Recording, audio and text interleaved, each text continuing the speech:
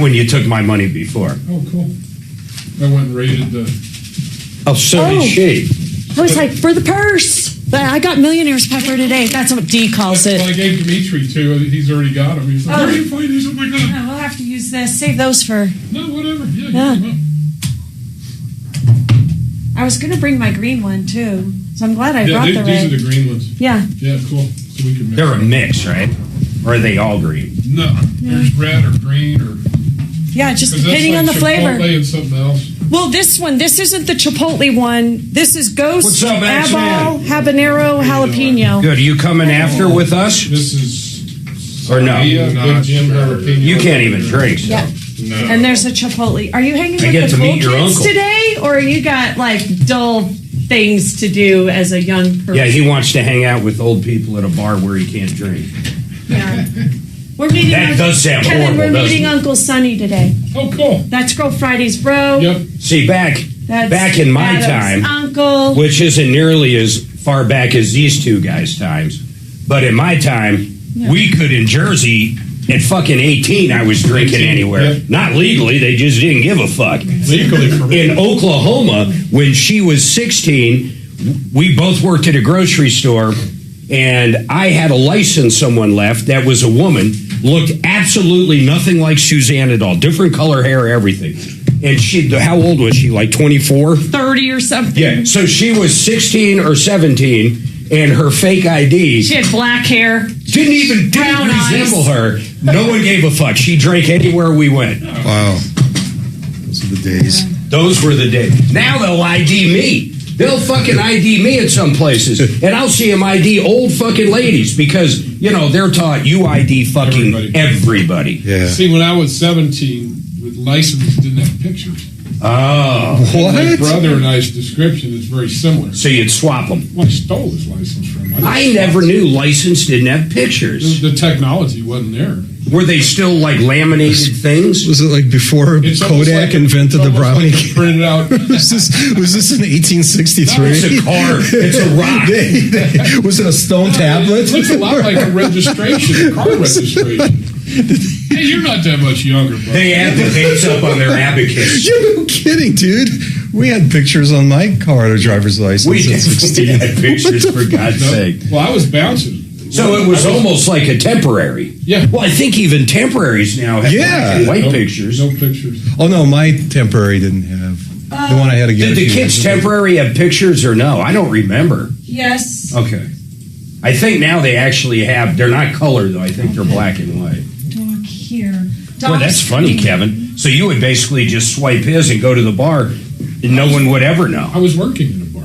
It's crazy. Yeah, Which bar? I was a door guy. Was it here? No, in New York. Oh. Because their drinking age was 18. Yeah, you were right there. Okay, you have, pardon me, you have that 10 a.m. teacher coming on. Okay. You have an 11 a.m. Wallet Hub interview today. Oh, cool. So he's available. It's Nice. not the lady. She put her expert on. No, I love it. And then we want to talk about Excel services today, and I'm going to put their phone number out for you to talk about. Did you them. tell her? I told her yesterday, but then we missed it yesterday. Okay. So Um, anyway, I just wanted to give you the so rundown. when I was in Jersey really young, so like 15, 16, we could get beer no problem because we know all the gals that worked at Cumberland Farms. It's like a 7-Eleven. Mm-hmm. But what we couldn't get was hard liquor anywhere. So we discovered that we could just call up a taxi and say, hey, just bring us whatever. And they would just charge us for the ride, even though there was no ride. Wow. And we would get liquor. So we did that. And it wasn't like the same taxi driver anytime. That was just what people did. Now, New Jersey, did they have separate liquor stores and beverage stores? Back then, Because New York still does that. I was just back there this weekend. I didn't know this that. weekend. You can buy beer, seltzers, wine coolers, and everything at the beverage store. yeah. You cannot buy liquor, but you can't buy beer at the liquor store. Back then they did. I don't know how it is now. They still do that. The one that blows me away is like Nevada, Arizona. Arizona's crazy, man. Like every 7-Eleven has got any bottle of booze you want in Really? any beer. Oh, yeah, they got like mini liquor stores in every one. So convenience, anybody can sell liquor. Fucking anybody. In fact, some of the biggest liquor stores out there are in, I find this so funny, and these people sell cigarettes, is Walgreens. It's so funny walking into a drugstore and you can buy cigarettes and booze. It's like, isn't that like the 100% not what's supposed to be going on? Right. Yeah, you get your oxygen filled over there on the way out to get your smokes. Great, yeah, exactly, yeah. So far with Tom, I haven't found anything, which is great. But he's doing this surgery, which is a little invasive, but it shouldn't be bad. So I've got really high hopes. By the end of the day, I think we're going to know a lot, and I think it's going to be decent news. Good. I really do, because they couldn't find anything. He literally told me he's fighting with the doctors because he's like, I am fucking sick of this. There's something. I'm not making this shit up. Yeah. And I think they're going to find gastrointestinal, some kind of blockage. In the surgery they do today, if they do find the blockage, the problem of the cause, they can repair it with a stent or whatever they need to. Good. Okay. Right at the time. That's awesome. But I'm almost sure it's gastro. I say gastrointestinal, but something. Something Scar tissue in there, from yeah. Whipple can build up. That could be. That seems to be the biggest thing. The scar tissue builds up from that surgery where the liver and the intestines meet when they have to redo everything. And they go in there, and if there is a lot of scar tissue, they just kind of put a stent in there and open it up for the flow. 455-7242, right, Kevin? I've got that right. Oh, yeah, we got the new Fed guy today. What's up, Shannon? Shannon, Bo Band, Shannon. Excel services, plug. What phone number did we see? You can appreciate this shit. Can you hear me? Yeah. We just spent about 20 minutes with Jess. I've known Jess now since like 2010. Oh, yeah. I think I actually knew her way back in the 90s, Right. but I don't remember. Right. It is so nice having someone at the helm that I've had a good relationship with so long. And rational. Yeah. She really understands the biz. She gets the biz like crazy. Oh, before we get going, I want to get a little shout out to Adam. The way he set up that phone on the tripod, he's done that before in a hotel room. With Chuck. Ripped off, bad news. You need advice so you don't have to lose. We'll come running just as fast as we can. Troubleshooter's gonna help the common man. This is the Troubleshooter Show. Now, Tom Martino. Welcome, my friends. My name's Marc Mager. Next to me is my lovely wife, Suzanne Mager. And this is the Troubleshooter Show. We're here to solve problems, answer questions. We're here to solve your problems. Literally, think about that. You got a bad contractor out there that took money, won't finish the job. Doesn't matter what it is. We get involved, directly involved. In fact, the reason this show works so well is we use the power of the media to expose the scumbags. That's pretty much it. We basically put a hit out on them on the radio. I'll say it just like that. You know, not like a death call by any means, but we want other people to know who to avoid. So if you have been ripped off, if you have been taken advantage of, if you need any help whatsoever, we have a team of experts at referrallist.com, one of which I'll introduce in a second, and then a team of deputies like Deputy D sitting next to me, Deputy Bo, Deputy Doc. We've got a team of deputies that all have great information, great life skills that we assign to cases. And these guys are bird dogs. These guys just go out there. They're hounds. They figure out problems. They get results. And we couldn't be more proud to do this for the community. It's very simple. 303-713-8255 or 303 Martino. Of course, the show couldn't happen without Axeman behind the scenes, taking your calls, doing follow-ups, and then Shannon, who has been in the iHeart lifestyle forever. I don't know if Shannon's ever not worked for iHeart, and I say that, I mean, iHeart at one point was J-Core, and if you go back far enough, weren't they like General Electric or something, Shannon? Yeah, this one was, but I think we kind of started in the Noble Broadcasting branch that was owned by John Lynch's parents. That's unbelievable. It's crazy, the radio business over the years. And then, of course, right here in Colorado, we have one of our flagship AMs, the 50,000 watt KOA next to us. But anyhow, we get the message out, 303 Martino. You can also email us at help@troubleshooter.com. Then we can reach back out to you. But I have I've got two lines open, 303-713-8255. I really want to get calls in. I've got some deputies that are, looking for something to do. Now, this hour, by the way, brought to you by Frank Duran, the real estate man. Oh, man, Suzanne and I have used Frank multiple times. I'm going to put it like this. He sold our house in Red Hawk. That's in Castle Rock. For more money, the same model that was selling all over in 2015. He got us more money than any other model. That's it. He got us more money and he sold it faster. The guy has his secret sauce. Then he negotiated our house in Franktown down $100,000, and we couldn't be happier with that house. FrankDuranHomes.com. You'll hear Ryan Schuling talking about him, Tom, myself. So you got to check them out. Simple as that, FrankDuranHomes.com. Now that I got that out of the way, let's get to Candace. Candace, what is going on with you? Oh, wow. I don't know where to start. I recently signed a lease, been there about 6 months, and it's been one problem after another. Give me an example. Give me an example of the worst problem. Oh, well, yesterday was the start of it. They were sanding the floors, and my door has a hole in between it, so the sand was pouring into the house.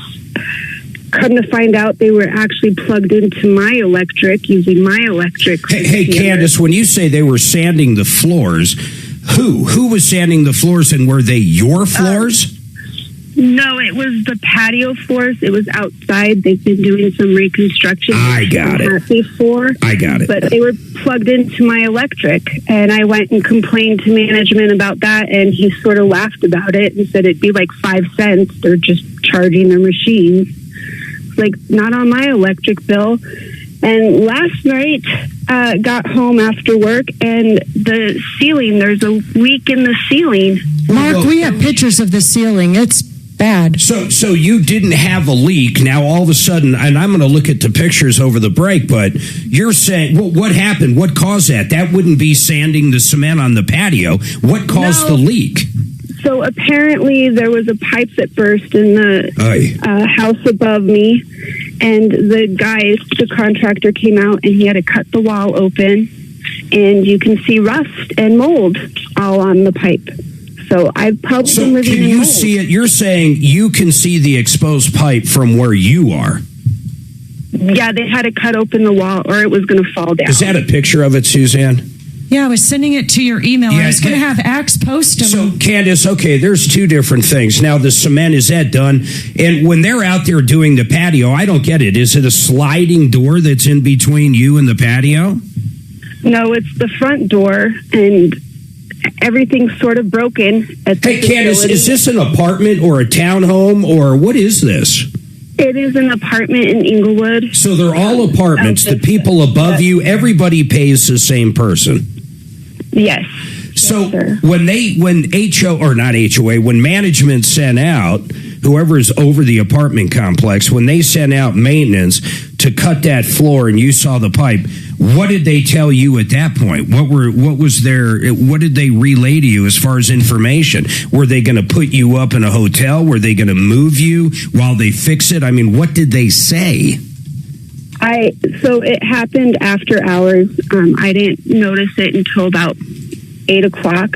So it was an emergency call, which somebody did come out.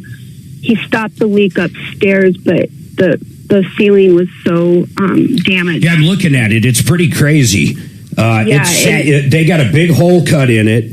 And basically, even around the big hole where they cut, you can tell that the plaster is just drenched everywhere. Yes, and I believe it runs probably straight through the bathroom, because I was complaining about the bathroom ceiling, and they came and just, like, I don't know, it looked like they just taped it. So I'm waiting to see if it starts leaking. Well, okay, so I want to bring you into reality a little bit here. I mean, if they're going to fix it, there's nothing to do on the patio anymore. I mean, what are we going to do? If they're done working on it and there was some dust in there, yeah, it sucks. I get that. I wouldn't like it either, but that's done and over. Really, the issue you have right now is this ceiling. I would assume they would offer to move you or put you up somewhere while they fix it. I don't know. Look at that, Dimitri. What do you think? I mean, it's big.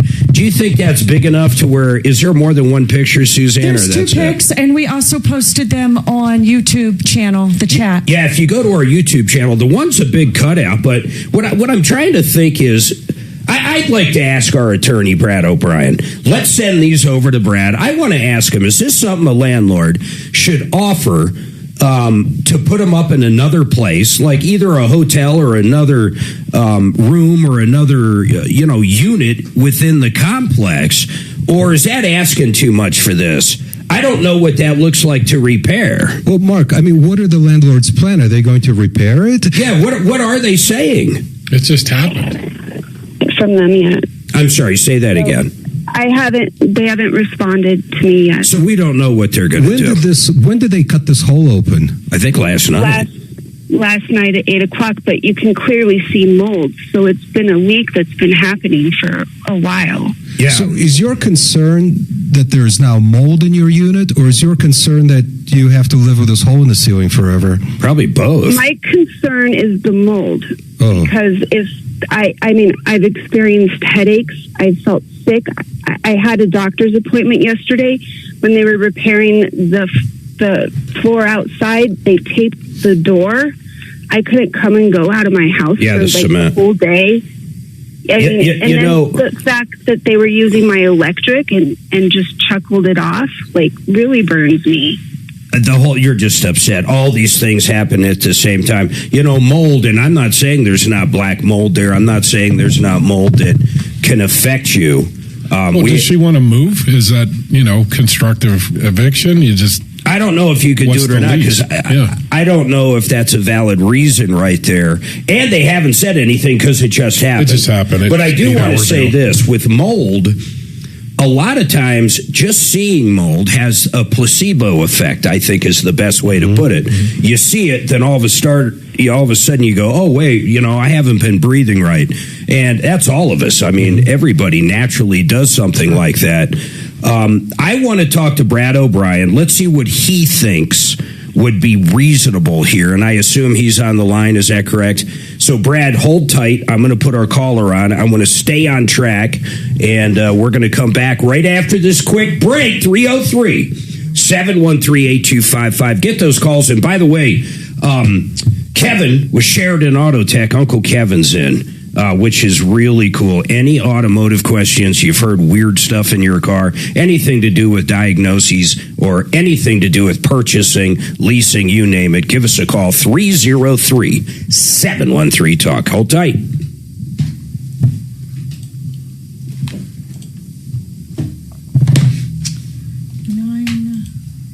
Just driving here, and the needle on my speedometer fell off.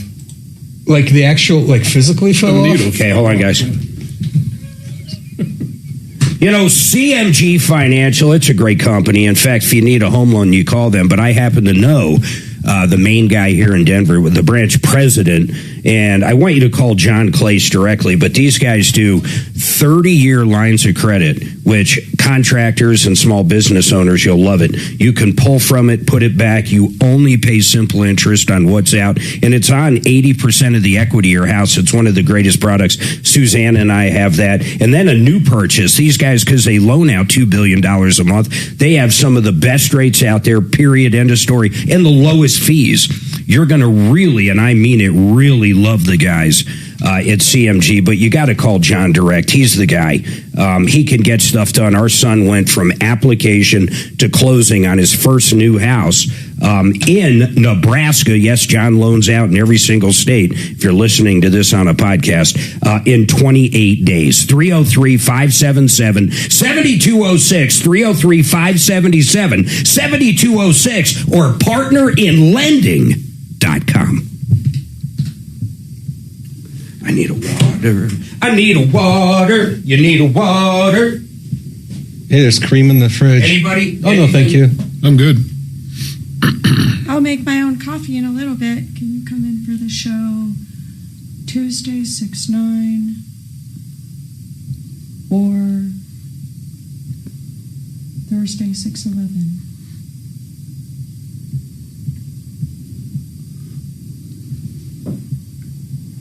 So how can you fix? How are you going to fix it? Can you get inside that Yeah, you instrument can cluster? get in there because the needles are made to come off, not this way. You're right. Because if you're servicing it, if you think about it, the electronics are on like a stem that goes through there, and then the needle goes off. So to work on them, you got to pop them off. Oh, okay. I was- pull it off. So you're going to be able But to. it looked like the collar broke from what I was could see. impressed by the numbers she told And I us. didn't even realize. I'm Oh, not yeah, I was a staring little at it. surprised, But it's especially- back We with almost with a blue we light, doubled this and the fucker gauge in the last year. needle Yeah. Doubled the is like audience. blue. Yeah. And I'm driving and all. of a Especially sudden I after got that blue light. wacko Oh guy. wow, that's What the weird. hell? Gave us Yeah, some like- weird numbers. It's about a Fuck him. quarter size I'm not going to blue say his light. name. Yeah, I know. I'm Straight just out. saying, like, That's annoying. And Shannon knows him. I'm not going to say the guy's name. Distracting. And I sat down with this dude, I'll text both you of his us. name. So All right. Don't say it over. No, but I mean, you I, can just I remember grab him him, way back. In grab that fact, cluster in the from the mid junkyard, '90s, he's the one that and, introduced me to Martino. replace the needles. In the No. mid I '90s, may be able to just but we stick my glue met back with on. him I not don't know. We'll see. within the last 2 months. I mean, He's it's fucking not- crazy. not like He's just Are nuts. his initials right here next to the VU meter? I'm just DB? curious. Look at the name and give me. Yes. Apparently, it's not on. I texted you the name. How embarrassing for We're on Did the I same just say page. it? Totally embarrassing. Are his initials right here next to my VU meter? DB. Yes. Thank you. Do you agree with that statement or no?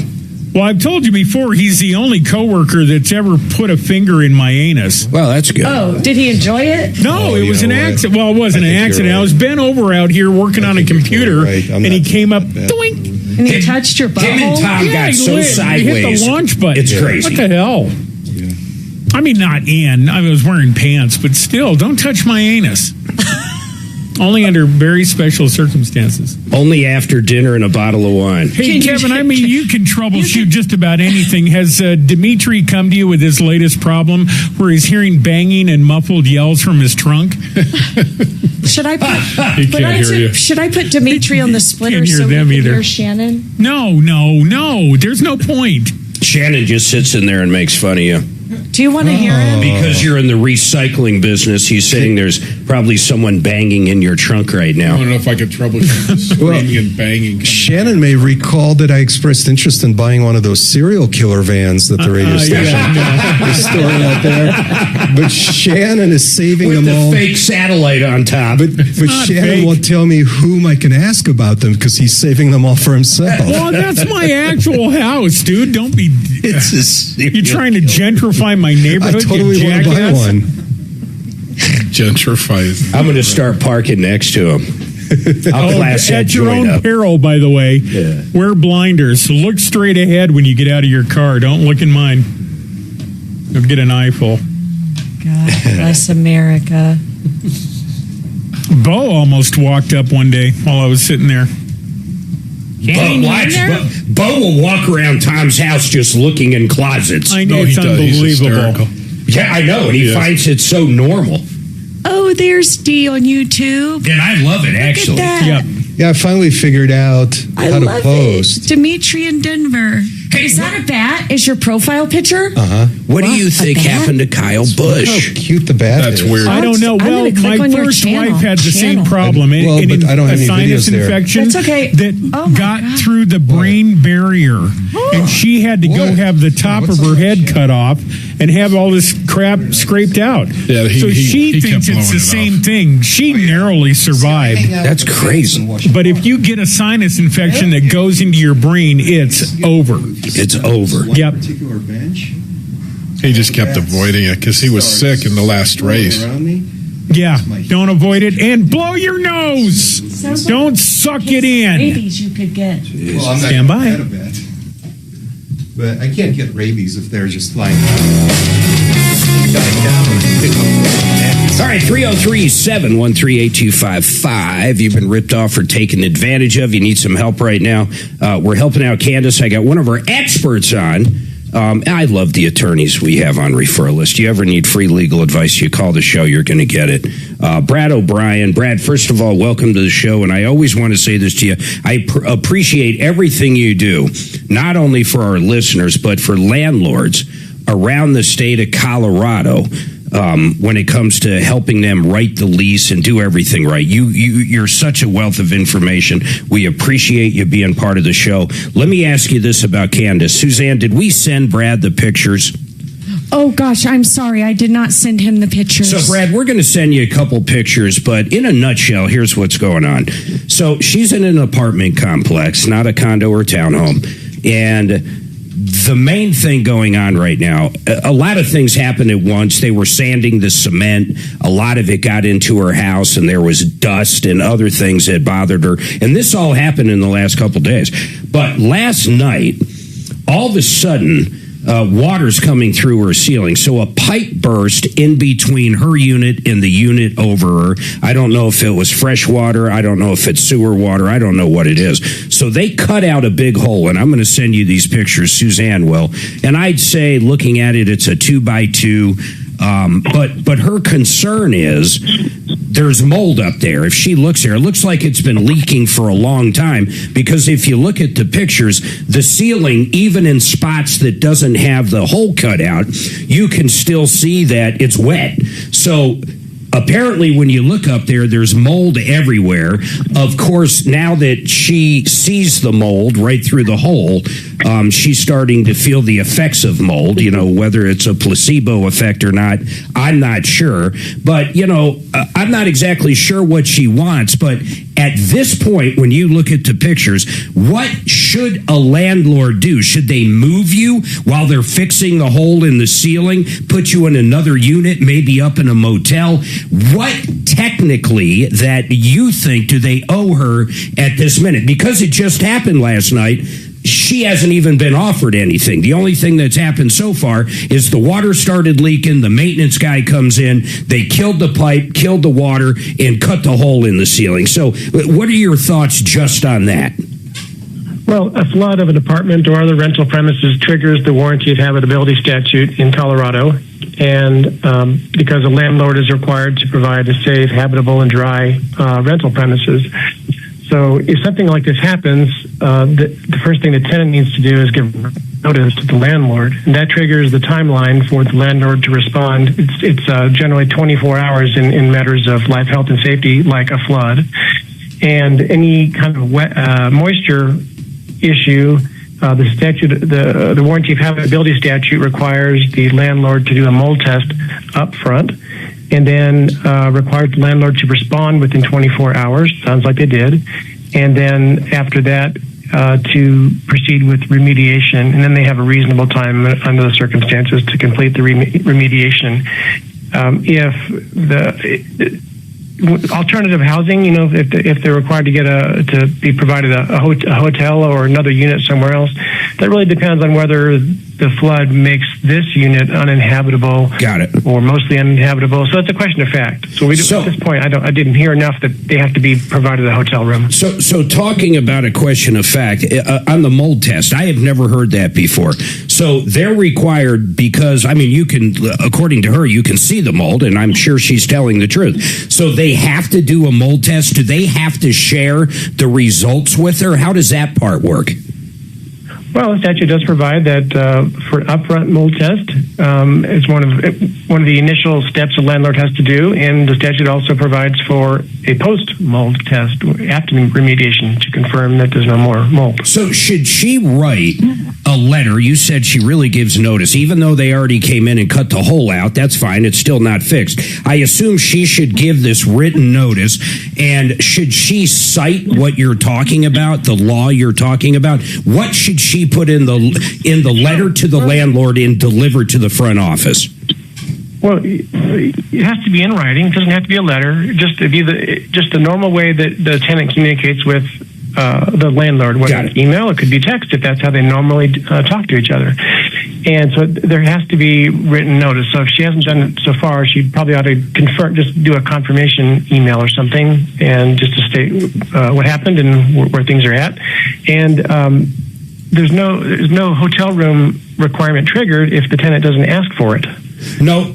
So, that's very curious. Candace, out of curiosity, just what you've heard so far, and I want to say this. I think you need to write the email or whatever, however you communicate with the landlord, but I think you need to actually cite what Brad's talking about when it comes to the mold testing. I think you need to force them to do the mold testing. That could easily be $300 to $500, and then they need to share the results with you. Then you're going to know if that place is habitable or not. I mean, Brad, that's a great direction, right? Yeah, so look up the Colorado Warranty Habitability Statute, Google it, and ask ChatGPT for the steps. As far as what a tenant needs to do, give the written notice, or request the hotel room, and then as well as the remediation test up front, and just create a paper trail.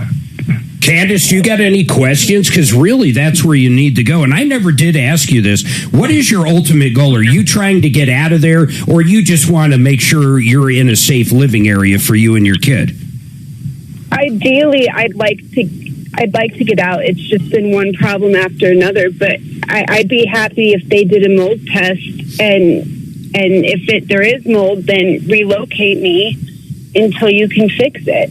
Yeah, well, and I don't think that would be an issue. You need to communicate with your landlord exactly that. Understand every step Brad just said. It's pretty simple. Just use Google or ChatGPT or whatever you use for AI. But basically, you want to cite, hey, these guys, you're supposed to do a mold test. I want to know what's going on here. And how long is this going to have a hole in the ceiling? Are you guys offering me another place? But you got to give the notice you have a problem right now. Absolutely. I did. I put in, I sent actually an email yesterday just saying it's one more problem. But I even contacted. Yeah, but you got it. You need to request. One of the things Brad said is you need to request another place, whether a hotel room or another unit. They don't have to do anything until you even request it. So you might want to request that in a different correspondence you do today, but tell them you want a mold test done. And according to the Habitability Act in Colorado, because it's wet, they have to do a mold test. Okay. And then the other thing, hey, Brad, this is a little thing, but when they were doing work in the common area, everybody pays their own electricity there. When they were sanding and having all this equipment on the patios out front of the home, her home, they're plugged into her electric. Now, I don't think that would be that big of a deal in the overall picture, how much power they consumed, and charge her, but they kind of blew it off like, too bad, so sad. I mean, what are your thoughts? I don't even know. It might only be $1 or $2, but it pissed her off because they're using her electricity. She's already had all these other problems with them, and now they're using her electricity to sand common areas. Do you have any thoughts on that? Well, she might be able to document the increase based on the bills. If she could show something that's measurable, make a request for the few dollars. But yeah, make a request. Over, no one's going to a court over $1 electric bill. Hell no. That would cost you a lot. Go ahead, Dimitri. Mark, it sounds like Candace actually said, and correct me if I'm wrong, but I think I heard her say that ideally she would move out. Yeah, she wants to go someplace else. So when does the lease expire? That's question one. Probably 6 months. Go ahead. Two, Mark, I think this sort of complaint, the legitimate complaint or series of complaints that Candace has against the landlord might be leverage she can use just to get out of the lease. What are your thoughts on this? Brad, I want you to chime in there, but I would assume at this point, just all the calls and as many times as I've talked to you about other calls that have to do with basically self-evictions, I don't think they've crossed into that threshold where she could do a constructive eviction. Well, I don't know. What are your thoughts? What are your thoughts? Well, everything is negotiable, so she can negotiate, and that's a decent argument that, hey, this is just one more thing, and here's the previous things that are wrong with this apartment. But the warranty and habitability statute does not really address the cumulative effect of a whole bunch of different things. It's really this issue. Is this issue enough to cause a termination of the lease? Now, if the landlord fails to respond and remediate, then the tenant can use that statute to go to court to get the court order that the lease is terminated under the statute. So, go ahead. And Mark, and I think Brad and I are going in the same way, which isn't to precipitate constructive eviction claim, but just to use this as a negotiation tactic to say, look, if you can't fix this right away, just let me out of the lease. I'll go find someplace else to live. Yeah. So Candace, I appreciate you calling in. I assume we gave you a lot of information in a great direction to go. Absolutely. I do have one question. I know they have mold tests that you can buy at like Ace Hardware. No, these guys have to do one. The mold test at Ace Hardware. Okay, go ahead. I'll let Brad chime in there. What do you think there? I don't even know if those tests are any good. I know nothing about them. I've just heard that they're not worth much. Yeah. That you really ought to call a professional company that does it the right way, sends it out to a lab, and And we have a company that does just that. Genesis. The Mark is certified. He took classes. But no matter what, though, it's $200 to $500 where these guys have to do it. Yeah. And it's going to be on their dime. Right. Push them on that, Candace. I would love to hear back from you what ultimately happened. And if you need other help, feel free to call back anytime, 303 Martino. And by the way, everybody out there, Brad O'Brien, I'm going to give you his website, but landlords out there, I promise you, if you do not have a rock solid lease, if you haven't updated your lease in years in Colorado, the changes are incredible. You need to reach out and talk to Brad. And if you have a dispute with a neighbor, like a fence line, or if you're fighting eminent domain because the city wants to take your property, pretty much anything you could imagine when it comes to commercial and residential property, he's the guy. OLSlaw.com. Thanks, Brad. We'll be right back. 303 Martino, get those calls in. I got Kevin Calkin wanting to do something. Call now. Hey, Doc. Hey, guys. Does anybody want coffee, water? I'm going to go grab a coffee. Coffee? Yeah, I'll have He has some spots. With cream? I will have some. What are you making? Coffee. Coffee? Yeah. Okay. You want one? You want coffee? I got to get up anyway. We're all abandoning you.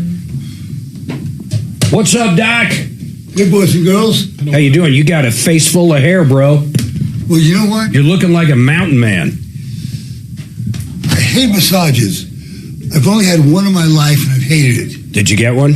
No. But what I really liked, a couple of months ago, or maybe a year ago, I let my beard grow, and I went to a barber, and they put a hot towel on you, and they shake. Yeah. So I'm just going to wait and get that done. Got it. Okay, hold on.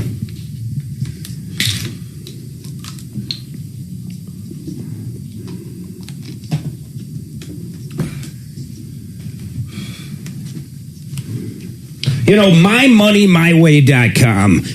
They're great people, Joe and Joseph Chiano. These guys have some of the best annuity products out there for retirement. But we've got a free event coming up with them next Thursday, May 28th, 6:30 at the Southlands AMC in Aurora. It's a great movie theater, a lot of restaurants around there. We're buying the concessions, we're buying the popcorn. You're going to love it. But more importantly, if you're a baby boomer, either facing retirement or in retirement, it's about Social Security, that great experiment. It's about 401ks, IRAs, pensions, guaranteed pensions, annuities. You got to check out the trailer for the movie. And if you're interested and you want to learn something, please come with us next Thursday, 6:30 AMC in Southlands. You go to mymoneymovie.com. That's mymoneymovie.com. Watch the trailer, sign up, mymoneymovie.com.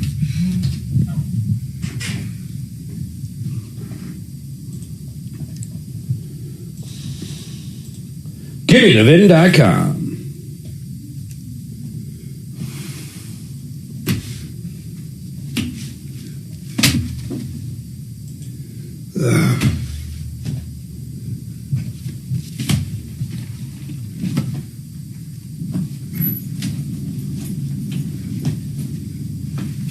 Move this a little so you don't back up into it.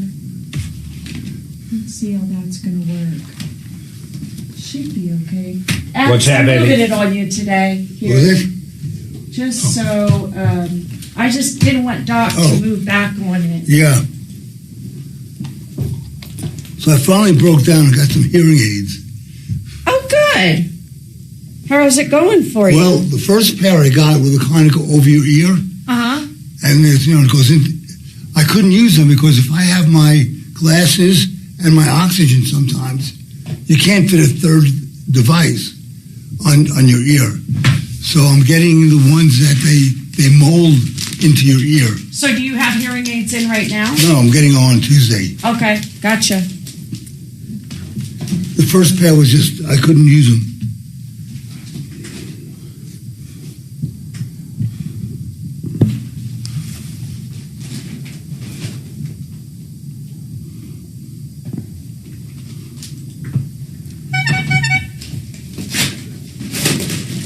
Thank you.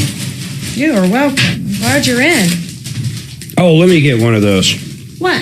This one's funky. do you are need? those splitters? Oh, do you need a new connector? I Yeah. got those for you. Yeah. You guys are so cool. Yeah. I'll get you here.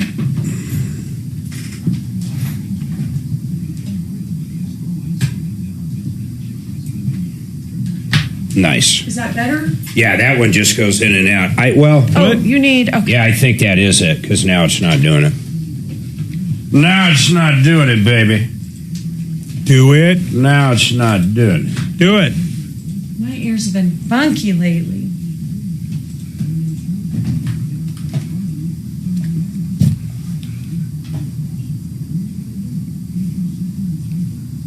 I would assume we're ordering pizza.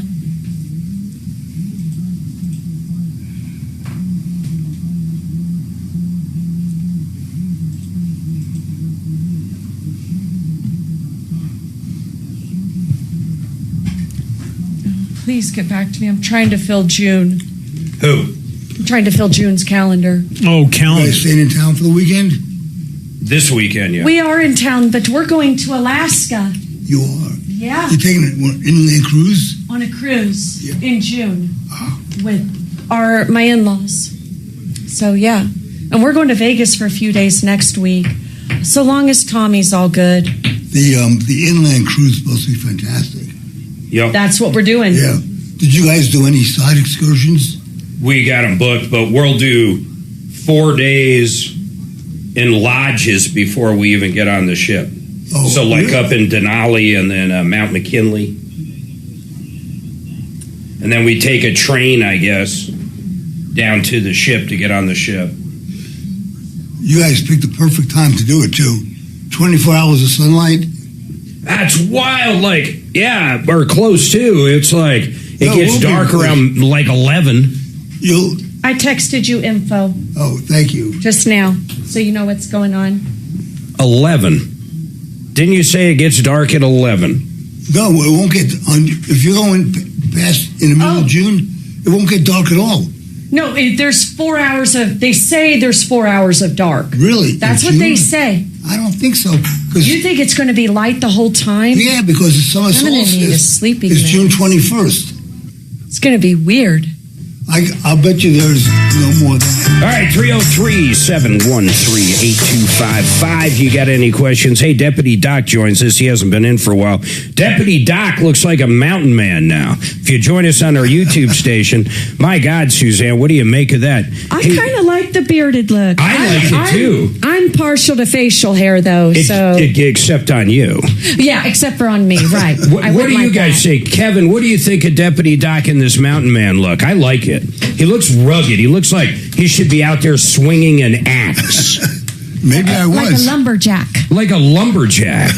I can't even. I'd be afraid to watch Doc swing an axe. I would too. Yeah. You know he doesn't dye his hair either. No.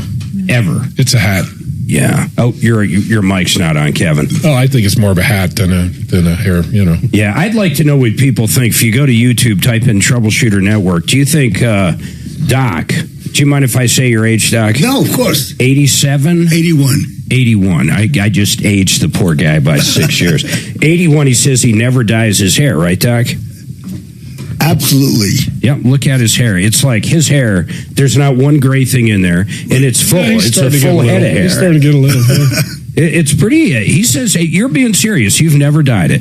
And I wouldn't if it turned gray. Well, at 81, what's the point? How the hell is his hair like that at 81? You're just jealous.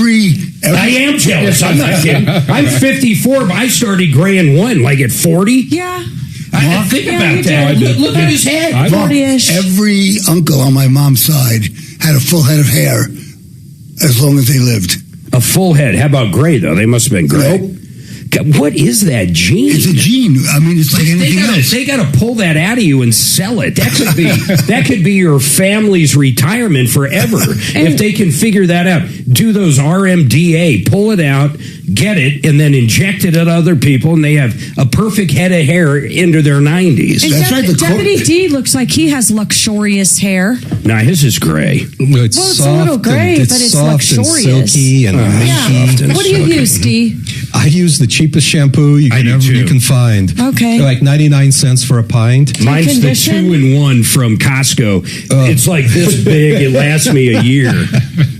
Yeah, I don't do anything special. I freely admit I'm just very lucky. I got my grandfather's hair gene. Speaking of Costco, I have to brag about something. Yeah. I went last week to return something, and I walked out without purchasing a single item. Oh, wow, that is I don't think I've ever done that at 2 Costco. weeks before that, when I went to get my hearing aids checked, I walked out with $257 Yeah, I worth of know. stuff. But last week, I actually walked out without buying anything. You know, we had we get I think it's 5% back on the executive membership, and they'd been sending us our 5% back each year in the mail. But they were sending it to a place we haven't lived for 10 years. So we were in one day returning something else, and they're like, oh, I see there's a bunch of checks here for you. And I'm like, what are you talking about? Mark. Yeah, they kept track of everyone over the years that was never cashed and cut us a check within a few days and sent it to the right address for like $3,000. It adds up quick. It was like Christmas. Cow. Yeah. Well, it's basically a free membership. Yeah, it is. You know, easily it's a free membership. We just use Costco Travel, by the way. People out there that have never used Costco Travel, they're incredible. During COVID, we had we booked it before COVID, so before, say, March 20th or May 20th, whatever it was, when Trump shut down the airports and everything. But we actually had a 2 or 3 week. It was a long one to Hawaii. I think a 3-week Hawaii, 3 different islands. We had this all booked out, and we were taking calls on the show everywhere. All these people that booked it, and because technically the island was still open, but if you remember, if you flew into Hawaii for a couple of years, then you had to sit in quarantine for over 14 days, and most people don't go to Hawaii over 14 days. So basically, if you did decide to go, you're trapped in a room, and they were prosecuting people that would leave. It was no nonsense. So we had so many people calling in using other travel people. They never got a refund. They never got anything. Costco Travel, full refund. 100% full really refund. Good. If you look on there, if you just and they're cheap for a rental car. Oh, rental cars are dirt cheap, but they're packages with airfare, especially to overseas or Hawaii. I'll tell you something else. When I went for my hearing test at Costco, I thought, okay, they're going to, just turn it on. They spent 35 minutes checking my hearing. And it's free, right? Yeah. But talk about an extensive and really professional job, and it didn't cost anything. That's awesome. I love that. Yeah, I love Costco. I wish they would actually up their technology compared to Sam's. Sam's, I can walk in, scan anything on my phone, hit pay. Scan and go, Mark. Yep, scan and You're go. talking about it, though. I walk out, and you don't even got to talk to anybody. They don't have to touch the receipt. It's as long as you simple. get all your things on when you check. Have you ever missed one? We missed dog food one time. We had 2 bags of dog food. And it caught us. Yep. It literally said, and I was like, wow, that's impressive. Because you walk under this arch, and the arch uses RFID, which is on everything they sell now. So it's not a photo or a camera, but when you bring that basket under, and it doesn't matter if you have 5 baskets, every single item, you could try to hide something in the middle, I guess, if you wanted to, but it wouldn't matter. It's RFID. It's going to pick it up, and then it instantly looks at the app where you paid for it and make sure everything's there, and then they wave you right through. But one time I missed... I missed one, too. It's embarrassing. It is It looks like you're trying to pull a fast one. There was a turkey at Thanksgiving right in the middle of the shopping cart. I don't know why or how I missed it. Oh my God. So I would think, okay, so when it's dog food or a turkey, they're probably going, oh, they just missed it. But like if you had like an electronic or something kind of buried in the middle, that's someone trying to get away with something.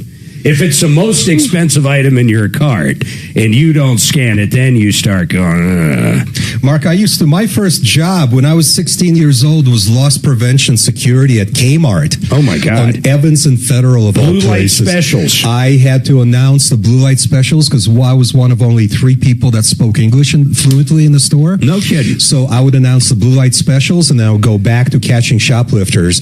And that's exactly what I observed was when somebody had one item that wasn't paid for, because that was before self-checkout. Yeah, of course. But that was always the most expensive item in the entire cart. So the biggest thing back in the day before technology, so say 80s and even up to 2000 in the 90s, the biggest thing people dealt with, I was in a grocery store and I was a stock manager at 16 and 17. And one of the things were a checker would be in cahoots. Oh, yeah. So what they would do is they'd go up with a basket of groceries and say it had a bunch of steaks. The can of soup would get scanned, or it would get hand keyed in, depending on what year.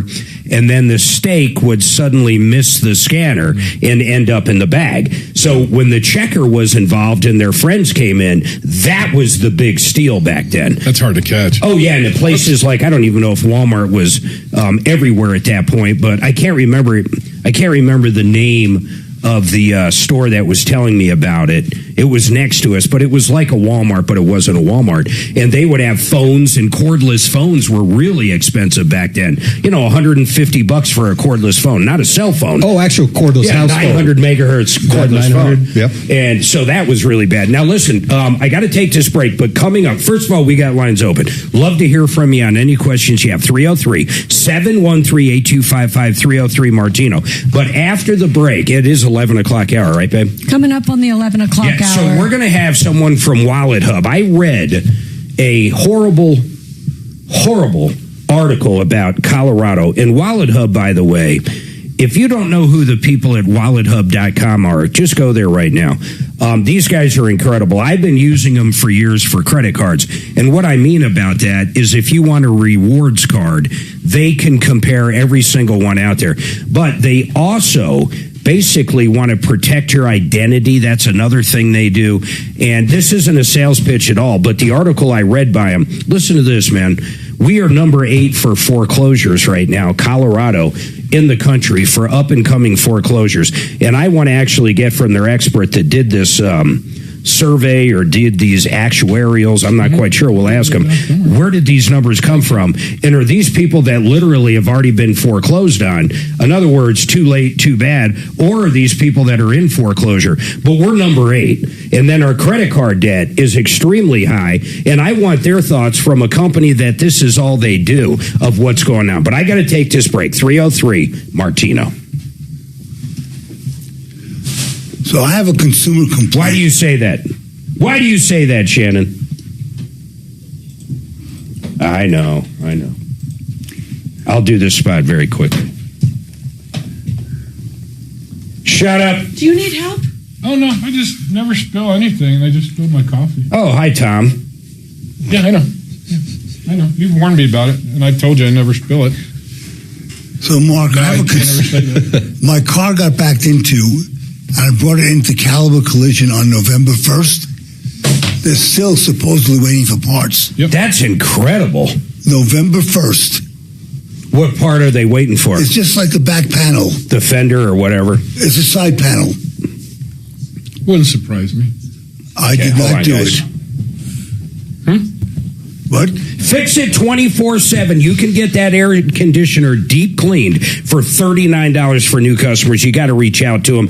Suzanne and I did it about 2 weeks ago. They came out, tore them apart. Think about that condenser sitting out there all winter. All the grime, all the dirt, all the leaves get into it. They rip it apart. They clean it. They check the compressor. They slap a no breakdown guarantee on it. All for $39. Thank goodness for fixmyhome.com. Go there right now. You can call them and get it scheduled, mention the show, or you can schedule right there. FixMyHome.com. Thank you, Mark. Very nice. Very well done. He's a professional. Yeah, sure. At what? That was exactly 30 seconds. Oh, I don't care about that. Thank you. It's exactly 2 minutes late. No, it's not. But we're back at 57:30. Music starts 58:15. Oh, perfect. Yeah. I timed it exactly where I wanted to do it. So you have 45 seconds. Exactly of, where I wanted to do it. Radio magic. Are they off? Yeah, for a few seconds here. You got 4 minutes. I wonder if I left my sunglasses. I watched Looking this for great thing on sunglasses YouTube in last there. night, Mark. Sunglasses, anybody? Be on Brian your thinks side. he left No? his sunglasses. Nothing? Might be nothing. I don't think so. I don't see any sunglasses. Do you use the cabinets? No, I might have left them home. I don't even know. What kind are they? They cheapies or Yeah, they're not. are they throwaways, mid-range, or Gucci? Gucci. So Ryan lost his medium range sunglasses. You should call into the show. We'll help you, sir. God. Poor Ryan. We just ran a spot that starts with, I believe the moon landing is faked. Did you realize it? It's a podcast. That's what I was going to say. Is it a I thought podcast? it was it Listen, JR from the road? He says that. Oh, does he? Hey, listen, I think a much bigger problem in our society is how many orgasms are faked. Shut up about the moon landing already. It has a bigger effect on humanity, or at least You know men. what the bill is that Colorado's trying to cancel miles or something on credit cards? Oh, I just heard about it I yesterday. heard something What about is it? I I don't have know. no idea what that I bill heard is. just like a glitch, and I didn't. Well, that would suck. I heard an What does ad that about mean? it. Cancel them? Well, Like prohibit, outlaw make them miles illegal. on credit But cards. why? It's racist. You Well- type? Yeah, why? Googling it? Yeah. Why would they do that, though? Is it racist? Yeah, It's exactly. totally racist and homophobic. Two things are for sure. Taylor Swift is the devil's spawn, and we never landed on the moon. Oh, my gosh. JR. Yes. 100%. Doc agrees. Now you're in a great company, Something to do JR. with inequities and people who don't have credit cards are paying for the points that we're getting and whatever. Well, okay, they're saying they basically just want to raise. Oh, did Doc turn on his mic again to say that on the air? No, Doc didn't. I'll have to go back and listen. Oh, I see. He didn't turn his mic on. I see what it's about. I didn't see him. I was cleaning What? over here and I bumped it. Oh, that was Kevin. Uncle Kevin was cleaning. The impact on points. I see. Cleaning his button. I get it. The banking, they strongly oppose the bill. So they're saying they use those fees to fund cash back. So, I mean, I don't know. It's not exactly that. It's not what they're saying. The credit card companies are making that argument that that'll bring it down, but that's not what it's saying. That totally sounds like bullshit. I was going to say, I mean, I got an LLC in Montana. I don't give a shit. I'll just switch all my credit cards in Montana. Let's see. I saw this great lecture last night on YouTube by this chic economic. Like a chic? Chic, like, what do they call the Indian subgroup? A chic. Chic, yeah. Sick. Or sick. Explaining how A Sikh. how they're going to, the new Fed chairman is going to do something that they, to the money market and to the interest rate, that's going to somehow deflate the what you call it, The dollar? not the dollar, the credit that we owe. The national debt. Devalue credit? That'd be kind of cool. He's going to change. He's going to lower the national debt by doing something. No, as a percentage of GDP. Huh. It was a fascinating lecture. That is fascinating. I don't know why with our military we just don't say, we're not going to pay you back. Yeah, that's that. All right, 303-713-8255. We're going to have the guys. Who's coming up with Wallet Hub, Suzanne? Do you know their name? I know his name. It is Chip Lupo. He is a writer and analyst for Wallet Hub, and we're looking forward to having him on. Yeah, big time. We're going to be talking about foreclosures right here in Colorado, number 8, and then credit card debt. I think we're number 1 or 2 in the country on credit card debt. How does that happen, Mark? I don't know why Colorado, though. I get that there's financial issues right now, especially with gasoline prices. That basically inflates everything. I mean, that's one of the biggest things, energy with inflation. But I wonder why Colorado well over everybody else. I mean, that's the part. And you sent me an article not long ago that had something to do with debt in Colorado. Yeah, that was about debt in Colorado. And, well, it's actually about debt nationally. Consumer debt is huge. And the consumer defaults are at the highest level. In fact, they match the level of 2008. We're going to hear if this guy thinks another 08's coming in. Anybody, hang on. We do have lines open, 303-713-TALK.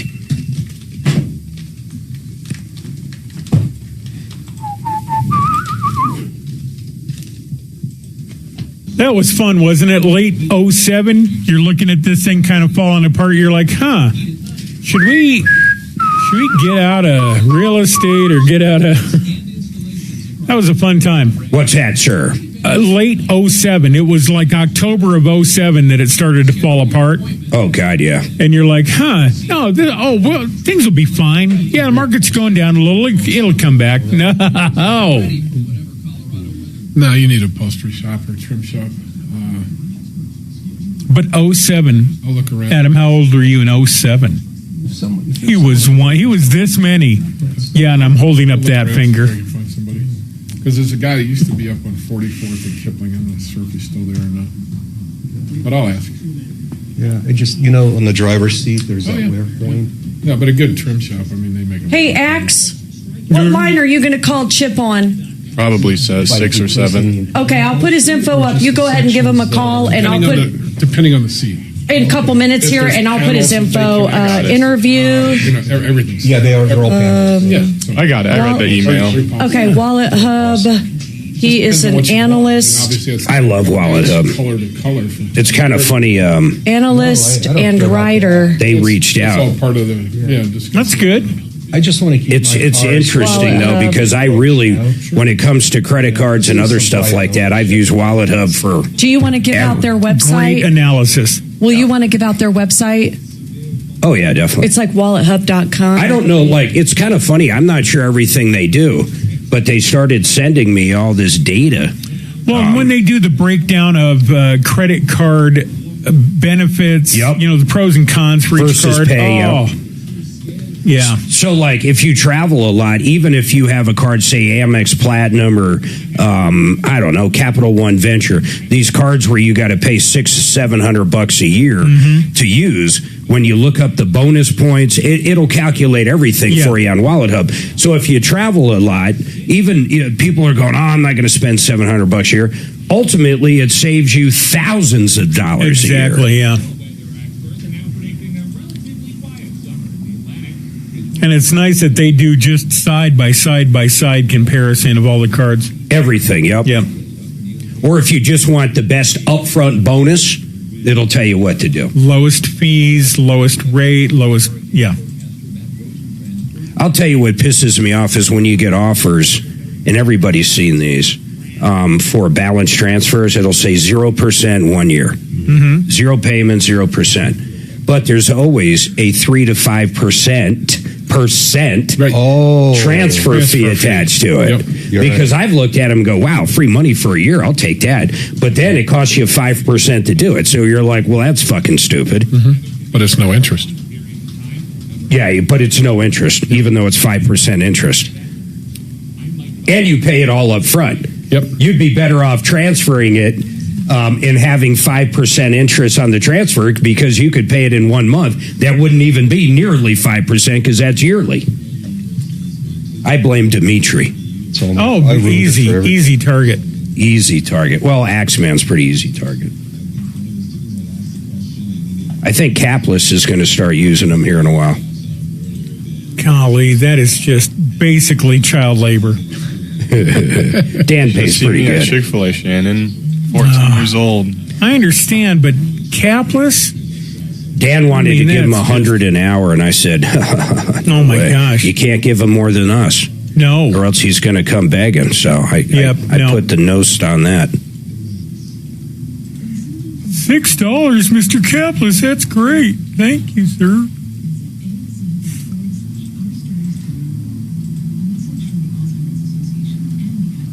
Gets started for free. So are there fees involved if you one of these upgrades with Wallet Hub? Is that how they do about 3 minutes? I don't know. I'm telling you, all I've ever used them for is articles that relate back to Colorado and credit card information.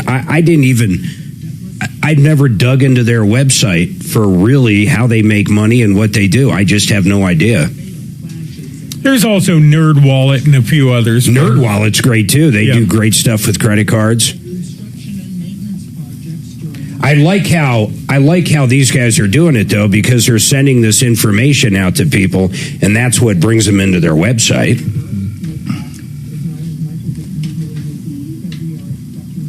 We're going to see Uncle Sonny today. We're meeting Uncle Sonny and his wife. We're going to just talk about Axe. Oh, forgot. Oh, that was pathetic the other night. What was that? The Avs game.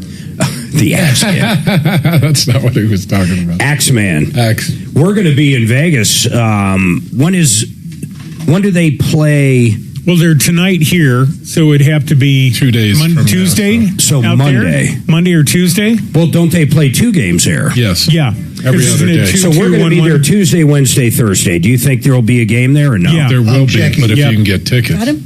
Perfect. We you get them can last get minute. tickets. Yeah. You just pay. Yeah. Well, actually, they're probably not as. They're rabid fans. I'll tell you what they are. Especially if they go up 3-0 or 2-1 or something, going, So I'll give you an idea. Kale was out. I know, but they still played like crap even without him. Would you charge for that service? Would you kale my car if I brought it in? Kale what? Kale my car. They'll be there Tuesday and Thursday next week. Thursday. So right now, the lowest tickets are $245,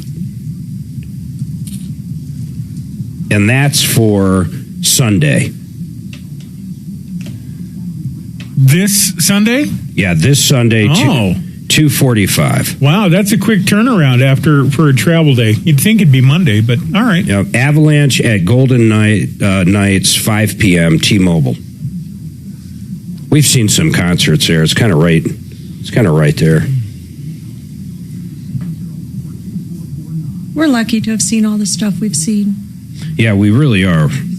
It's made you really wonderful. So the ones for Thursday night Thank you, Shannon. are in the 300s. Yeah. Cheaper than the abs are. Okay, you have Chip Lupo on, Mark, okay? And he's a writer and analyst for Wallet Hub. Okay. Nice. That's what you got. And he's available. I scheduled him for a half hour, but he said for whatever. He's good. Yeah, we'll see how it goes. He may hang up on Mark. That's happened before. All right, we're done here. Click. So we're just going to talk to Sonny about Axeman. That's going to be our entire agenda. Good call. We want to know more about him. Everything, yep. I'm so excited. What I has wish you would happened? come over to Axe. I know we're all old people. Why I don't would have to Axe? ask you about him. Did he ever get caught in a personal moment? Exactly. Don't do that again. Yes. Here you go.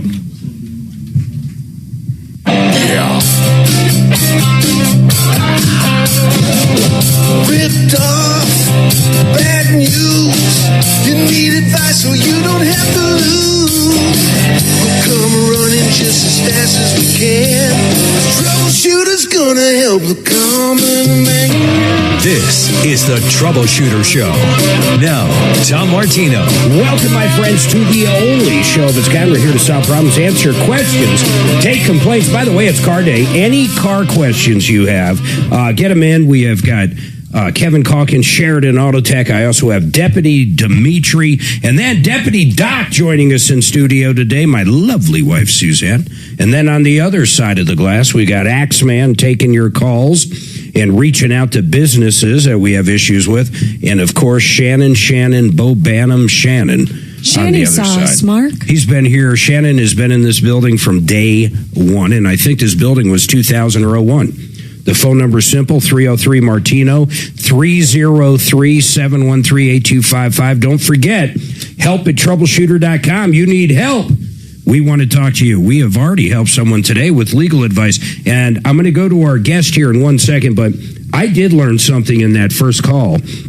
I did not know if there was water damage a landlord has to get a mold test if the people ask for it. I did not know that. Did you know that, Dimitri? No, That's good info. That was the best piece of information I have heard in a while, because we get that call all the time with apartments. And when we actually get like Mark on or Szymanski with Genesis Total Exteriors or other experts like back in the day, Rock, that's a $300 to $500 test, and they have to do it. That was such great information, and I'm glad we learned that. That's why this show's so great. It's not just recouping money off a piece of crap contractors that take it and go, but it's literally the education benefit. Now, we have Chip Lupo, and he is with Wallet Hub. Hey, Chip, I appreciate you coming on. I reached out to one of your cohorts there, and they put us in touch with you. And the main reason I did, and I'm not sure if you wrote the article or did the data digging, but I read an article last week, or actually this week, a few days ago, that Colorado with foreclosures is number 8 in the country. Are you the one that did the data dig on that, or how were you involved in this? Well, Tom, first of all, thank you for having me on. And yeah, you spoke to Diana, who put you in touch with me. Sure. I don't necessarily write the articles. We have a data team, a crack data team that crunches the numbers. We have a gentleman who writes the articles. I'm merely the spokesman that comes on to outlets like yours to just to break it down in plain English for your audience. I love it. And by the way, my name's Mark. Tom is out today, so I want you to know that, Chip. That's my bad, Chip. I'm sorry. Yeah, it's not a big deal. I'm with you, Mark. Yeah, I've been doing the show with Tom forever. Sometimes I'm here, sometimes he's here, sometimes we're both here. So let's dive right into that. So when they talk about foreclosure in Colorado, number 8, first of all, I'm curious who number 1 is, but kind of because of our audience is mainly in Colorado, are these people that have already gone through foreclosure and they're done, their home's gone, they're out of the house, or are these people that are currently in foreclosure? What exactly are we talking about? Well, Mark, what the numbers are now, actually in terms of foreclosures themselves, we're talking about filings per housing units. Colorado is kind of right now in the middle of the pack, about 26th highest. Where Colorado needs to be concerned is the rate of increase over these foreclosures. And this is an alarming number because it's gone up like 3% within the past year, because they're currently sitting at about 5%. Now, these are loans that are mortgages that are delinquent, which, of course, is the first sign of a potential foreclosure. But, yeah, there does definitely need to be cause for alarm for foreclosures in Colorado with the rate of the foreclosure. And you know what? I'm reading that now. It's exactly what it says, increasing the most. And it goes Vermont, Delaware, Louisiana, Montana, blah, blah, blah, Colorado. So you're saying compared to last year, our year-over-year increase in foreclosures is what's super concerning right now. Yes, and that could be for any number of reasons. Higher mortgage rates, obviously. I mean, and of course, Denver, Colorado, a very hot real estate market. Prices are high. And then, of course, all the other ancillary insurance, the tax costs, closing costs. It's people who, when you're shopping for a house, people just look at the sale price and tend not to try to factor in all the other costs that go with it. And that's when they quickly find themselves in trouble. I was reading a local article, exactly what you're saying. I was actually looking at it this morning. A lot of new home buyers, they'll qualify for X amount and they're going, okay, the mortgage payment's $3,000 a month or whatever it happens to be. Then what they don't realize is the cost of insurance. Now, a lot of times that might be added into the mortgage payment, but a lot of times it's not. Typically, if you go through a big lender like CMG, they'll give you the option if you have 20% down, if you want taxes and insurance basically held back. But a lot of people don't because they don't want to have to come up with that every month. They might use their bonus money to pay for it. But it's remarkable. If you've got $3,000 a month in a mortgage payment, by the time you add property taxes, you add insurance, you add HOA if you have HOA, and then you add maintenance and upkeep, holy crap, you could be over $3,000 in that. So when you're looking at this data, this growth we're having on foreclosures here, what is your gut, or what does the data actually say why this is upticking? Is it credit card debt and they run out of credit card space, or what are you seeing that's causing this? Well, that's part of the problem, the credit card debt, because, well, now as far as the mortgages, the escrow part, that's the major culprit there. It's because the homeowner's insurance has gone through the roof, and depending on where you live, your property taxes.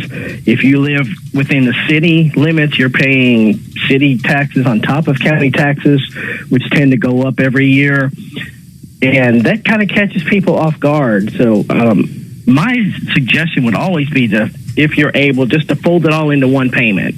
I mean, if you're not very good at budgeting, have it all put into one payment, so that way at the end of the year or whenever you don't have to come up with a tax or insurance bill. You don't have to come up with it, and it's already rolled in. You know, we've actually taken calls recently. About 2 years ago, Governor Polis just screwed us. I mean, absolutely screwed us. Yeah, exactly. He got rid of this Gallagher amendment and basically promised it would lower property taxes, but ultimately the year after they doubled. Mine literally, well, I won't say doubled, but they were, oh my God, very close to doubling. Yep. A lot of people out here that say had $4,000 a year and now it's $6,000 or $7,000. And the funny part is when you do have that holdback in your mortgage, each year that mortgage company looks at it. And then on top of that, with all the hailstorms we have and the cost of insurance, and then fires like the Boulder fire we had a few years ago, if your mortgage payment with everything in there right now is at $4,000 a month, and all of a sudden your insurance goes up, the taxes almost double because of Polis, bam, your bank will come to you, your mortgage company, and say, hey, next year your payments are going to be $5,000, not $4,000. And I bet that creates some of these foreclosure issues as well. They were never banking for that. They literally thought that payment for 30 years was going to be that $4,000, not the $5,000. Do you see that happening? Definitely see that happening, particularly in areas. Well, I'm here in Columbia, South Carolina, and we are positioned in tornado or Hurricane Alley, and we are still feeling the effects of Hurricane Helene from a year and a half ago.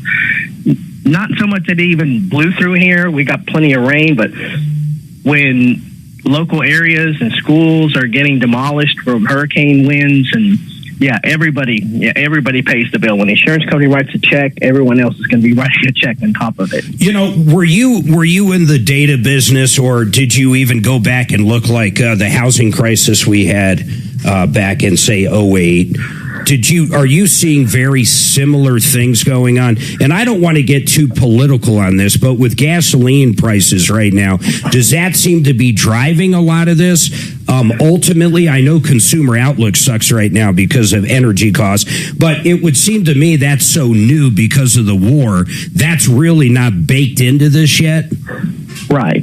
Now, in terms of the 2008, that's the benchmark for financial distress. We're still below those era numbers, but we could be on a path to that. I mean, I could definitely see this on a path. Okay, hold on. Let me take this break, and when I come back, I want to talk to you about those key indicators. Like, what do you see now versus 2008? Because that's great, because really that is the benchmark. I can't think, I was born in 72, and I can't think of a worst economy. Well, I guess I was so little back then, we had Jimmy Carter, but I don't remember that. That was my parents' fight. That was their monkey, their circus, not mine. So I would be curious, are we seeing the same indicators in what he thinks is going to happen? Hold tight, 303-713-8255.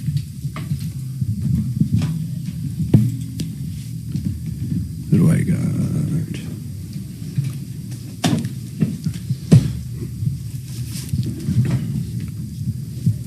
Anybody want anything? No, thank you. No, thanks. I thought you I get had more coffee. Put a lid on it. Yeah, the other Is that yours? That was mine. I-25, 235. Okay. You know, we were just talking about high insurance cost.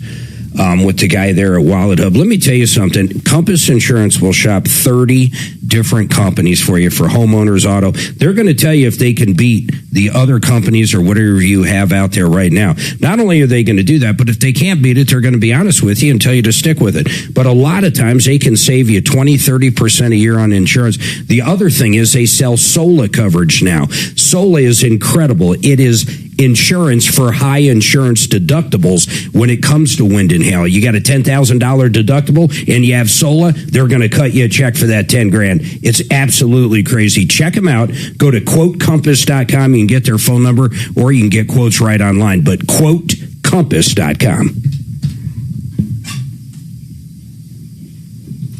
I don't think Doc has had this pizza before. We don't do Anthony's anymore.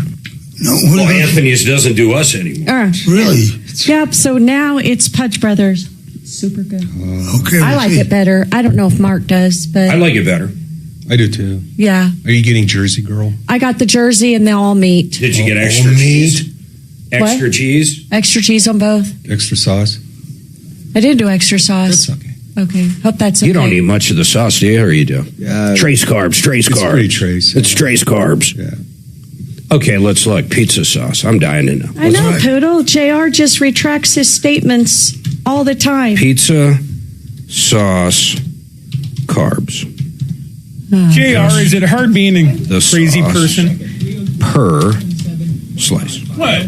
You would know. What do you think it's going to be? What? That's why I want to know. That's why I'm bouncing it off a brother. 2 to 4. JR, is it tough being crazy for you too? Right in the middle. Well, no, you missed it. You didn't say 2 or 4. I said 3. I know, I said you're 2 way to 4, off. You're which way means off. statistically You could have said speaking- 2. You could have. It can't be all 3. It's one or the other. Mark, it's you know either what 2 your or problem 4. is? You don't understand statistics. It's Talking about 2 3 is the or most 4. correct I know, but- answer. Okay. Out of So if I say guess a number, guess a number, and or you can guess 2 numbers, and let's say the answer I wrote down is 2 and 4, and you say 3. Did you get it? No. What the hell are you talking about? Of course not. You see, That's it. That's it. It's fatal over. flaw in your Argument over. is that wasn't a Mic guess. drop. That wasn't a guess. You might get one here What was today. the question? Okay. If I say guess a number, okay, and I write down 2 and 4.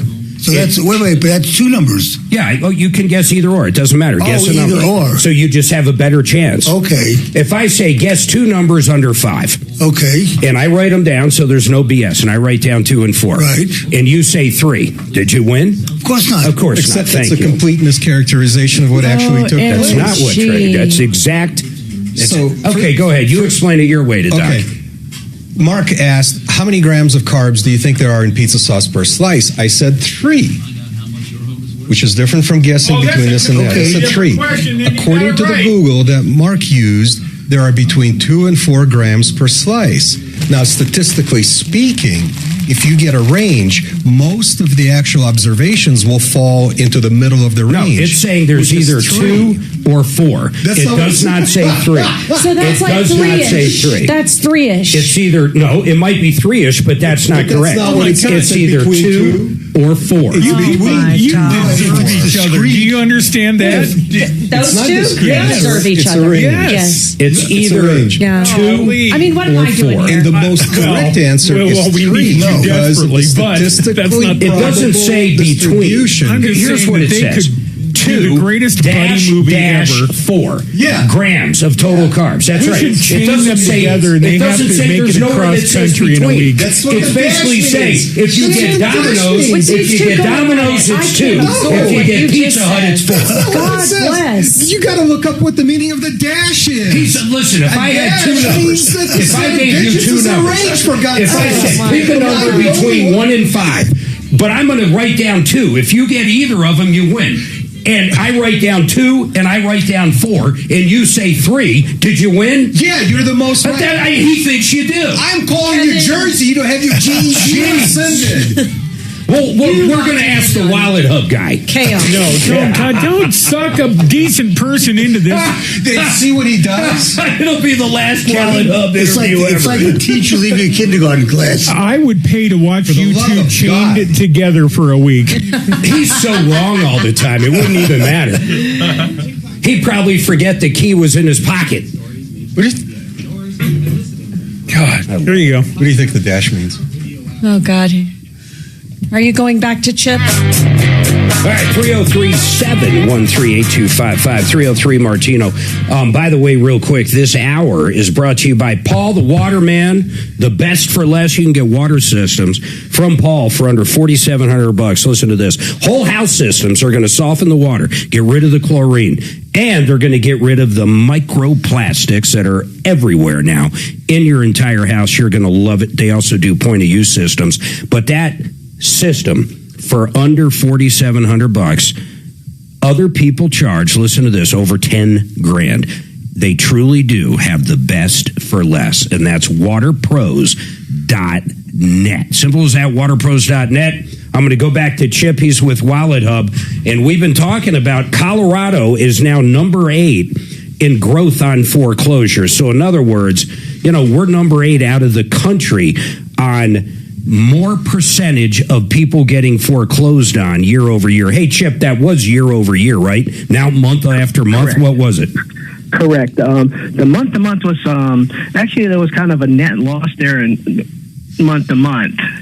So there was some good news there. Yeah. But again, year to year, that's the alarming number. Now looking back at 2008, when honestly where we lived in Castle Rock, which is, kind of the suburbs out here. It's in between Colorado Springs and Denver, but it's a big community. It's huge. It's growing. But in 2008, 2009, we probably every fourth or fifth house was under foreclosure. It was absolutely crazy. And what we saw back then, Chip, and tell me if you kind of saw this same data nationwide, people, for whatever reason, around 2000, they started digging into these kind of lower interest rates that were going, and they were taking cash out of their house. They ended up taking so much cash out of their house by refinancing. Not only were they resetting the 30-year clock and paying all that upfront interest again, but they were kind of slowly selling their house over the time. So when all of a sudden they couldn't afford the payment because they got laid off in 2008, I know in the industry I was in at the time, automotive, it was horrible. Our sales at our Goodyear stores dropped. I mean, it was like 30-40%, but the mortgages didn't drop and nothing else dropped. None of the costs dropped. But kind of trying to stay on track here, what I think happened in 2008 was a big part of it is people already took all the money out. So when the housing market dropped and they lost their job, a lot of people couldn't even sell their house and pay off the mortgage because the house wasn't worth what they owed on the mortgage because they took all the money out over time. Did you see that nationwide? That was a trend, and what triggered that, people were forced, and it's kind of like where we are now. We'll touch on that in a second. But when the .com bubble burst, people lost fortunes. So this was how they went about trying to supplement their income. And then fast forward to the mid 2000s, where banks were giving out loans to people who couldn't pay them back. So you have like this perfect storm, and that's eventually what led to this housing crash in 2008, which what was the purpose? Hold on, I want to stick on something you just said. And I remember that, man. It was crazy. I'm trying to think of one of the companies. I know Wells Fargo had a lot of loans out there, a lot of foreclosures. They were doing a lot of tactics. Countrywide was a huge one, Doc. And there was another one. It was Yellow. I can just picture. They actually had branches, but it was Yellow. But anyhow, why were people lending out? Why were banks allowing these loans? People buying a $500,000 house back then that made $40,000 a year. I mean, why did they even allow it? What was the end game there? Like, were they just duped by these people, these mortgage brokers? Were the banks duped? Was the money duped? Was it done intentionally? What do you make of that? Well, so a lot of them were more or less, you had this legislation called the Community Reinvestment Act. And in a lot of these cases, a lot of these banks were doing so with the pressure of government behind them, forcing them to loan money to people that knowingly couldn't afford it in an attempt to more or less establish affordable housing, to make loans more accessible to everyone. So in a lot of cases now, of course, even within that context, there's always going to be some unscrupulous lenders who are going to come in there and take advantage of that situation. And on top of that, you have the explosion of these payday loans with the extraordinary high interest rate. So it's extortion. Yes, and whenever you have a situation like there's always going to be some unscrupulous types that are going to come in there and try to take advantage of it. So, okay, so let's go back to this, though. So 08 and all the signs that we can all see in hindsight, what is similar now? What is different? Is there anything so different we shouldn't be worrying about some huge housing bubble again? Or what are your thoughts on that? And I really am talking Colorado because we are unique. We're looking for a home, for example, out in Louisiana, kind of a second home. And rates, not rates or interest rates, but pricing is falling out there. We're here in Denver Metro. It's staying pretty even. So we're kind of in our own little bubble, if you will. So give me thoughts on that. Right. Now, in terms of where we are now, I wouldn't necessarily call it a housing bubble because we just talked about sort of the causes and effects of what led to that. But I think we are on the verge of a credit bubble because people now, this is tied back when we were just talking about a second ago. Now, in this post-COVID inflationary economy, when you had inflation rates that were not wages not keeping up with rate of inflation, people were relying more and more on credit to supplement their incomes. And we're still at a place where a lot of people are digging themselves out of that debt at interest rates with an average of about 22%. On a credit card. Now, that's average. That's assuming that you have good credit. That's If amazing. you have 50 credit, you're going to be paying a much higher interest rate, which ties into another problem, which is financial literacy. Too many people use credit cards without knowing truly how they work. That you make the minimum payments and then wonder a year or two why the credit card balances haven't gotten smaller. Chip, I want to interrupt on something because what you just said is baffling to me, but I lived it firsthand through my son. So my son is just turned 26, and we brought our kids up. We brag about the highest credit score in our house. We compete in our family, Literally. Mark. They know about interest. They understand if you put some on a credit card, you pay it off at the end of the month. You never want to pay interest. You basically use a credit card for points or rewards. But I was shocked when he was home. He lives in Nebraska. He was home for a few days, I don't know, a couple months ago. His friends, same age. In fact, two of them are older than him. One's 27, one's 28. They had no idea that minimum, think of this, a 27-year-old had no, and the kid's smart. I've known the kid since he was 5. It's crazy. They had no idea that minimum payment had interest on it. How do kids literally at that age have no idea what interest rate is? They have no idea. They're absolutely clueless. When did that happen, Chip? Like, do they not teach this in basic high school? You would always think they would teach this. I'm pretty sure they don't teach this in high school. And a lot of parents, think of this kid. If I didn't sit this kid down and tell him what's going on, he would have never have known and never told his kids. What are your thoughts on that? What are these stupid people we're raising? And I don't mean that like, why are they so ignorant? Well, you hit on a key point there. Financial literacy is not being taught in the schools. We actually put out a study a week or so ago about the states that promote budget education, the best states for that. And this is simply not part of a lot of Where's Colorado come into that if you even have that data in front of you? Colorado was pretty decent, if I remember. That's good. They were above average, at least in terms of requiring at least one personal finance course and economics course to graduate from high school. That's smart. But it's just not even being taught at that level. And my parents were the same way. How many times have you heard money doesn't grow on trees? Yeah. Have you heard that one before? So. There's kids. Grew up hearing that. You're right there.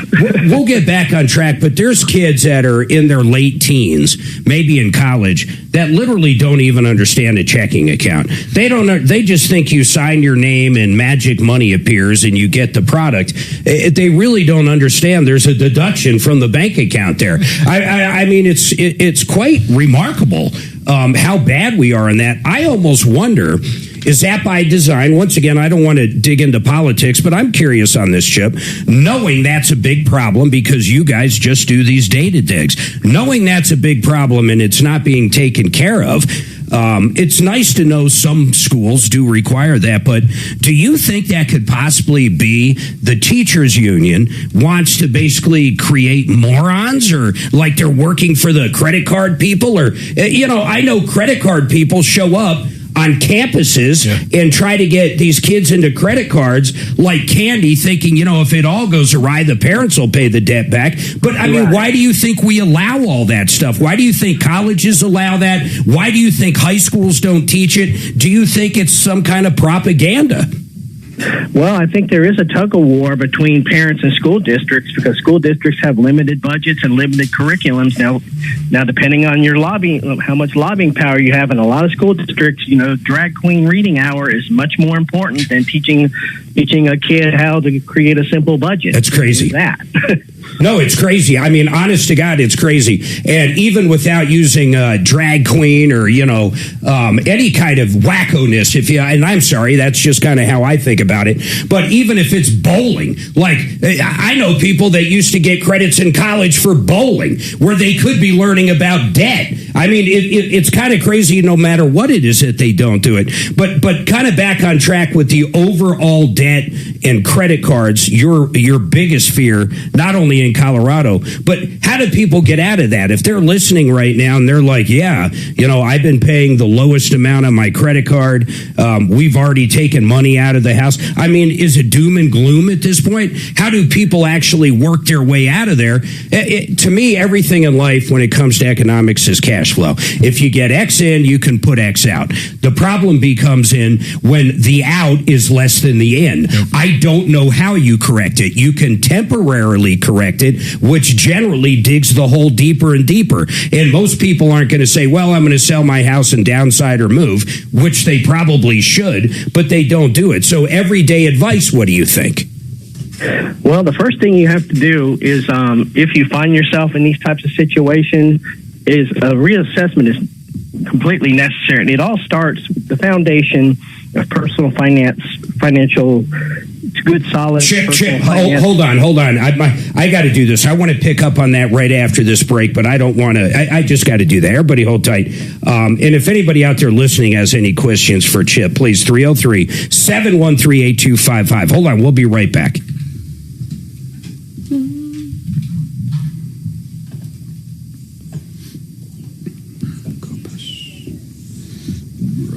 Venus.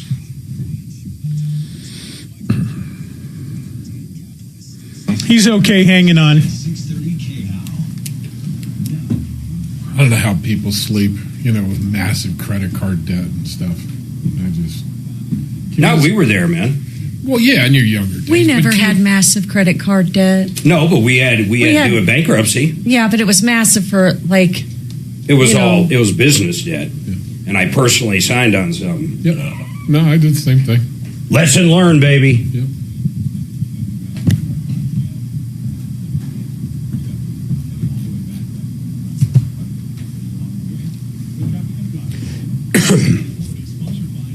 I think I told you I spent a week in jail for that because I missed a interrogatory meeting, and they put out a bench warrant and set my bail at the amount of money I owed. Yep. And obviously I couldn't pay it. That happened. All right, I want to tell you about Gravina's Windows. Listen to this. Not only does Nick Gravina and the gang down there have 20 different manufacturers of windows. That's 50 lines of windows, but their siding and their doors are the same way. Most places are going to kind of hold you captive to their own brand. These guys deal with multiple brands, so I don't care if it's a fix and flip or a $10 million house up in Aspen, you're going to have the right product for you. And these people are great. No arm twisting. They come out, they present their product, answer the questions, and that's it. You're going to love it. If you're in the market for windows, siding, or doors, go to Gravinas.com. That's Gravinas.com. All right, you good in there? Yes. Candace gal with the mold and the ceiling. Yes. She just texted, said, spoke to management, and they said they're not going to do mold testing. I'm really upset. What do you want me to tell her? You want me to put bow on this? No, I want to get Brad O'Brien back up. Text him. tell them what's going on, saying what should she actually cite. Can you help us with this? Because they're refusing to do it. All right, I'll email you. Different ways to ask a question. Okay, you could just ask a question and try to get your answer. Or you could do like a speech where you say, Mr. Vice President, you're a terrible human being, and so is the president. Well, did you hear what he was saying? And then I'm like, what's your question? And then your question is, how dare you? Before I answer your question, I want to just observe there are different ways to ask a question. Okay, you can just ask a question and try to get your answer, or you could do like a speech. And that was for you. I was just trying to point that out. That's all. Yeah. I love that, though. Yep. Give us a... So I'm mad at Trump now. You know what I love? Why? Driving past gas stations. Hold on one sec. Why? He canceled a Biden-era program intended to help female veterans who are suffering. The Biden administration had set aside millions of dollars to provide sex toys. Oh, God. There's no way that's true. Google. Jesus. Google. That's insane. Google. I'm not going to. Go ahead and put it on. I want that on our search history here at iHeart. Did you hear what he said? Well, he's saying, okay, true or false? I don't know. It sounds really fucked up. 2 or 4. But the Biden administration set aside how much? Well, here's the deal. Approximately. It was for thousands of veterans at over $400 a pop. So $400 so a million, for thousands of veterans that are women. So women veterans, or basically $400 a piece. Okay, for dildos. Well, it's specifically listed as a clitoral stimulant. A clitoral stimulant is how it was listed in the bill. Device. Device. Per person, they got that to buy stuff. Do you think that's true is all I'm asking? No. Okay. Yeah, it's crazy enough it probably. He's saying Google it. It's Google. true. There's got to be a caveat there. There is no way he handed $400 out to women that were veterans. Hey, Doc, is caveat part of the female anatomy? I've never looked up the price of a dildo, but I have a feeling it's in the double digits at most. Yes. I don't think it's $400. Right. A really good one's like $150. Depends on the length, how many batteries it takes. That thing better walk and clean the house for $150. Well, definitely sticks to the wall. I just, that was truly a Biden. I don't know, Shannon. Had a girl at a shop tell me, "Oh, that's nice. That's the one that they get dents out of cars with." Well, that's quite a vacuum. Thank you. Dents out of cars. Someone said Shannon's twisted. I'm not twisted. I'm reading the news. Crime Junkie pays $13.44 in interest payments a month. He says only payments only a month. I don't know. I get. Are you bragging, Troubleshooter Junkie? That's Hellcat, by the way. He changed his name. You only pay $1,400 or whatever. Is that a brag? I don't understand. No, he's saying he got into medical debt. It's not always about spending beyond your means. God, medical debt. Medical debt got Troubleshooter Show Junkie / Hellcat. It gets especially me if you need a stimulator. Just thinking of. To me, that is such a horrible problem because you get ripped off in the hospital. Yeah. You pay for health insurance and you have this huge deductible to meet. And then they sell your kidneys. No, he's just That's saying in he Mexico. used to live paycheck to paycheck. Now he lives credit card to credit card. I needed a kidney and I got one in Mexico. Donde estás mi kidney? We went to a bar and I picked out the best looking kidney. No.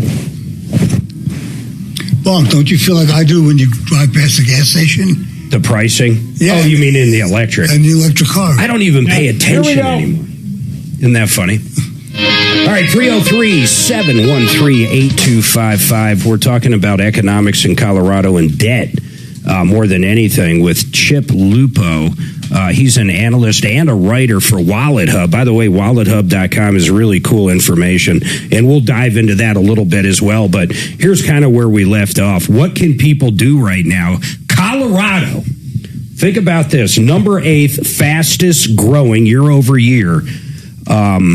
Fastest growing debt. I mean, foreclosures is the main thing, but we're growing in debt faster than most states. Think about that. Number 8 in foreclosures. So we're year over year. It's just getting worse and worse. If we did that again, we could hit number 1. By the way, who was number 1, Chip? Florida was number 1 in terms of foreclosures. Florida. Does a lot of that have to do with people passing away in Florida? Because everybody seems to go there to die, and they die, and basically there's no one to pay the house off of? Or are those why Florida that you know of? I'm just curious. My parents live there. Well, I'm sure a lot of it has to do with the extraordinarily high property taxes. There's no state income tax in Florida, so they make up for it with extraordinarily high property taxes. Yeah. And in a lot of these retirement communities, HOAs are probably almost as much as a mortgage payment. Yep. And natural disasters abound, so you can expect to pay extraordinarily high homeowners insurance. So, yeah, it's all a perfect storm, man. And a lot of times folks find themselves moving down there and then finding out a year or two later it's hard to keep up. And they pay all that money for humidity and bugs and lizards. Can I just interject something? Yeah, go ahead, Doc. Statistics, can be very misleading. If we had let's say we had a 1% foreclosure rate last year, and now it's 2%. So we've gone to 100% of rapid increase in foreclosures. Sure. But it really doesn't mean anything unless you know the actual data. Well, it does, and the only reason I'll let the data guy answer it, but I want to say this, it does mean something because we're number 8. They're looking at the whole country. Why did Colorado go from 1% to 3% and 42 of the states didn't? I mean, that's kind of where I look at it. Well, because if you had a very small amount last year and you increase it a little bit, the rate increases dramatically, but the number of foreclosures doesn't. Chip? Yes. What do you think about what Doc just said? Yeah, I didn't quite get all of what he was talking about from like 1% to 2%. No, what I'm talking about he's saying if we were very low last year, Colorado was very low last year in foreclosures, and now we went up 2%, so now we're at 3. He's saying statistically over a long period of time that might not be a big move. Well, what I'm saying is that without knowing the actual numbers, the rise doesn't mean anything. It's like saying if you lose weight from 100 pounds to 50 pounds, it's a big thing. It's only 50 pounds. But if you're 400 pounds and lose 50, it gets lost in the data. So you need to know the actual number of foreclosures before you can make any kind of statistical statement. Chip? Right, and this is just merely raising a red flag, more or less. This is not any specific. This is you're going to see this many foreclosures. Yeah, this is just a red flag that numbers are ticking upward.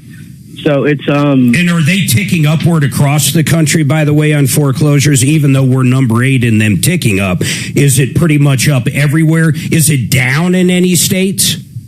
Yeah, no, it is down in some of these Midwestern states like Iowa, got it, and Nebraska. But yeah, everyone's ticking. It's just a matter of where and at what rate they're ticking. So let's go back to where we left off last break, though. So people that find themselves not being able to afford their house or getting close to maxing out the credit cards, they're paying the interest, they have other debt, maybe they got upside down in the car. What do these people do? Do they just wait around to file bankruptcy? I mean, really, what is the outcome? What do you do? To me, bankruptcy is generally, once you're in deep enough, your best option if you haven't done it before.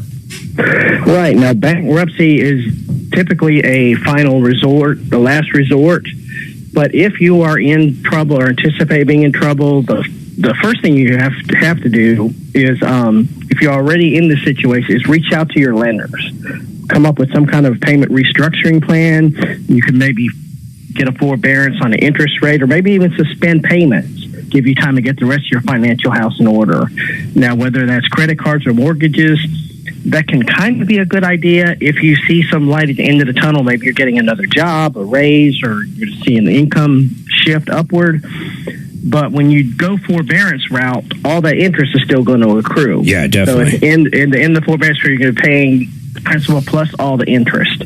Now, the best thing you can do is to avoid this situation altogether. If you're in this situation, it's obvious you don't know how much money you're bringing in, how much you're spending.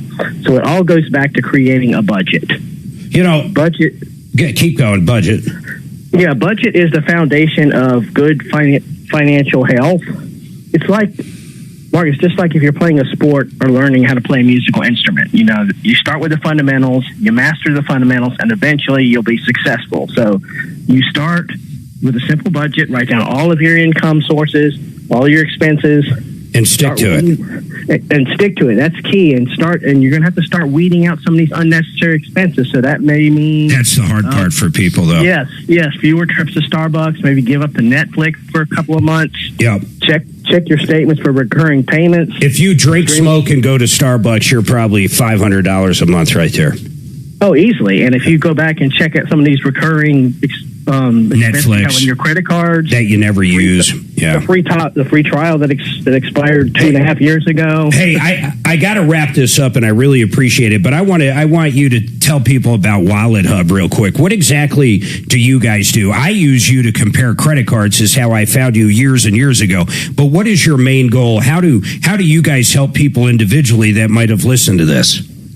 Well, Wallet Hub is first and foremost a personal finance website. We simply help consumers make the most of their money. You can monitor your credit scores, which, by the way, there's no penalty on your credit score by checking your credit. You can check your credit score 100 times a day. It's not going to affect your score. That's a myth.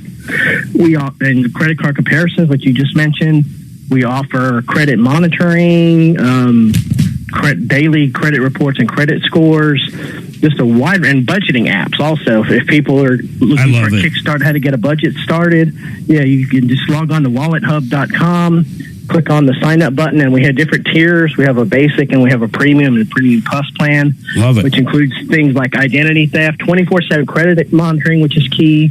It's just a wide range of resources that I wish were available to me when I was in my 20s. Hey, last question really quick. And by the way, folks, you can learn a lot more at wallethub.com. Trump was floating around the idea, and I like Trump, so I'll be outright with that, but he was floating around what I think is a horrible idea of a 50-year mortgage to make housing more affordable.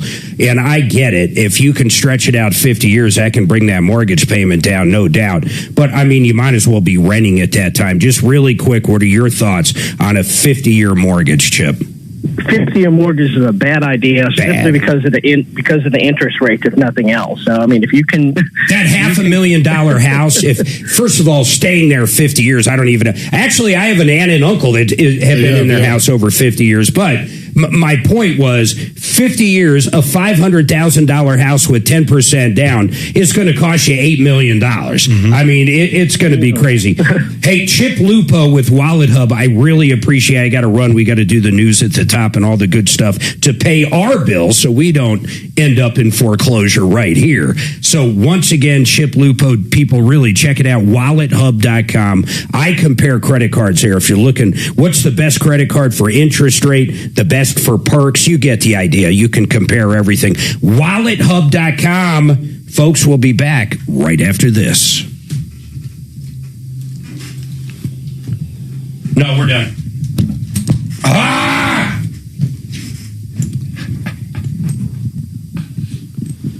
Every day. Yep. Maybe we should give you a floating mic. Maybe I might go get my toolkit from the car and fix it. I don't think you can fix this. I think the threads are shot. We need this. Oh, this double-threaded collar. You're doing great in there. Yeah, I think the collar is just toast, man. Oh no, I don't think it's either side. I think it's the collar. Huh? It just barely grabs. Interesting. Let me check the studio next door. That's not a bad idea. You say, yeah, if you can get another collar. Then we'll know if it's the collar or the other part.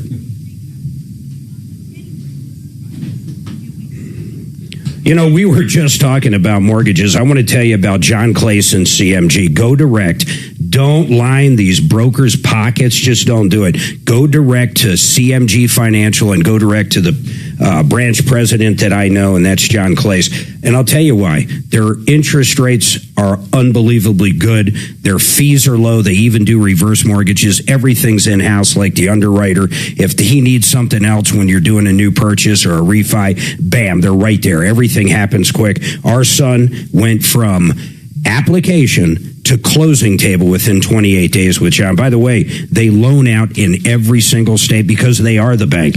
I want you to go direct, and I want you to call John 303-577-7206. 303-577-7206 to recap. Simply the best loans out there. You can also visit them at partnerinlending.com. That's not going to fix it. The color doesn't come off. It's this piece right here. Look. Yeah, you're right. It's this piece right here. Oh, but my point is, it's connected to this extension. Yeah. So this would go right there.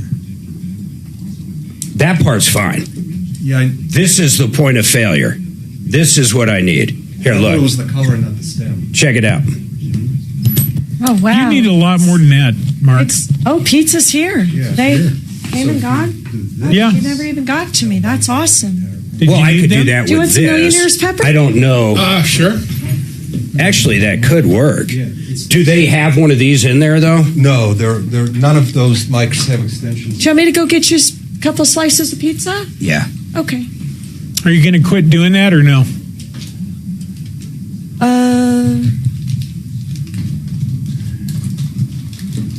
Mark, I think I know what would fix it. Mark? Mark? He's not listening? Shanny Sauce is talking to you. Oh, go ahead, Shannon. I do have a permanent solution for that microphone. Yeah, it's a blowtorch. No, stop jerking it I off know. like you want. I can't do that. All right. I'm going to always touch the mic. That's good. No, I know. That's why I don't know how not to touch it.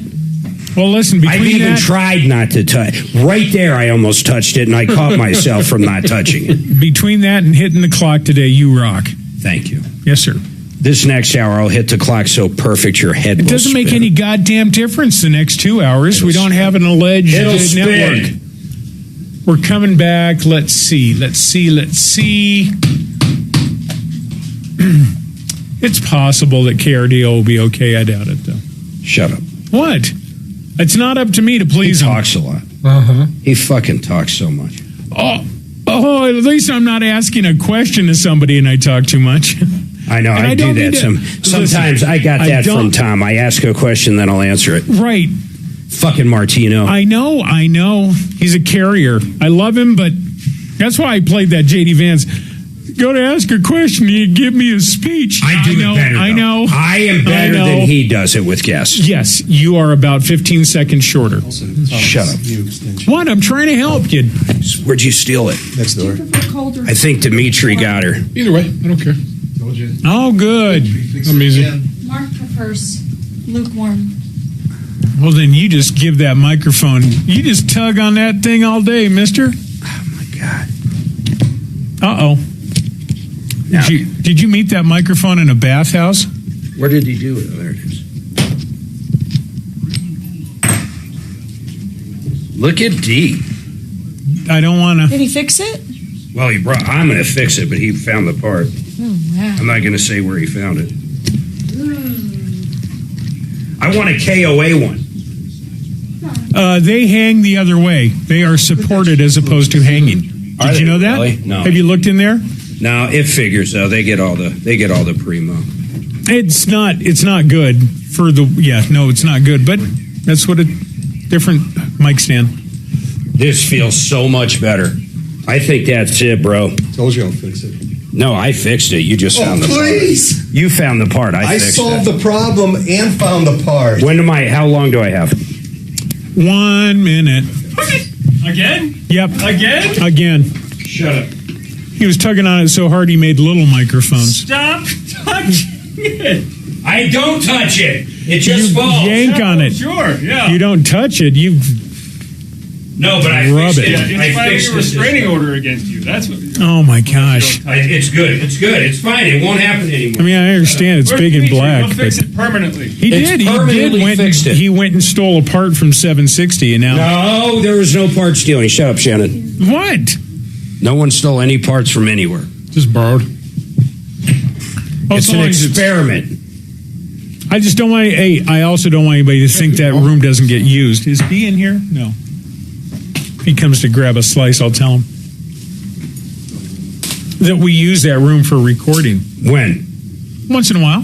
Remember when you did? Yeah, but it wasn't those mics. Oh, yeah, it was, wasn't it? Yeah. You're okay. Everything's fine. Shut up. Just eat your pizza and jerk your mic off. Thank you. Oh, my God.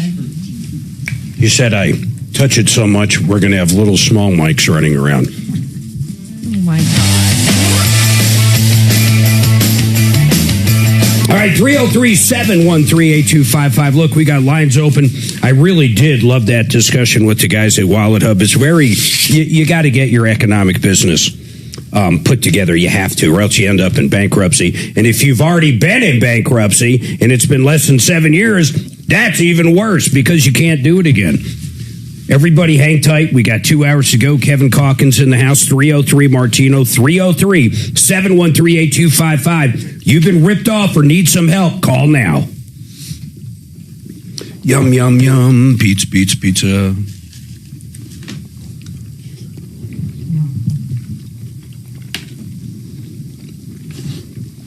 I think with the extra cheese, this is better than Anthony's. Although I haven't been eating crust. This crust, I think Anthony's crust back in the day, original Anthony's was better. Yep.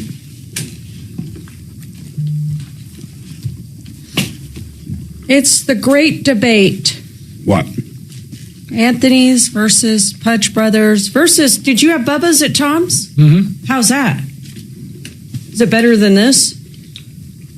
It's hard to tell because it was ice cold when we got it. Oh, that sucks. You know what? If we're not going to have... Why was it ice cold? I don't know. Because it's like Uber or something? Probably. That sucks. I kind of like Jets. Have you ever tried Jets deep dish pizza? No, but somebody said they're really good too. Oh, the deep dishes. Don't get the flat. Well, if you're not going to eat the bread, you can't eat the deep dish. But Yeah, I would. Yeah, no, that's me. Yeah, that's funny. I don't think I've ever had Jets, but I've heard of it. Maybe searching Really for a good. new pizza place. It's like sauce on top or something, Detroit style. Oh, that would be good. There's a place in Green Valley in Vegas. Called Pizza Rock. Pizza Rock, yeah. Fuck, they got every kind of crust you can imagine, and every one of them is as good as like an authentic whatever. Well, we were spoiled growing up on the East Coast, though.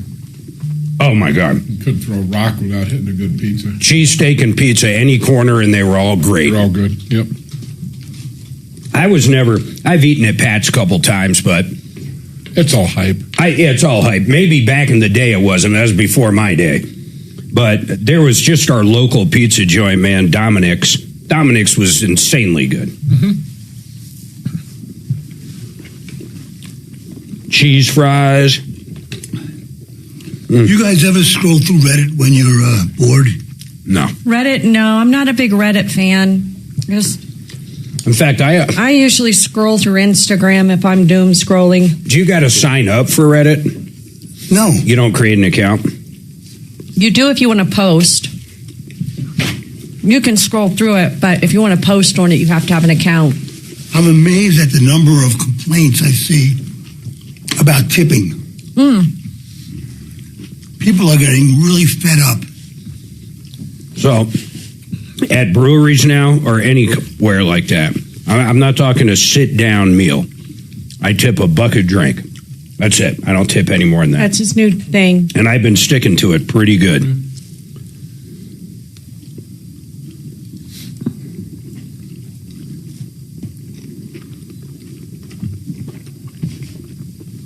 Especially these places, these breweries, there's no waiter, which is almost all of them. You walk up, you pick out your beer, they pour the beer. Then they want 20% on their stupid little touchscreen. Mm-hmm. They literally took 10 seconds. Now, we have probably our favorite brewery or our hometown, 105. They do not charge tips. They don't even take tips. If you tip, it goes to their... It goes to some charity. You can't tip on credit card, but if you give cash, it goes to their charity. For whatever reason, if you want to tip, of the month, it goes to the pound or wherever. Mm-hmm. Mm-hmm.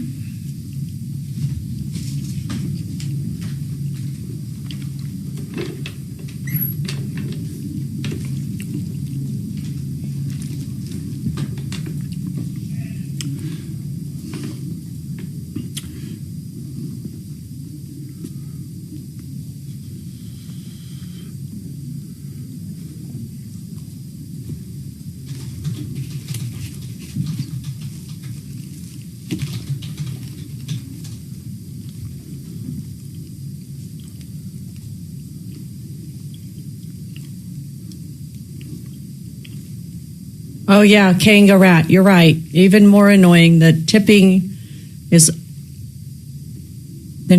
all the places that ask you to round up for charity. Yeah.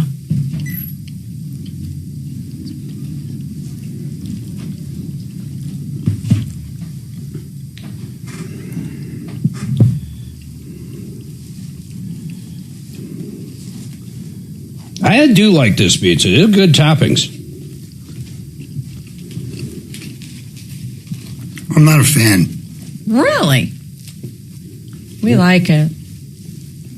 Yeah, but you only like cheese, right? Well, no, I mean, I don't like the dough compared to Anthony's. It's just my opinion. I mean, it's just... Well, Anthony's has completely changed. They were bought out. The pizza doesn't even taste the same. Really? Mm-hmm. Yeah, it's like 95 degrees in there. It is warm. It's so warm in there. I'm confused. It's nursing home temperature. It's weird. God, my parents, we woke up one day. I am just sweating at their house in Florida. Fucking just sweating. And I go to find the air conditioner. And at the same time, my mom's turning the fucking heat on. She was cold. Oh, no. I was like, no fucking way. Go throw a robe on. Go do whatever you need to do to warm up, but we're turning the fucking AC on. Here's a sweater. My girlfriend's always cold. I mean, if your AC is set at 75, is that still like air conditioning, or is that just low heat? 75 is just enough to survive. I don't even consider that air conditioning. That's heat. It's heater. Kevin, I just looked over there again. There aren't any. I don't know how you're finding these things. Yeah. That's why when I see them, I grab them for you. I set the heater at 68 and the AC usually at 72. But we'll cool off at night big time in Franktown. Yep. But you sleep better when it's cold. I don't need heat to sleep. I mean, get another blanket. Hell you can always throw a cover. When it's cold. Okay, there's no show Friday, July 3rd. And also, I'll try to remind you guys, Juneteenth, we don't have a show. And that's on a Friday. What day is that? There's not one Monday, right? No, but Juneteenth is June 19th. Oh, okay. So I'm going to try to get that out to you guys to remind you. I think they should rename that holiday June 19th. So we never have to look it up. Yeah. Kind of like I never have to look up when July 4th is. Oh. No show 4th of July weekend. 4th of July. It's not Monday, it's Friday. We get off that time. 4th of July. So July 3rd. That's a better holiday that way. And this year, it's going to be a big one. It's 250th anniversary. Yep. And it's on a Saturday. Super groovy. What is? July 4th. Oh, wow. We can't go anywhere. Tommy's out of town. He's supposed to be The coolest thing I ever saw was for the 200th and pickup line. Dan Kaplis, afternoons at 4 on 630 KHOW. Yeah. Ripped off, bad news. You need advice so you don't have to lose. We'll come running just as fast as we can. Troubleshooter's gonna help the common man. This is the Troubleshooter Show. Now, Tom Martino. Welcome, my friends, to the only show of its kind. We're here to solve problems, answer questions, take your complaints. Our goal is to educate you, and hopefully you got some education out of last hour with our Wallet Hub rep. That'd be an interesting job, a data analyst. I like that, actually. But here's what we do. Excuse me. Here's what we do. Day in and day out, we help you. If you've been ripped off or taken advantage of, maybe you gave money down and someone never showed up to do the job, or they did a horrible job, we get directly involved. We expose them. We get them on the air. We recoup money, in fact, to the tune of over $300 million in cash, merchandise, exchanges, refunds. That's what we do. I mean, I don't know how else to put it. It's pretty simple to join in. If you have a problem, you pick up the phone. You can do it right now, 303-713-8255, 303 Martino. I got Deputy Doc in studio, Deputy Dimitri in studio. We have an extremely great automotive guy. I've known Kevin Calkin. He's worked on our cars for years. But Sheridan Auto Tech, so any kind of questions you have, it is Car Friday. Anything for Kevin? Maybe something's amiss in your vehicle. Kevin can help us out. In fact, Kevin, you can probably diagnose a lot of things depending on the vehicle and year over the phone. I'm not saying for 100%, but I'm just saying because for example, a Ford Taurus that is leaking from the glove box, it's probably the heater core. It's a heater core, yeah. There's very characteristic repairs in most cars. Yeah. For vehicles. Yep. I spoke for you, I think it was yesterday, and I don't know if I said this right. This lady called up. I think she's going to end up getting a Hyundai. She was looking at a Subaru, but she said, well, what brand do you guys like when it comes to trucks? She kind of threw a curveball there. And she was like, what do you guys like? And I said, well, I like Toyota, but I don't want a truck, so I'd never buy one. Sure. And I said, I'll tell you what Jeff Vick and Kevin Calkin would say. I'd say Kevin's going to say Ford and Jeff's going to say Chevy. Am I correct in that? Pretty close, yeah. And they're all having their issues, though. It's so hard to recommend because Toyota just recalled another 250,000 cars or trucks. I mean, for engine issues. People that used to short the Tesla stock. In fact, some people still short it. I mean, they're crazy. They probably owe so much money now they can't afford it. Get out of it. They can't get out of it. Yep. But I shorted them at one point too. That didn't work out very well. It was probably 10 years ago, right before earnings, and they crushed it. Of course, so that's why I don't like shorting. But what's kind of funny is they would go after Tesla for their recalls. They would say, 1 million Teslas were recalled yesterday. Well, it's a 30-second software update that you hit one button on your screen and it's done. But they were making it sound like 1 million cars had to go back to the dealership. That always drove me crazy. So on the Tundra, on the Toyotas, to be fair, what was the recall you're talking about? There's debris in the engines from the manufacturers causing premature failure. So they're replacing engines. So, in fact, we were just talking to Henry Brett. Tell him about Henry Brett's, and I promise we're going to go to the phones. 303-713-8255. Carrie, hold on. I'll get you on in 1 second for an update. Kevin, I really wanted to get you on there yesterday because Henry Bretz from Excel Roofing was our guest, and he has a really fancy Mercedes SUV, like super fancy AMG, just super fast, and he did an oil change a few months ago, and there were sparklies in the bottom of the drain pan. And I said, man, this engine is on borrowed time. It's not long for this world. You got to take it back to Mercedes, and it's still under warranty. It's a brand new car. Oh, yeah. And Mercedes said, well, there's nothing we need to do about it right now, but if the engine blows up, give us a call, we'll tow it, and we'll replace the engine. And my point was, hey, it might blow up 4 hours after the warranty expires. Yep. So how about, I said, and I think it was actually Mark that said, take it over to Kevin so he can drain the oil, isolate the metallic components, document it, maybe cut open the oil filter and see what's in the filtration material. Yeah, but even still, let's say it gets over there, there's fragments in there, but it's running fine right now. What's the warranty going to do? What's the manufacturer going to say? Aren't they going to say you got to wait till it breaks? They're going to consider it not a failure. Yeah. But it's he thinks they're going to jump in there and go, oh, here's a new engine. No. They'll never do it. But isn't this engine on borrowed time? Yes, and depending on how, if he's got a couple of years left on a warranty or a couple months, or, that's how urgent I would treat it. But Well, here's the other problem. I wouldn't want to drive this car because if this engine goes while I'm on the freeway, then I experience what's called a sudden loss of motive power. That could be a deadly event. Yeah, you could have issues. Wow, God. That's a little extreme. Now you're going so Flying extreme. down the 2.5 at 75 and boom. Okay, well, what do you think is going to happen? Dramatic. That is very dramatic. Yeah. That you sound like some of our callers now. It's rubbing off on me, Mark. Yes. No, it's definitely something to make documents of, especially, pictures of the oil filter, everything My else. point is, even if it's there and Kevin documents it, it'd be nice to have. But once it's out of warranty, it's out of warranty. If it doesn't fail up till then, I see where you're coming from, and in a perfect utopian society, it would work that way.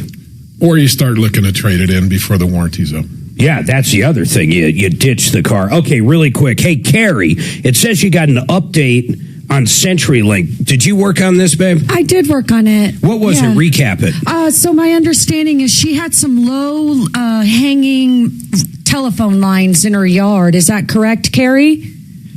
Low-hanging CenturyLink lines. Yeah, CenturyLink lines. So she called the show, what, a few weeks ago? 10 days ago or so? Last Friday. Could you not get people out there? How low were these?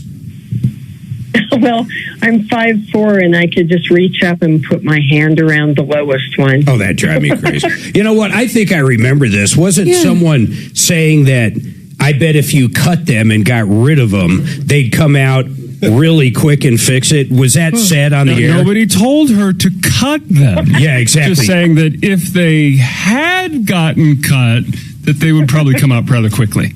Tell me, is that how you solved this problem, Carrie?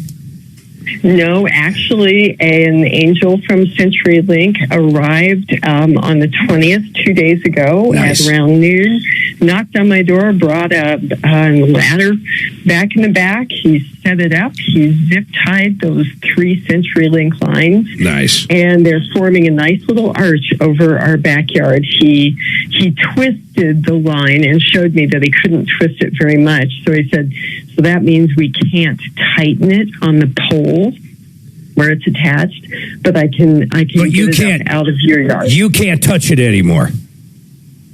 No, I can't. It's wonderful. That was good. That's awesome. So it was great. Very gracious. Carrie, I really appreciate that. How long did it take you? How many times did you bug them to come out and do something out of curiosity?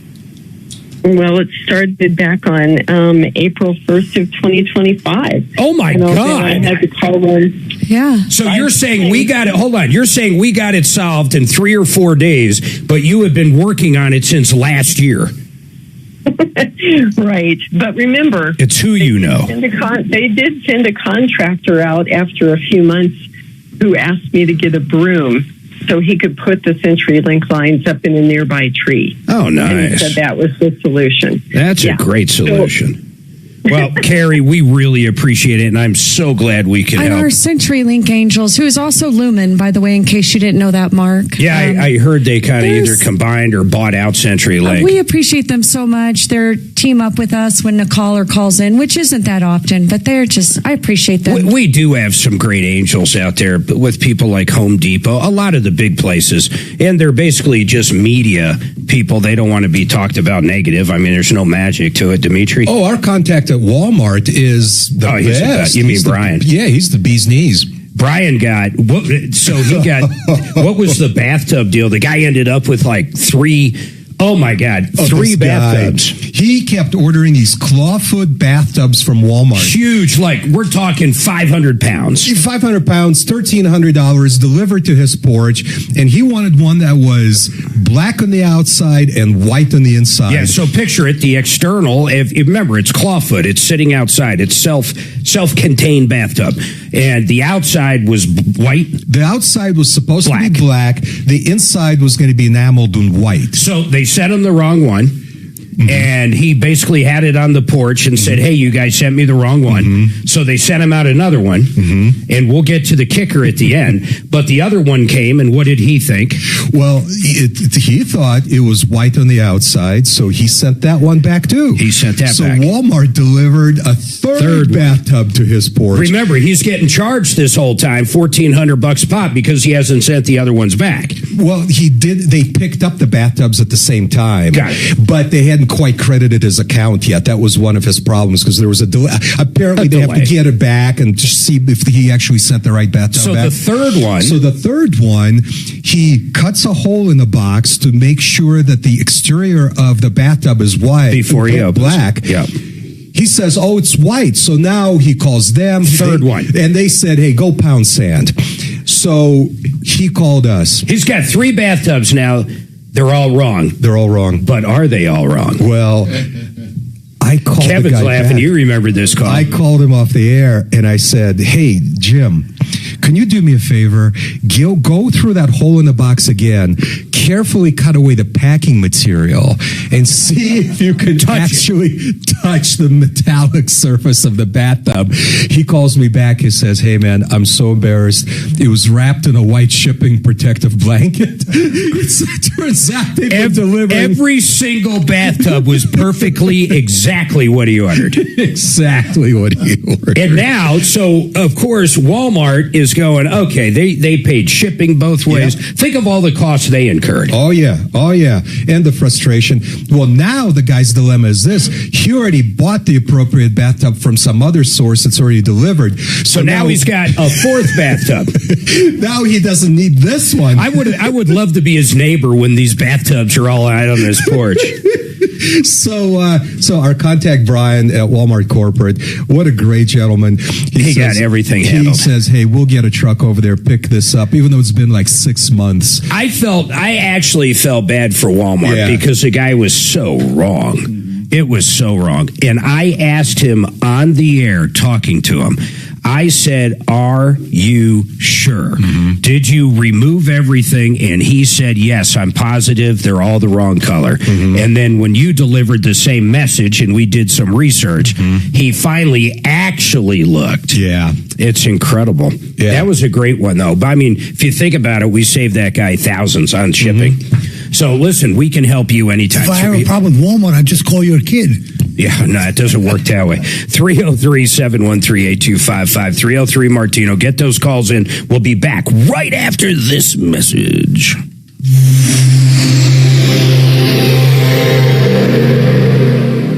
Here at the Raleigh House, our team of through proper channels with Walmart. I mean, maybe. In his store, he's allowed to do whatever he wants. Mark himself has never really spoke about it, so then I'm going to bring it up. You don't own two Teslas. Third on the way. That's true. That's true.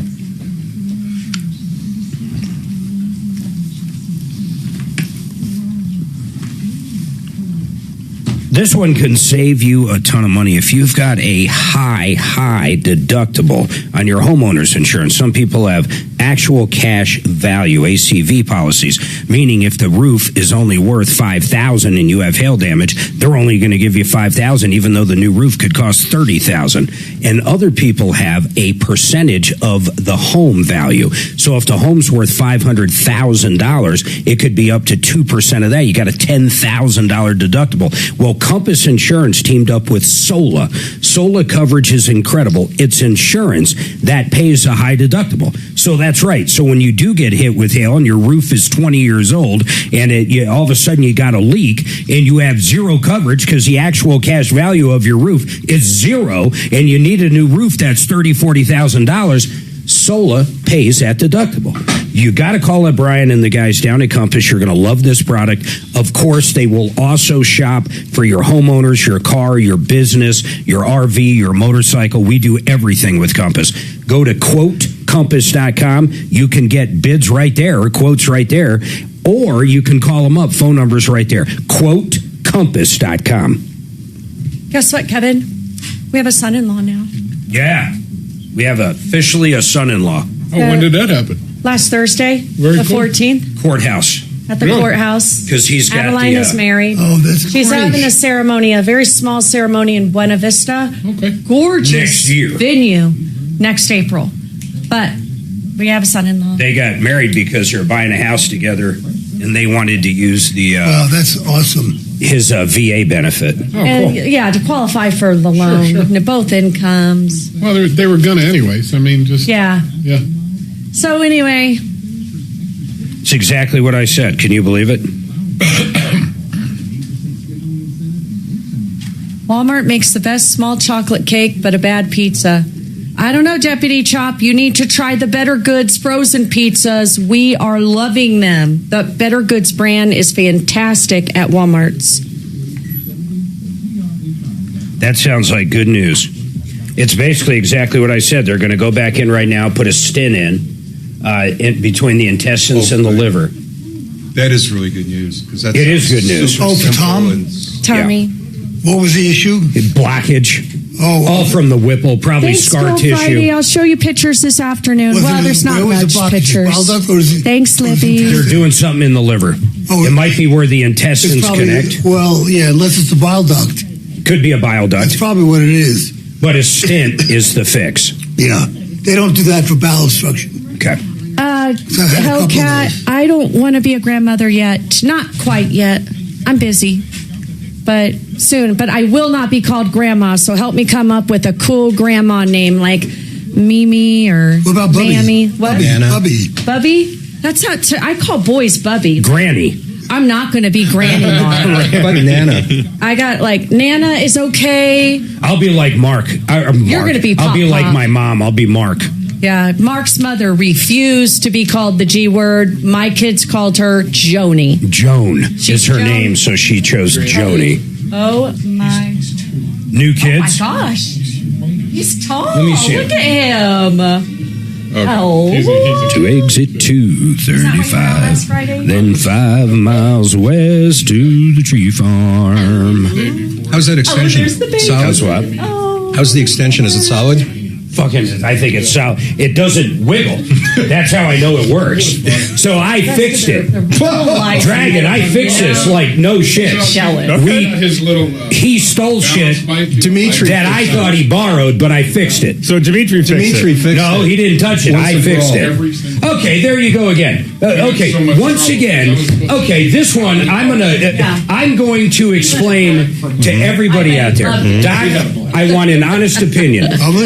Kevin, 100% honest opinion. All right, what is it? If someone brought you an alternator to put on their car and you accepted the job and you installed it and checked it and it was good, who fixed the car? The guy that brought you the part, which could be a part, it could be Napa. Are you going to say Napa fixed the car or did you fix the car? We fixed the car. Thank you. He is under the impression, because he brought me a fucking part, that he fixed the mic. No, he solved the problem of the part. Yeah. Who fixed it? Here's what's missing I from Mark's fixed it. synopsis. Okay, seriously, Dragon. I mean, am I right or wrong? Okay, do you want to hear what really happened? Oh my God! Dimitri observed the problem. Wait a second. Correctly diagnosed. Wait, you got to stop. Hold on a second. You got to stop. Dimitri, furthermore, You can't talk in the third person. Dimitri, You can't talk in the third person. realized That's half his problem. what part is required to repair the problem. Dimitri went out, brought the part in. And Dimitri's the same guy that permanently fixed it, never to have an issue again ever. How long ago was that? That was like 4 months ago. Yeah, 4 months ago. And how often has it happened? Every day. It happened the same fucking day. Every day. I'm sorry. And what was your excuse? You ready for this one? What I fixed... It was a different point of failure, What I fixed remained fixed and remains so to this day. All right, You didn't fix anything. Mark did. I fixed the damn thing. My God. Okay, I'm putting a poll up. Suzanne, put a poll up. Who fixed the mic? Give me a poll. Trusted local fiduciary advisors. TrajanWealth.com. You know, if you listen during the... you should go to YouTube and listen. I love Dimitri, and he solves problems, and he's great for the show. He is actually very good for the show. I love him. I trust him even to fill in, and we're working on a lot of stuff together. But I do have to say this, folks. Sometimes he just doesn't think. He just doesn't think. And I'm going to explain something that happened. If you've been watching this show, I always joke that Michael Brown comes in, who's not even on the station anymore, and unscrews my microphone. Because every single day, if not 2 or 3 times a day, my microphone literally falls. Of course, it always happens during a commercial or when I'm talking. It just does. So finally, I got fed up with it after it fell today. And I'm looking at it, and I found the point of failure. There's a little sleeve that connects 2 things. The little sleeve was loose, so eventually it falls right through the threads and the mic drops. So I said, I wish I knew where one of these were. Then I showed Dimitri what it was. Dimitri, to his benefit, and I give benefit to where benefit is due. He goes next door. Well, I won't even say where he went. He found a part. He found a part somewhere. He did not steal it from another station. Don't worry about it, management. But he found the part I need. He brought the part back to me. Meantime, I was taking apart the microphone.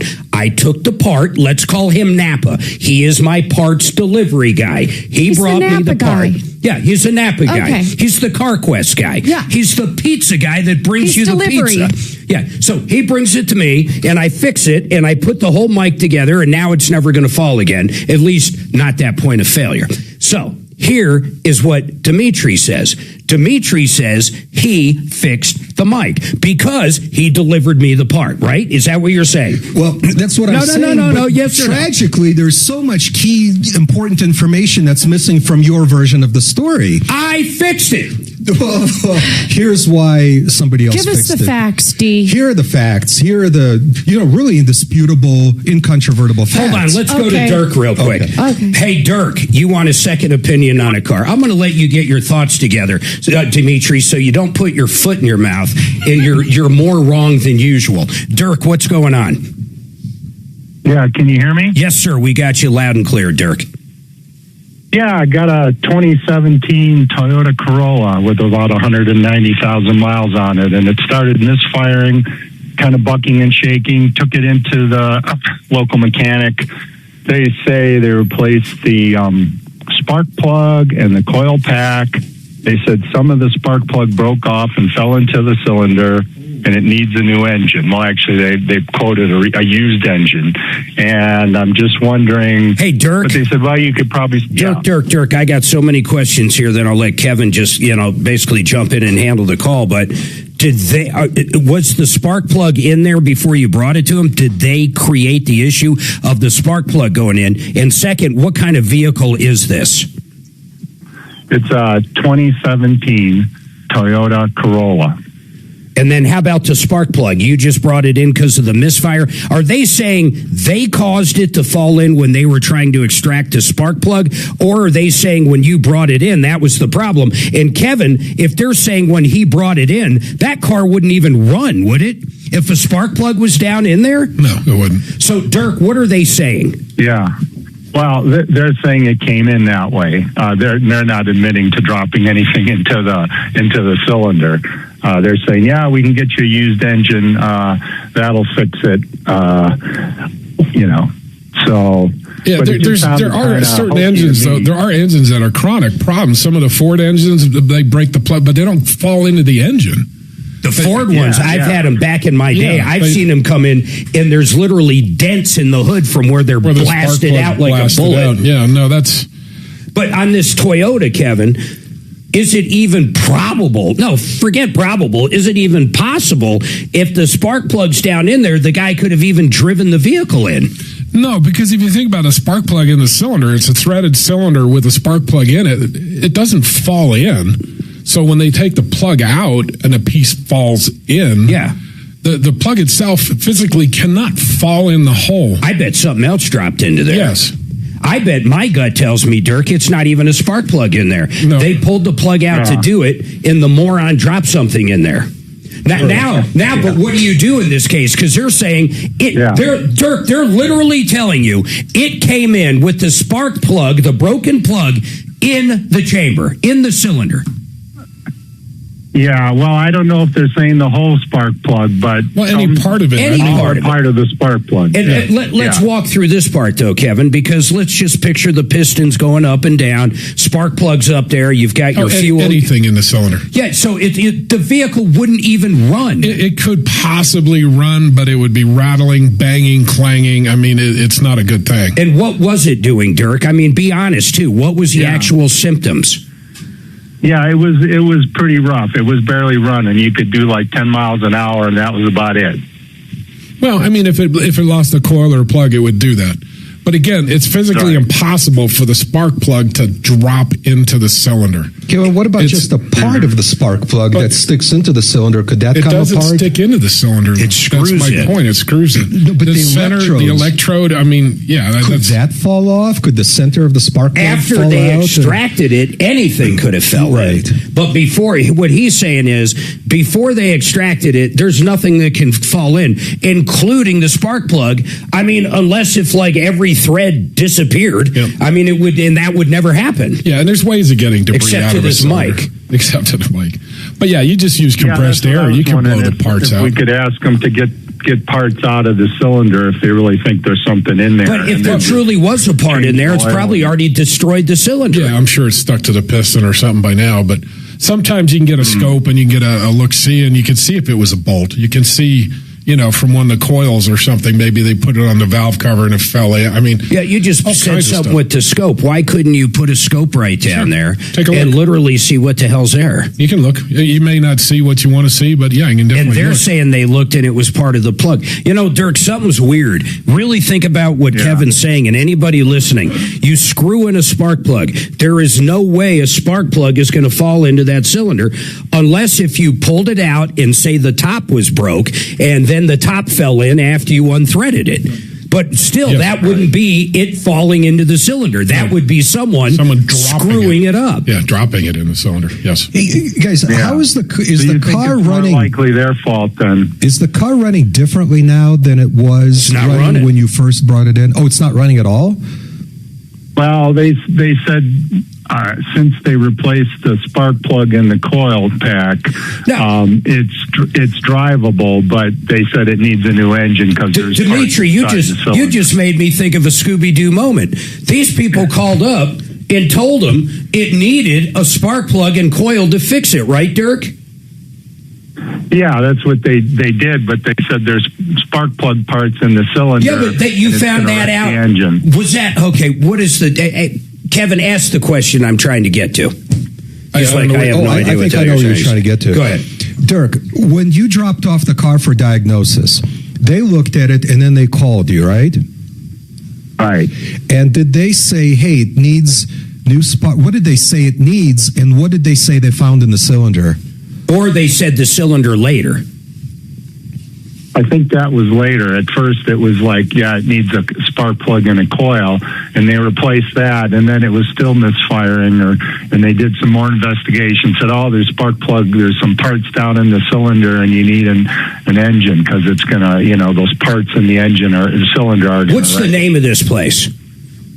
Oh, it's in Indiana. I don't care where it is. What's the name of it?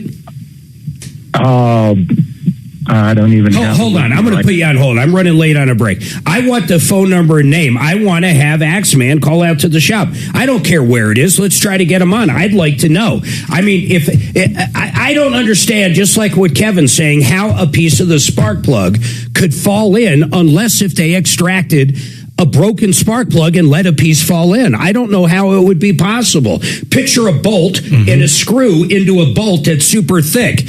What could fall down into the bolt when the screw's in there? Even if the bottom part of the screw fell off, it's going to be stuck in the chamber. It's not going to be down by the piston. Well, that's the only place it could be is by the piston. So when he was told that part of the spark plug is in the engine, that means it's inside the cylinder, right on top, riding on top of the piston. I don't think he's saying they can't extract it. That would be unable to extract it.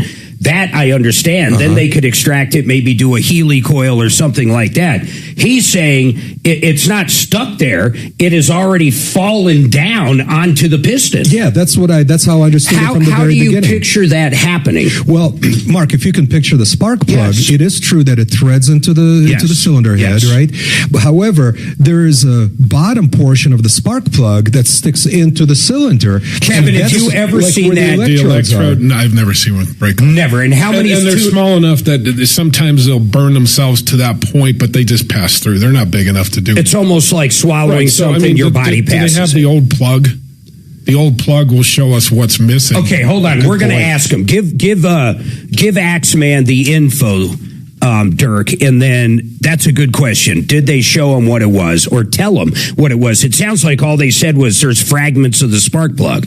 303-713-8255. But truly, what you were saying, it would be like a human eating a marble. You're going to pass it through. Your body can accept it. So you're saying even if that little part broke off, that small electrode go right through. Think of how many tune-ups this guy's done in his life, and he's never seen it. And you look at the plug and half is missing, you stop. Yeah. All right, hold tight. It's coffee, water, or soda. We're going to have a contractor attorney referral coming up. I'm going to have Dragon grab it, and then you're going to send it to your guy. a contractor. Guy's having a problem with a contractor. Okay.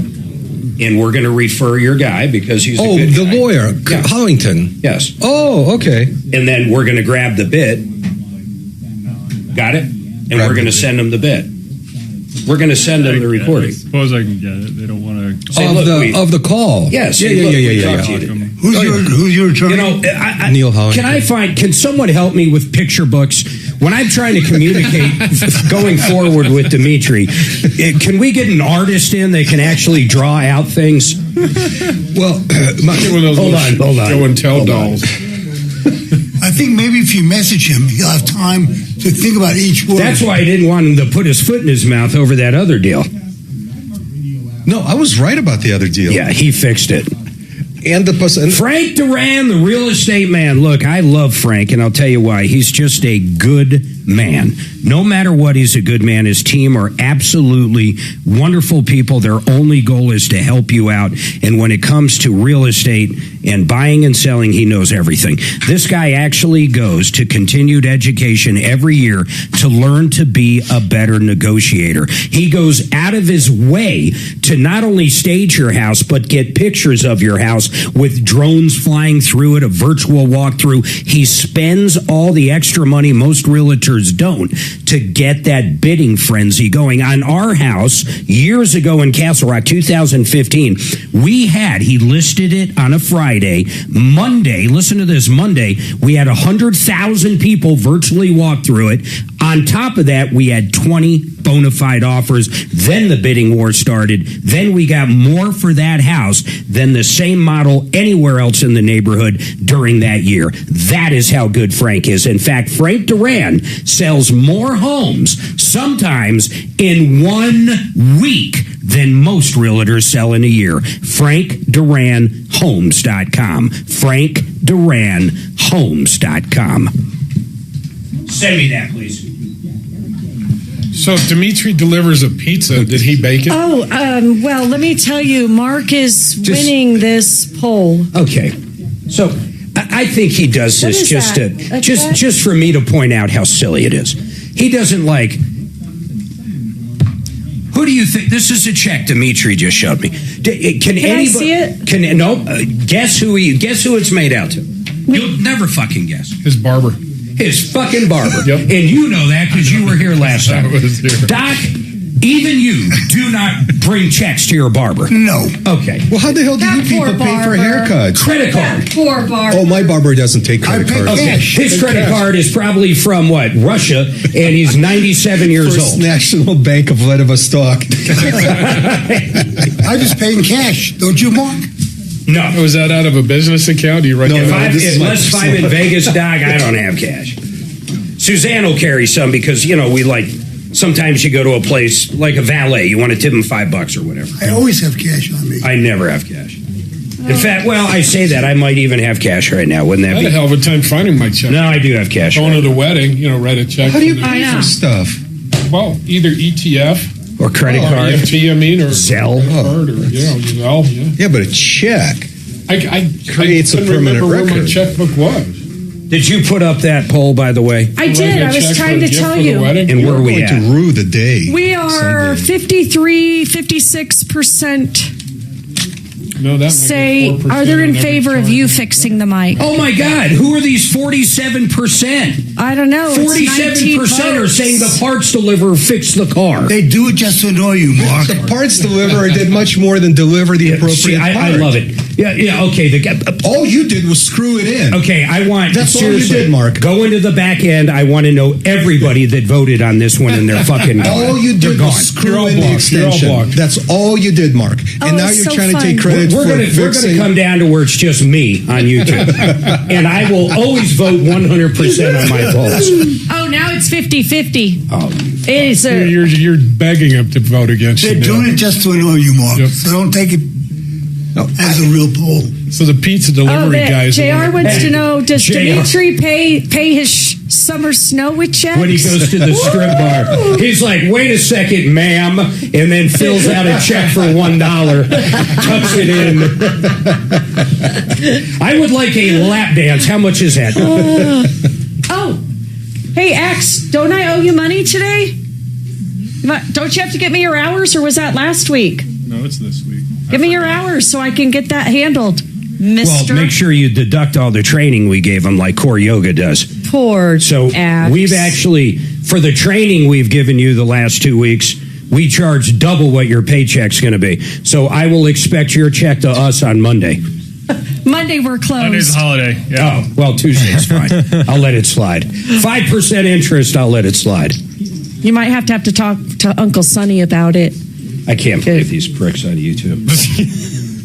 Can you believe that shit? Yep. The person, yeah, okay. Okay, so for you dummies out D there. is winning. Yeah, I know. It's stupid. It's stupid. It doesn't matter. It doesn't matter. It doesn't matter. It's all bullshit. It's 100% bullshit.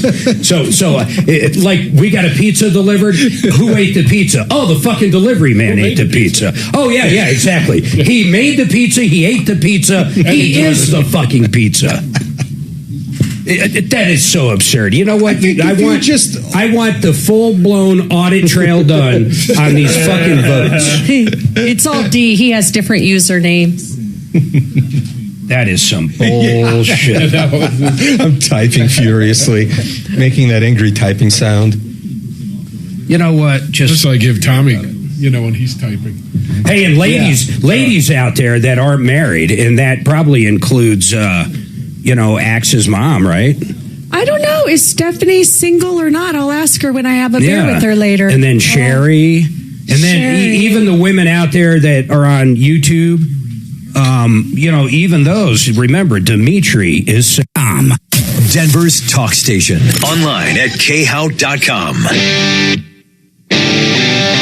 All right, 303-713-8255, 303 Martino. We're trying to reach out to that company. Axeman, did you get the info? Where are we at on that?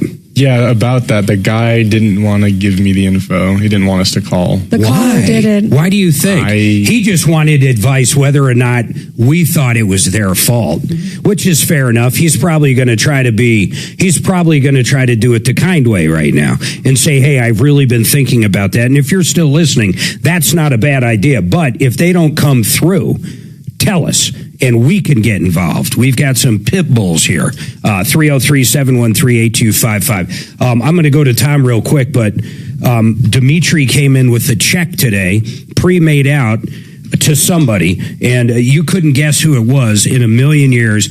In fact, I don't know of any other human now that writes this kind of person, this kind of service a check. In fact, I didn't even realize checks were really still out there except for companies, but sure enough, hold on. Tom, what's going on?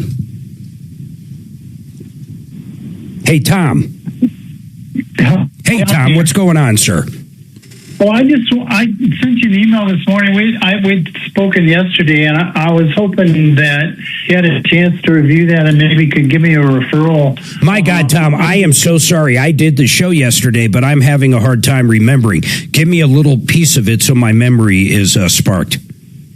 We had a contractor wanted an additional $5,000 payment. Oh, yeah, the tattooed guy. Yeah, and he hadn't finished 40% of the work.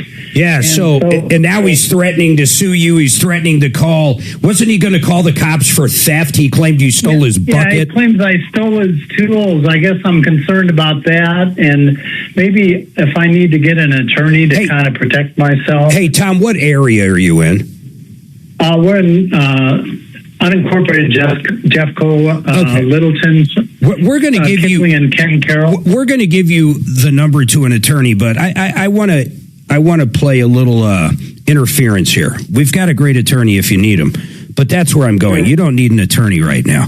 All this guy is doing so far is blowing smoke. You're within 10% of the job. You need someone to finish the job, and hopefully the money you were going to pay him is enough to cover it. So it's going to be very close, give or take that 10%. So if that's it, there's nothing to do here. There's no reason to call an attorney. Now, if the guy threatens you, you're going to call the police. You're not going to call a attorney that goes after contractors.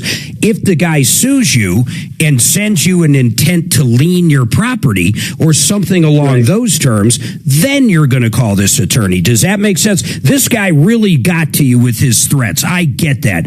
But I'm telling you, I think he's just blowing smoke. And Suzanne, you ran a full background check on this guy. I did. What was his last name? Not Carrie. Kathy. Kathy. Or Cathay or whatever. So here's a little good news. I think there might be something going on right now. He's got a date coming up. Did we find that or not? That's all D. He found that stuff. But from the records I searched, he had some minor traffic infractions, like, I don't know, like expired plates. But he did have some heavy-duty manufacturing THC concentrates. And so reading 10 years ago, though. 10 years ago, reading between the lines of what the charges said, he basically was growing and selling dope and taking some of the dope and probably manufacturing hashish or whatever it's called these days. So I think it was all marijuana related. And even in a state like ours right here, I can't simply start growing and selling dope. It's highly illegal, especially over 50 pounds is what he had. So now saying that, Tom, and I know the guy looks a little strange, there's no doubt about that. I don't think he's a dangerous man. I really don't. And it sounds like you guys are very close. You had a little problem. He wanted some more money. You didn't want to pay him more money. And he had a little tantrum. He threw a tantrum instead of working it out, and he left. It's done. It's over. What you really need is a good tile guy to come out and finish it up. Well, and we have a really good one. I'm working with Art of Granite and some other people. I had the cabinets and countertops are done by Mitch and Tom Beard at Art of Granite, and they've got a guy that can help me out. I have somebody else that can refer somebody. The only thing I wanted to mention, there was a recent arrest in Douglas County in March or April, and I don't know, doesn't really, I ran a background report on him too, doesn't really say what it was for or anything. Hold on, I got to take this break because where are we at in the hour? Suzanne, pull up his report again from Colorado courts and see if there was anything. There was not. Zero. Yeah. See, that's interesting. So either it should, basically, as soon as the accusation's made, it should hit Colorado courts fairly quick. All right, everybody hold tight. 303-713-8255.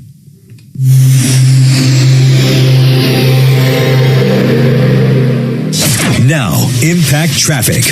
Over on the west end of town through the Golden Lakewood area, we've got a crash on 6th Avenue eastbound near Union Boulevard and Sim Street with 2 left lanes blocked.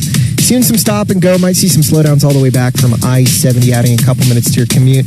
Heading into Memorial Day weekend, I-25 northbound stop and go traffic between Alameda and Colfax. Southbound I-25 showing highway speeds at the moment. With traffic, I'm Mark Swan. This report is sponsored by Brad vs. Everyone podcast. Dangerous social media trends, media scandals, dumb TikTok boycotts, and more. Keep up with all the online stories mainstream media ignores by listening to the Brad vs. Everyone podcast on the iHeartRadio app, Apple Podcasts, or wherever you get your podcast. You know, Barry Miller has done something that's incredible. He has fine-tuned finding the right areas in this country and the right house for you to buy. And what I mean by that is he finds areas that are up and coming. Then you sit on them for about 2 or 3 years, and he even makes that easy because he knows all the property managers that'll make your life easy. He knows lenders that can help you get into that house, actually, with a good interest rate mortgage. And he just knows the people, the neighborhood, the property. So you rent it out 2 or 3 years, you cash flow, you might make a little money off renting it out, but then you sell it when it increases 20, 30, whatever the increase is. You got to check it out. Go to VesteraTurnkey.com. VesteraTurnkey.com. All right, new poll coming. Okay. Do you want me to do it or are you doing it? No, I'm doing it. Just how right is Dimitri all the time? Is Dimitri get tired of being correct? Super right. Incredibly right.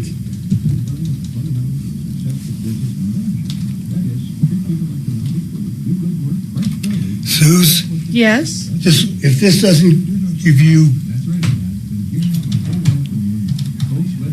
Well, Kevin, Ebola is spreading rapidly inside Congo. Yep. and even burnt down a hospital. We turned someone away. Doesn't that get you? Someone was trying to land here with it, and we turned them away. Why don't they do more of that? I don't understand. I mean, when you're coming from an area with a known epidemic, it's just kind of like... It's Ebola. It's been around forever. Yes. Well, it's sanitary problems in poor communities. Yeah, I know. They shit in their house. I mean, when you shit in your house, you're going to have sanitary problems.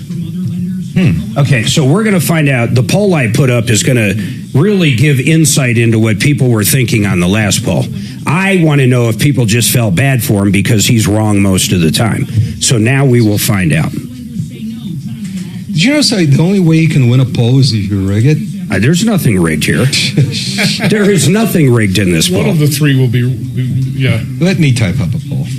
No, I'm sorry. Only I do polls. I can delegate someone else to do a poll. Would you agree Dimitri is mostly wrong and people voted for him because they feel bad for him? The majority of people have answered fucking A, yes. Both of them? And everybody else voted yes.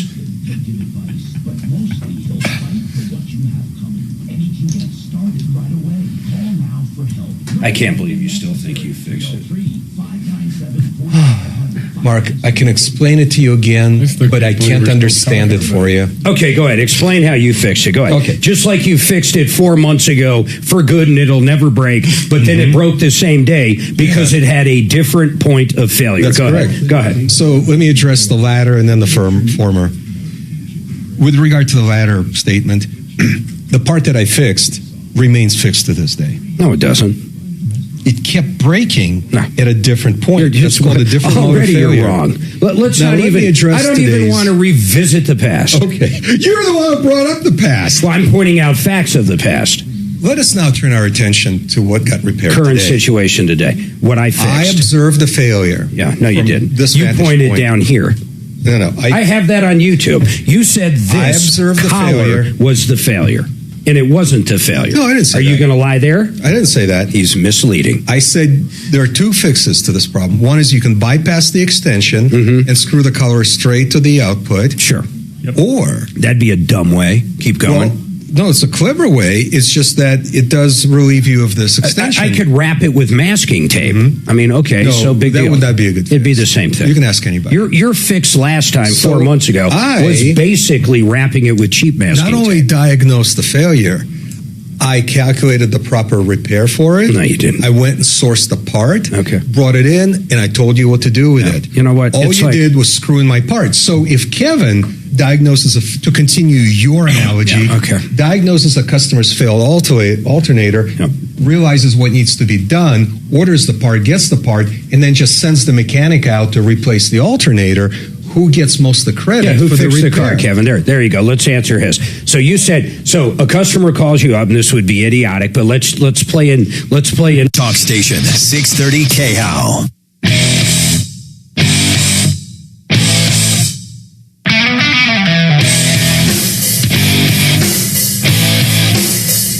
All right, 303-713-8255, 303 Martino.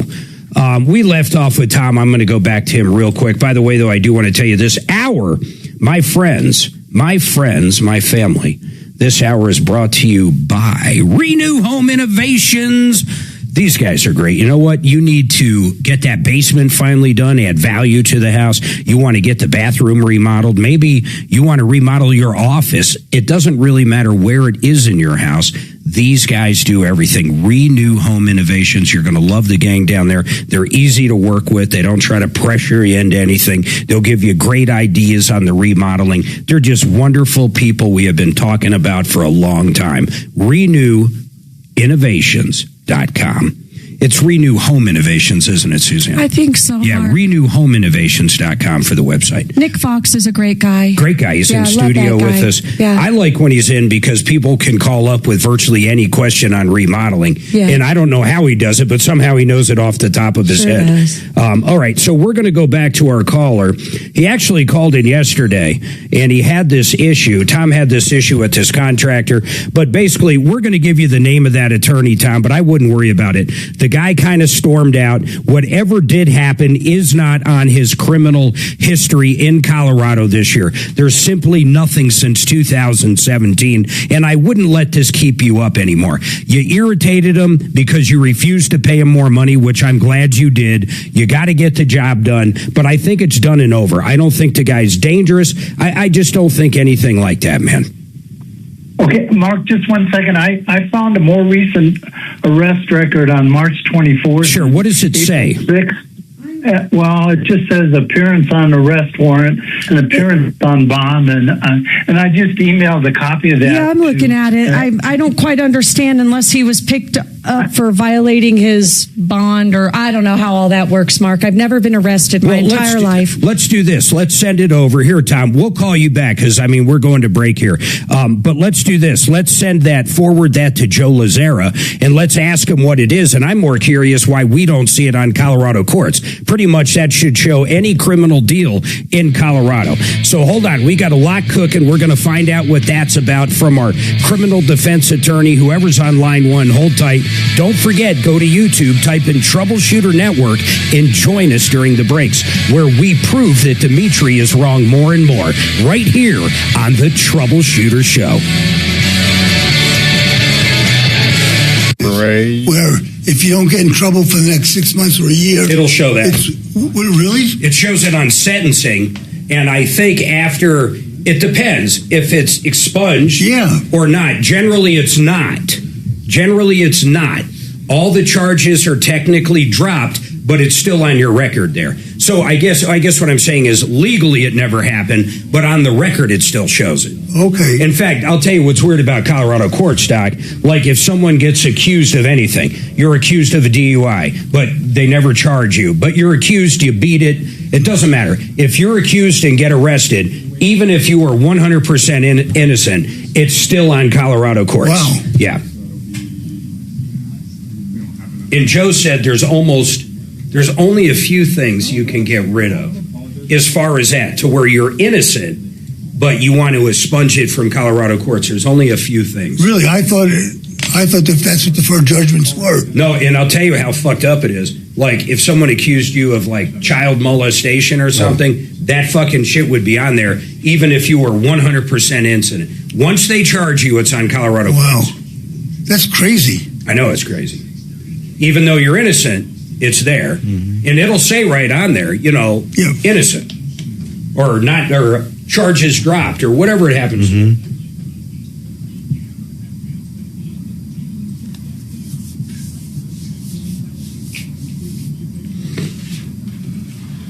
Kevin, you want any kind of special or no? $5.99 oil change? Yeah. Free wiper blades? I was reading some of these guys with their Groupon things right now. Like what? AC recharge with the new Freon, the 1234. How much? $89. What? Yeah, that's like free. Hey, Axe, would you get that Judy collar on for me? They're fishing for. Yeah. Oh, I can't hear you. You're going to have a problem. I just called her. She's leaving the house right now to go to the doctor with her husband. Okay. So, but I got her on for Tuesday. Yeah, Tuesday at 10. Okay, thank you, man. Thank you. Yep. Schrader valve. Machine, the $50 an hour tack and $50 a pound. How do you do that for $89? Even if you are upselling. I don't know. It's an absolute. Lost leaders are one thing, but that's just suicide. On that it is. Let's just bring the whole neighborhood down with you. I used to like alignment checks. I would do alignment checks for $19.95. Now this is years ago, but they would convert into an alignment. People that get an alignment check, their car's already pulling. Now sometimes it would be in, and they'd have a tire pull, and we'd tell them that. But an alignment check on my new machine right before I sold my last store, fuck man, you could set that fucker up in 5 minutes. You could have a readout in 5 minutes, and you get $20 for 5 minutes, and 8 out of 10 need an alignment. And then going beyond that, once you get into the alignment, a lot of them needed tie rod ends and shit like that. Or tires. Yeah. And we sold, that was our main deal, was tires. So to us, the 1995 alignment check was gold. I have a question for you. But on the old machines, it would take 30 minutes to set up. Lining up the reflectors and all that stuff. Horrible. So obviously my Hyundai doesn't need it. But so do you know what the AC system dryer cylinder is.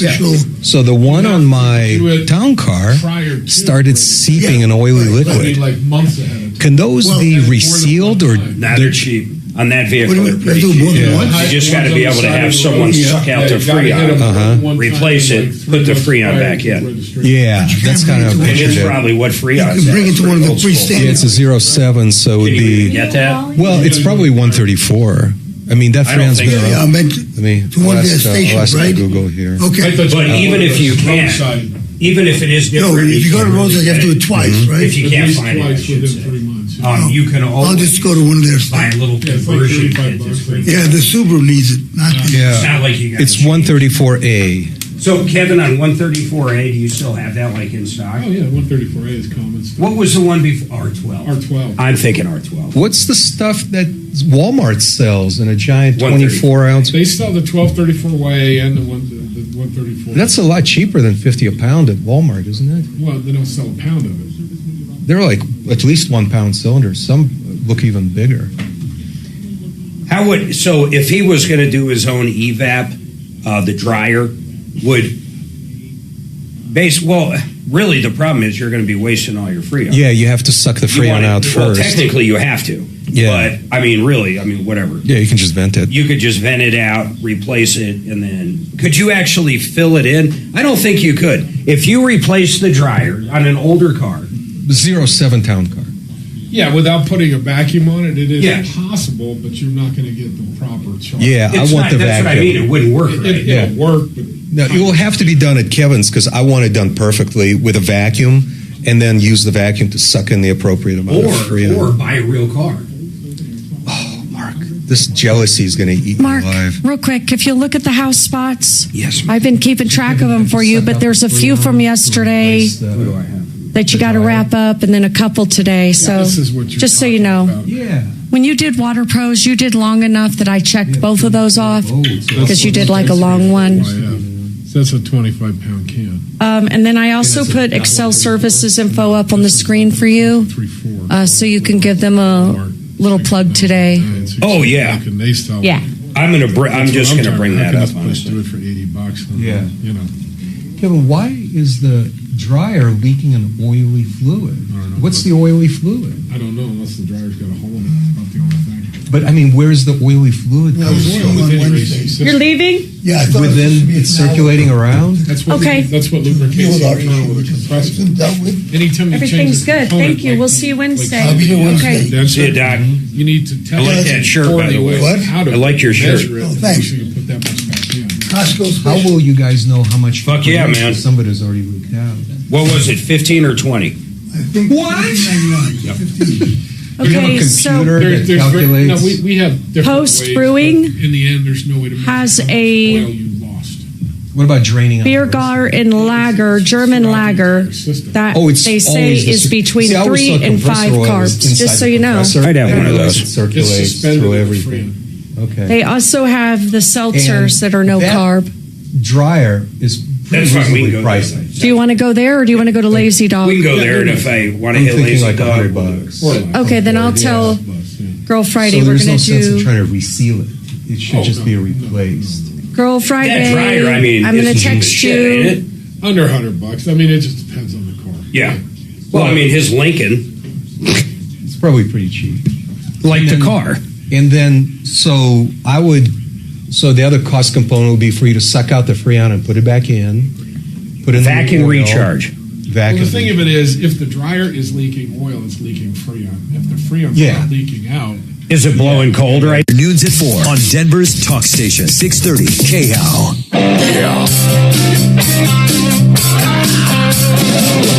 Ripped off, bad news. You need advice so you don't have to lose. We'll come running just as fast as we can. Troubleshooter's gonna help help the common man. This is the Troubleshooter Show. Now, Tom Martino. All right, my friends, welcome to the show. We got another hour to go right here on the Troubleshooter Show. 303-713-8255. You've been ripped off or taken advantage of. We want to hear from you. Kevin Calkin, Sheridan Auto Tech, in studio with me. We've been talking cars and repairing. In fact, during the break there, Dimitri was talking about air conditioning. And I must say this, Kevin, this time of year, it hasn't gotten super hot yet. We had a run in the 80s where I know I use my AC. More AC in March than I have so far the rest of the summer. You've done a ton of them. In March we did. Yeah, it's how. So, like, what's a general evac and recharge? I mean, I know all cars are a little. Depending on, you're either 100 or 200, 150, so right there, somewhere in that window. Sure. And then, boom, that's it. I mean, in most of the time, people don't understand this about AC. And it goes for a compressor on a refrigerator. Yep. It goes for your air conditioner on your house. Yep. If you need to add Freon, it's a sealed unit. That Freon should technically last forever. Yep. It should never go anywhere. That means there's a leak. So typically, where is the leak? I know they come from everywhere, Kevin, but are most of them from the Schrader valves? A lot of them are from the Schrader valves. Which is like a next to nothing fix. No, it's easy to fix. Yeah. O-rings, O-rings deteriorate. Subaru's notorious for O-ring leaks. And then others, like I said, it could be almost anywhere. Now, if you had, remember when I had my shops, we're going back a while, but I know you had shops at that same time. I remember at a point when everything was R12 refrigerant, and they started switching over to the 134. Mm-hmm. And people could come in with R12 that had a leak. And there was a point where R12, if you could get it, was so expensive, it wouldn't even matter. You wouldn't want to pay for it.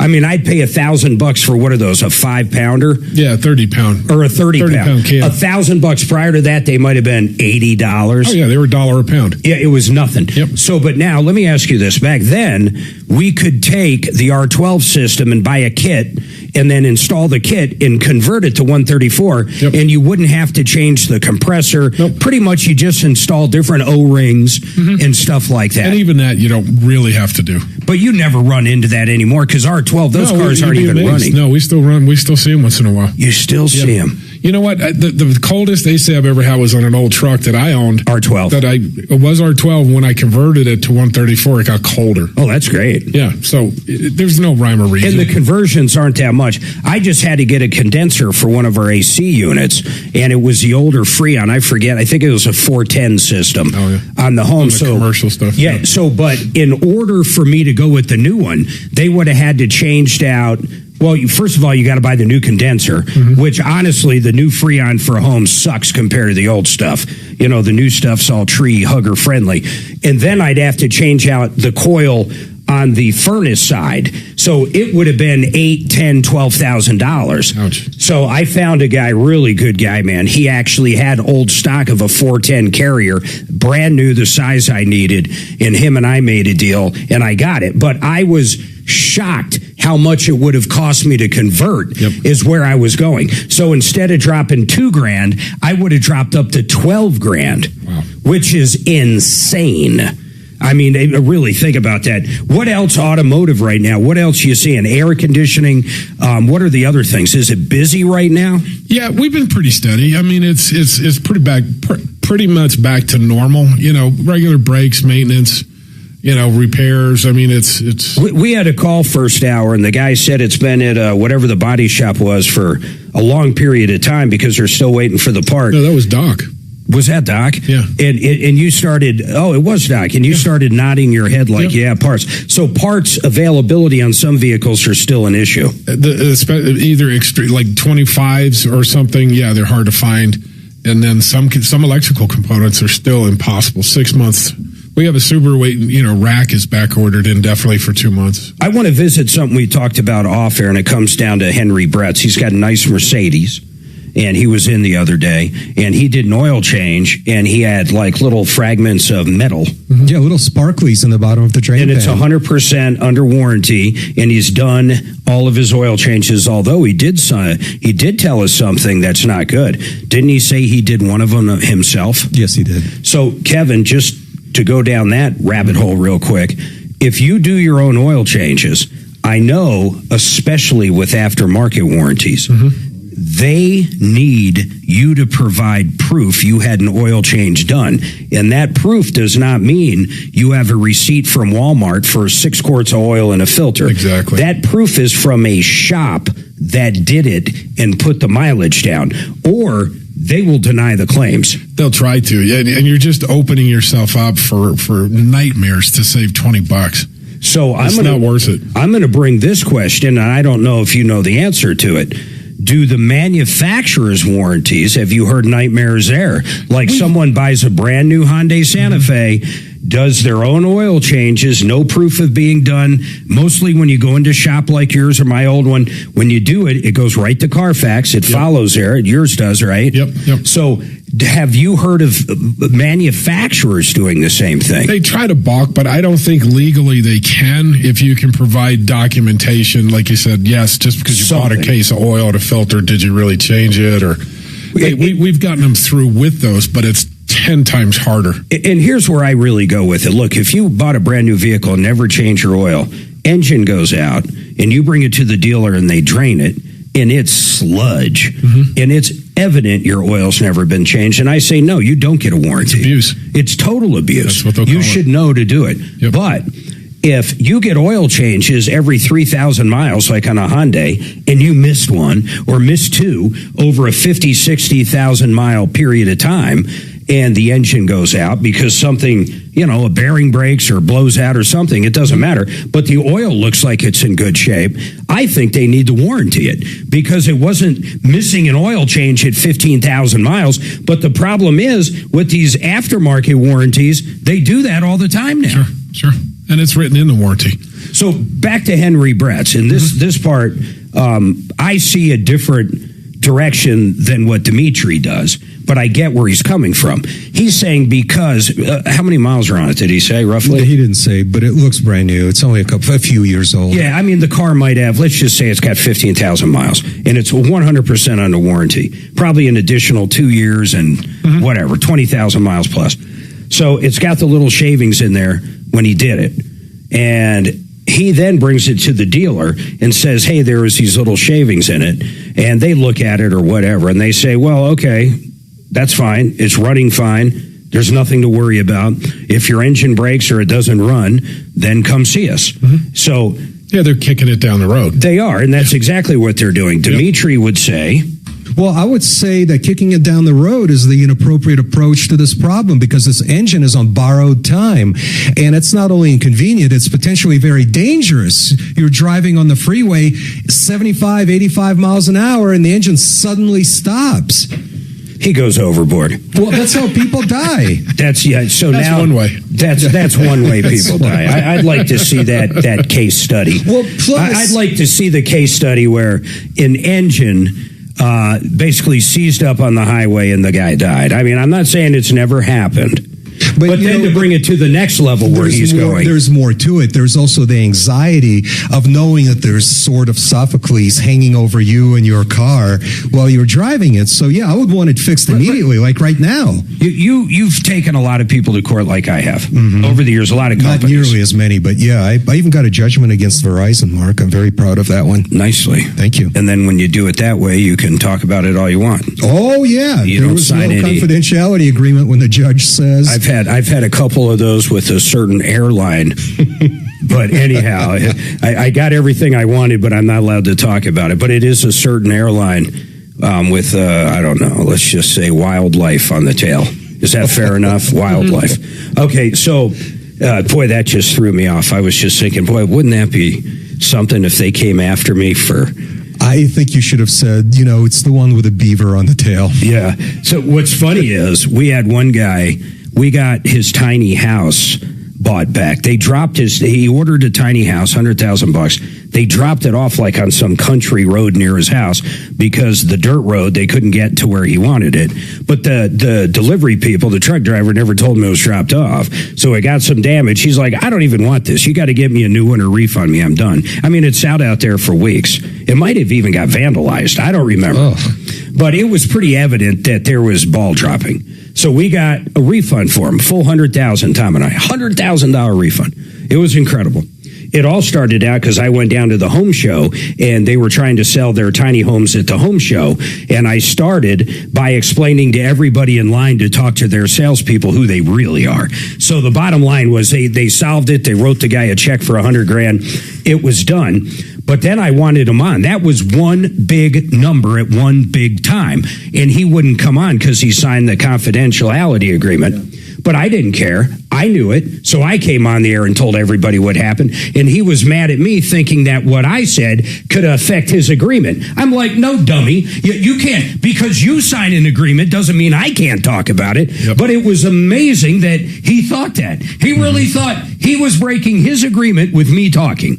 Yeah, well, and that's kind of like normal anxiety that people should consider because companies try to beat him up. Just to be extra, because if he gets sued, whether right or wrong, it's going to cost him a fortune to defend himself. Danny's got a problem with DoorDash. I'm going to take a quick break to stay on track because, as Dragon knows, I am. When it comes to timing, you're a professional. There's no one better in this building. Right. You can take everybody in this building. There's two things Dragon will tell you. One, Mark's timing is impeccable.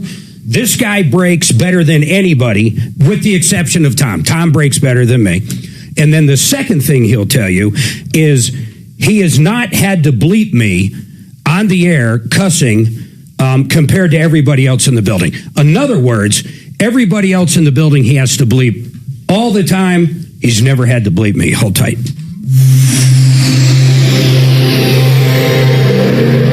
Grocery prices are skyrocketing, but True Nature Meats Texas Smoked Brisket delivers authentic. I'm good. He told me. I'll tell you in a second. Is it drying still? Yeah. Is it working? It works mostly. What is it? Nothing. We're not talking about Kevin's indiscretions. Fine. I think Michael Brown came in here and spilled Dr. Pepper. Just depends on what you want it to do as to whether it's working or not. All right, I got to tell you about a free movie event, May 28th. That's next Thursday, less than a week from now. The movie is called The Baby Boomer Dilemma. And if you're a baby boomer, whether retirement's coming up or you're in retirement, you have to learn about these different products. Plus, you're going to learn a ton about 401ks. You're going to learn about IRAs. You're going to learn about annuities and Social Security, some of the huge pitfalls that are sneaking up to all of us when it comes to Social Security. And this is a real movie. This isn't something some salesperson wrote out of their basement. It's a Hollywood-based movie. You got to check it out. Watch the trailer right now at mymoneymovie.com. You can sign up at mymoneymovie.com. Watch the trailer. Sign up, mymoneymovie.com. Next week, AMC in Southlands, by the way, right there in Aurora.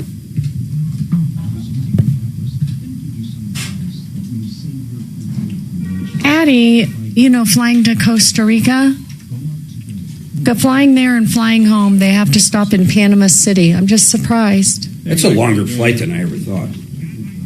Good. What can we help you out with today?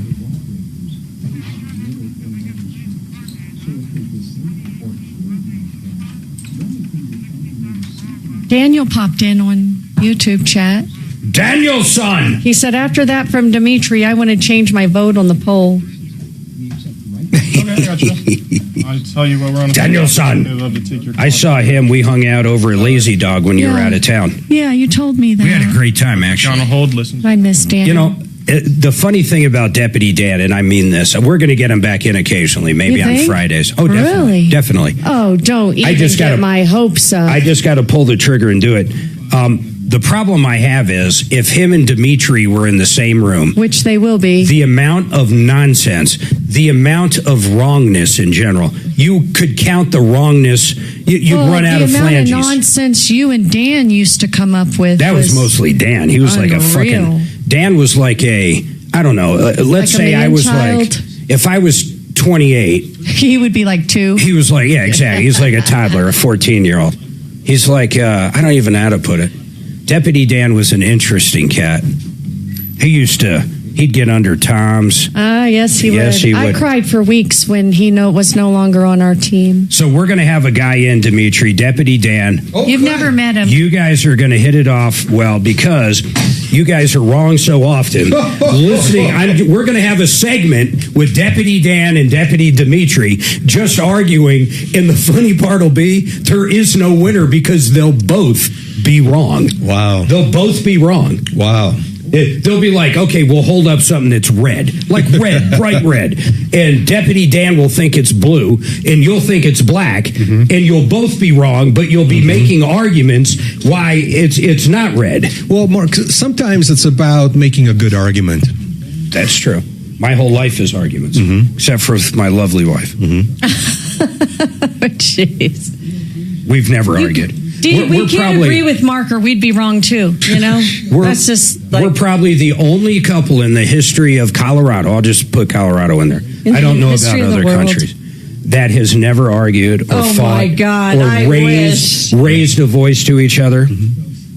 That's how Summer and I were. Shady. We had some friends who've been married as long as us recently tell us they kind of got into it. Didn't really say what about, but that they took a walk. I'm like, man, maybe we should try that because we start slinging. We're both pissed. I try to keep that calm demeanor during an argument. Yeah. Even with you, I don't get louder. No, I don't call you Mark names. and I get along so You don't well, wave but your the arms. minute I don't we flail. have a There's no problem, flailing.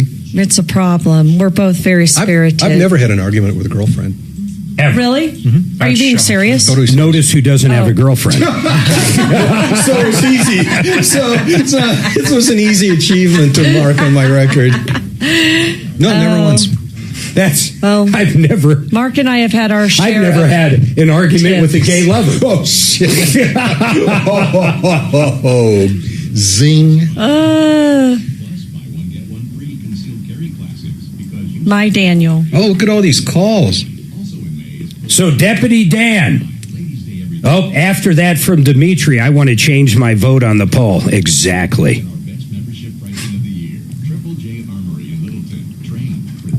Tim, I can't believe you don't remember Deputy Dan. Yeah. We used to get to Tom to the point. One time, I drew a picture on a cardboard box because we still have that picture in the basement. Someone Mark. that worked for us, her dad was an artist, and she was bragging how great her dad was. So I drew this picture on this cardboard box and put it up on the YouTube feed and said, yes, this is some of her dad's finest work. And Tom got... Trajan Wealth, your trusted local fiduciary advisors. TrajanWealth.com. Denver's talk station, 630 KHOW. All right, 303-713-8255. Deputy Dan joined us on YouTube. If you've been listening to the show for a while, Deputy Dan is the only deputy we ever have had in the history of deputies that is more wrong than Dimitri. Now, let's go back. Where'd we leave off? Did we leave off with Mike? No, DoorDash. Danny, what is going on with DoorDash? First of all, you've got guts, brother. Anybody that orders DoorDash or Uber Eats, to me, has guts. What's going on, sir? Well, I didn't order anything from them, fortunately. But so it all started in April. I had bought a car. I bought the car at the auction. I returned the car because the car was defective. When I went to return it, I gave them my DoorDash card, Crimson card, which is the card they pay you on. I know where this is going. Keep going. So they deposited my $4,000+ onto my Crimson card, which the account has been closed since last April. So they shouldn't have even been able to deposit it into it. Yeah, but that should be a simple fix through that bank. That should be a simple fix. It should have been, but it wasn't. And I tried. So, Danny, are you saying you still wait? Do you still not have the $4,000? I still do not. And how long has it been? That was April 28th. Well, that's not that long ago, but I get it, man. It's been a while. No, let me ask you something. When you said Crimson or whatever the name of the card was, is there a bank attached to that? Tell me about that. It's Starion Bank, And I've talked to them. They said they have nothing. They can't do anything with the Crimson Card. So Crimson Card has its own little support, but it's all outsourced. So getting in touch with them is a pain in the butt. Dimitri, you're the best at these. These ones get a little technical, but anytime we've put you on a valid complaint about a bank, you've gotten it figured out. What are your thoughts on this?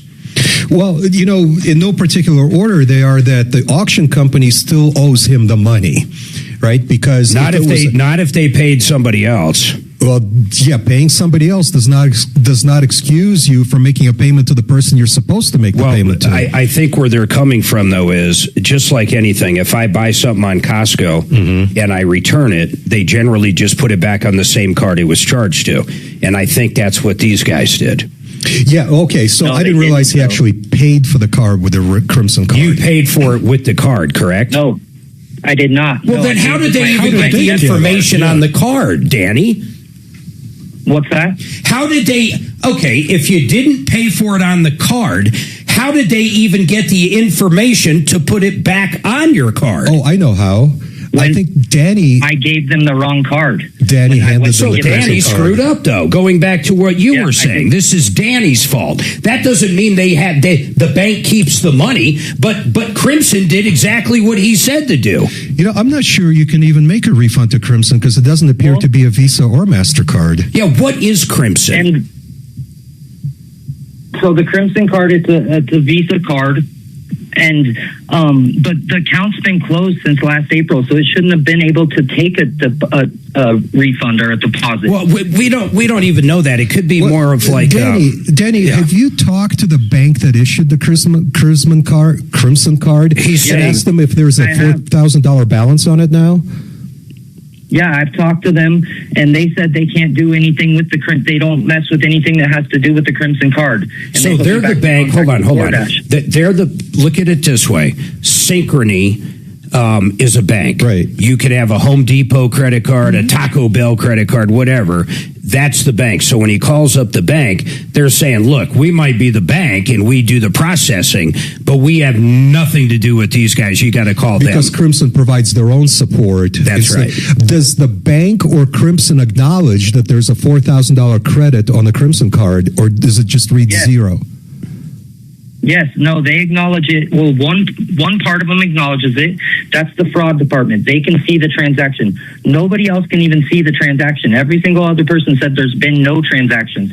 Only the fraud department can see it, and they can't do anything about it, they say. So Crimson owes you $4,000. They got the money from the auction, but they won't pay out to you. Did you ask them why they won't pay it out to you? Can anybody offer you an explanation? They said they don't have. They said they can't. Well, why can't they? Maybe because he doesn't have an account. I don't know why they just wouldn't send him a check, quite frankly. Or return it back to the dealership. Right. Yeah, or return it back to the dealership, and then they turn around and write it to him, or however. There's a million ways to solve it, but he's just caught in bureaucratic red tape. A bureaucratic endless circle. I'll be happy to contact Crimson wherever they are. Listen, here's what we're going to have to do, though, Danny. You're going to have a three-way call, because they're not going to talk to you at all, or to Dimitri without you. So Dimitri, in fact, Axeman, get all of his info and have him email help, and then you send it over to Dimitri. Whatever information you have, Danny, even an old statement, something, anything you have, send over to Dimitri, then he's going to reach out to you, and we'll get this solved for you. It might take a little bit, but he is tenacious on these. And your success rate on stuff like this, I believe, has been 100%, long as the caller's not leaving something out that's important. Yeah, I don't think there's anything to leave out. This is a really simple case. Hey, Danny, I want to ask you something. Since I'm helping you out and we're helping you out, would you do me a favor and make a promise to me right now? A promise you will tell the truth on a couple questions I want to ask you. And it's not related. It is not related to why you called in. Sure. Okay, I'm going to take you at your word. How many meals have you delivered when you worked with DoorDash? 100, 1,000? Just give me an idea. Maybe 100. So you didn't work for him that long? No. Okay. Here's where the real truth comes in. You ready? out of the 100, and I was hoping it was more of 1,000, but it doesn't matter, 100. And please be honest. No one knows your last name. Nobody knows anything here. Honestly, and I'm not kidding. We're going to help you out. So keep in mind, all I want is honesty. At any time, did you ever so as much eating a French fry, taking a piece of pepperoni Just off a the sample. pizza, any form of little sample? Like For that a matter, snack. Anything. For that, maybe a chicken nugget. I'm just trying to think of all the things you would how deliver. about sticking your finger in the milkshake and licking it to see what flavor the milkshake is? Anything. I hope Danny wouldn't do that. But honest to God, Danny, and if you, honestly, I want to hear your answer, but more, I want to hear other drivers maybe you met picking up food. Is that common? Is it not common? I, honest to God, want to know. I have not orders and kept them because I couldn't find the place, but I was hungry when I was looking. I love it. Okay, but when you actually delivered food to people, you never taste tested it? Never. Okay. No, never. Do they make it hard to do? Like, someone told me they staple everything up, but I'm like, anybody, okay, big deal. They staple it. You can unstaple it, take something, restaple it. No, what's really cool is Red Robin actually gives delivery drivers fries, their own fries, so they have some food while they're taking deliveries. Oh, that's very cool, actually. Good idea. And it's smart. It keeps the delivery cool. Yeah. Mm-hmm. Do you think people in your industry or in that industry, do you think there's a lot of drivers that do maybe take that chicken nugget? I think it's very possible. And how about sip the drink? Or is like there's no straw? Do people deliver drinks? Yeah, they do. That I'd worry about. All right, Danny, hold on. Make sure Axeman has all your info. Do you use any of these services? No. Kevin? At work, occasionally we'll get lunch. And through one of those. Real busy. Yeah. See, back in the day, like Anthony's Pizza, everything was delivered by the pizza place. Same guy. Same guy. Always He came worked to us. for them. Yeah. And if there was something, you knew where to find him. Mm-hmm. Now it's like you have no idea who's. We get car parts through DoorDash. I heard that they'll deliver anything. They will, unless they lose their mind and just lose the part. Sometimes the parts are on the way from the warehouse and nobody knows where it ended up. Well, Danny was very fair, saying a couple times when I was really hungry, I couldn't find the guy's house. That's kind of very interesting. Remember the DoorDash or Uber that delivered the pizza to Tom? So-called delivery. I still to laugh Tom. when I think of that picture. Tell people what happened. It's a picture like gravel in a center median somewhere. With a pizza box. With a pizza box, and that was their proof of delivery. Yeah, so literally nothing like this in his neighborhood. Not a driveway, a street, nothing. Just gravel. You might as well have picked a pizza up and put it in the middle of a farm of hay and taken a picture of it and said, there's your proof of delivery. Yep. That was it. That was it. And do you remember what the driver told him? When he said, well, it's not here. It's not at my house. Nothing in this entire neighborhood resembles this. It's simply not here. Yeah, that's do you remember who he blamed or who the woman delivery driver blamed? Directions on her phone said that's where to leave it. GPS. Yep. She goes, it's not my fault. It's GPS's. Yep. So Tom's like, yeah. Well, unfortunately, though, Suzanne and I know this. Tom has gone off the hook waiting for food to be delivered to his house or to the station, depending on where he is. And we find out he chose the other. So we'll get a delivery here that he ordered for his house. Mm-hmm. And he's blaming, of course, the whole time DoorDash or Uber They Eats. should know where he's at. He don't know where he's at. Oh, what did he say one time? I know. Oh, that was. I misunderstood what I said. I misunderstood what I was saying. I'll leave you with that. Hold on, Mike. You're coming up next. Then I'm going to bring Steve. Talk about pizza. I'm going to tell you about free pizza tomorrow. Free pizza, no strings attached. Hold on.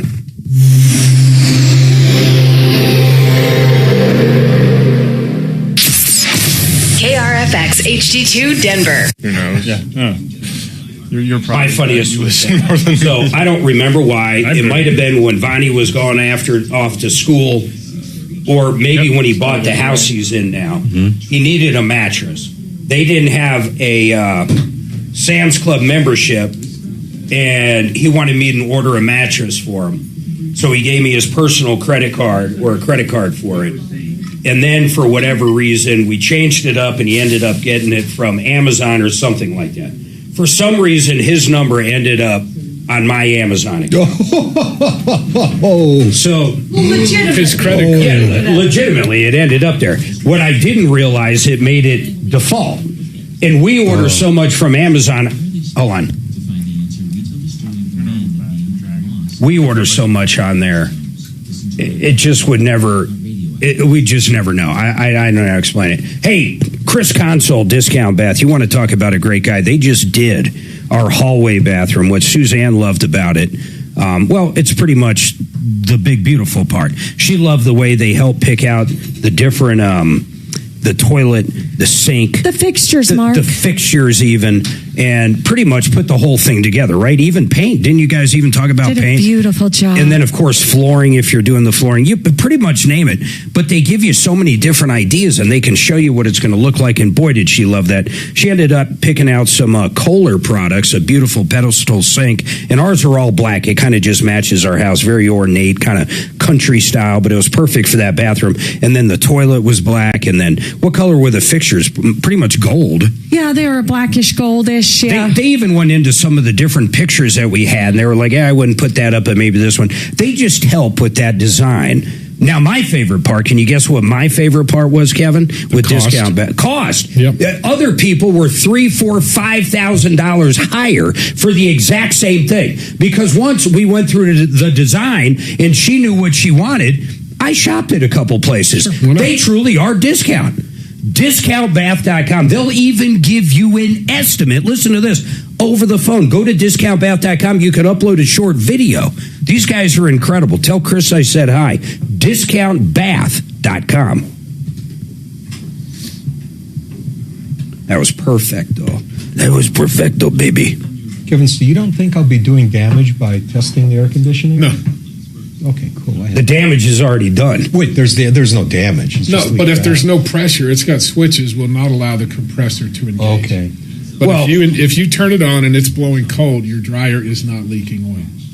Where else could it be? Well, I don't know that. I can't solve that. You know how oil just kind of pulls itself all over the place? I understand. It's that thing. That's fine. Well, it could be because it's an 07 Lincoln in general, right? It's a high-quality It's gonna leak oil. You could have a number of things, but turn the AC on. If the AC is cold, you don't. Would you say, because of where I'm picturing that engine, where it's located, most likely it's a head gasket, probably? It's possible. It could be a head gasket. Or leaking monoxide into the cabin. Oh, that's could a be that. That comes standard with a car. Let me ask you this. Do you get a buzz when you run up to the grocery store?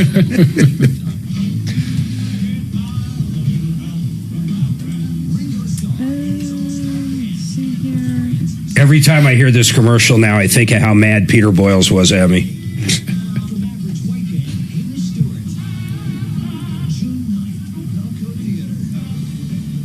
JR from the road, how do you make holy water? I am interested.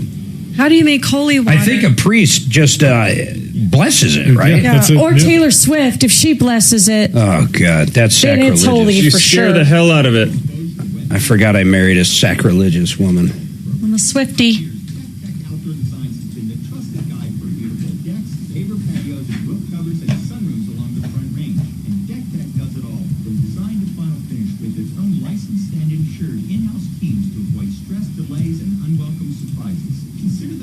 You put water in a jug and shake the hell out of it. Ah, that's pretty good. That's You are adorable. JR, that's pretty. I'll tell you what. Usually you're dumb. That was pretty good. God. His compliments are so. No, that's a compliment. I know. That's what I was. Yeah. Seriously, that was really good. And I didn't mean dumb. I mean, you know how people say, "Oh, she's hot," not like literally hot. I meant dumb and cool. That dumb is cool, like. Dumb is the new cool. It's the new cool. Okay, Mark. I My see bad. what you're trying to My say. bad. Yeah. My bad. I didn't mean dumb. Just dumb. You just meant cool. Remember that deaf, dumb, and blind kid? Sure plays a mean pinball. I remember telling my kids for the first time what dumb meant. They thought, I was like, those people can't talk. They're dumb. And they just thought that was so funny. They didn't realize that was like real. I was like, yeah, it's like being deaf. Deaf, dumb, and blind. Hey guys, this is Dave Logan here for Colorado Advanced Indoor. So, Now, if you're dealing with symptoms of I would say this, Dimitri's at a loss for words a lot talking to me, so he can't talk, and we'll extrapolate that. I'm not saying this is true. Extrapolate. You heard me. Shut up. You hate when I make up better words than you. His words are better than the English. You hate when you understand what I'm saying. That part bothers me now. That's even worse. I just wish I could put that into some of my court filings. He turned right. Kevin and That like 4 times every time. Mark's turning red. His latest I've noticed is he says specialist. Specialist. I love that. He didn't miss the beat. He looks right at Kevin and goes, What happened? I'm crying. What happened? As soon as he said extrapolate, he looked at me. Government money's safe at mymoneymyway.com.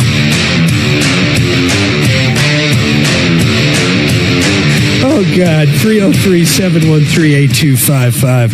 I'm literally crying. Dimitri had me laughing so hard. Got to watch the Troubleshooter Network YouTube channel live. What you'll find out is Dimitri, he's a very smart guy. I mean, seriously, very smart. The educational level of him is, I mean, we're talking upper grammar school.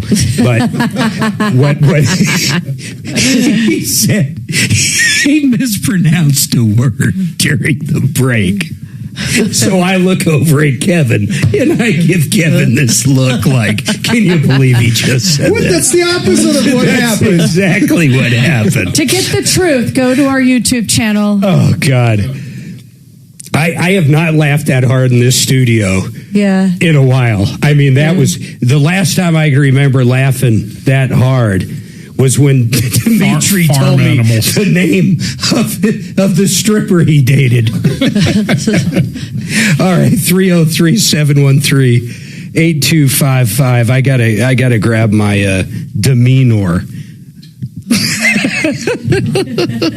Hey, Mike, what's going on with you? What question do you have on your car, Mike? All right. Hey, thanks for taking my call. I need to get your advice. I own a 2018 Hyundai Tucson. It's all-wheel drive. Do you guys recommend to change out the differential oil in that? Yeah, absolutely. You know, you can look in the owner's manual, even online, and get the manufacturer's suggested, mileage for maintenance. But absolutely, it's probably like 60. Especially the all-wheel drives. They have clutches and everything in there. You need to change the fluids. Yes. Yeah, fluid breaks down in general.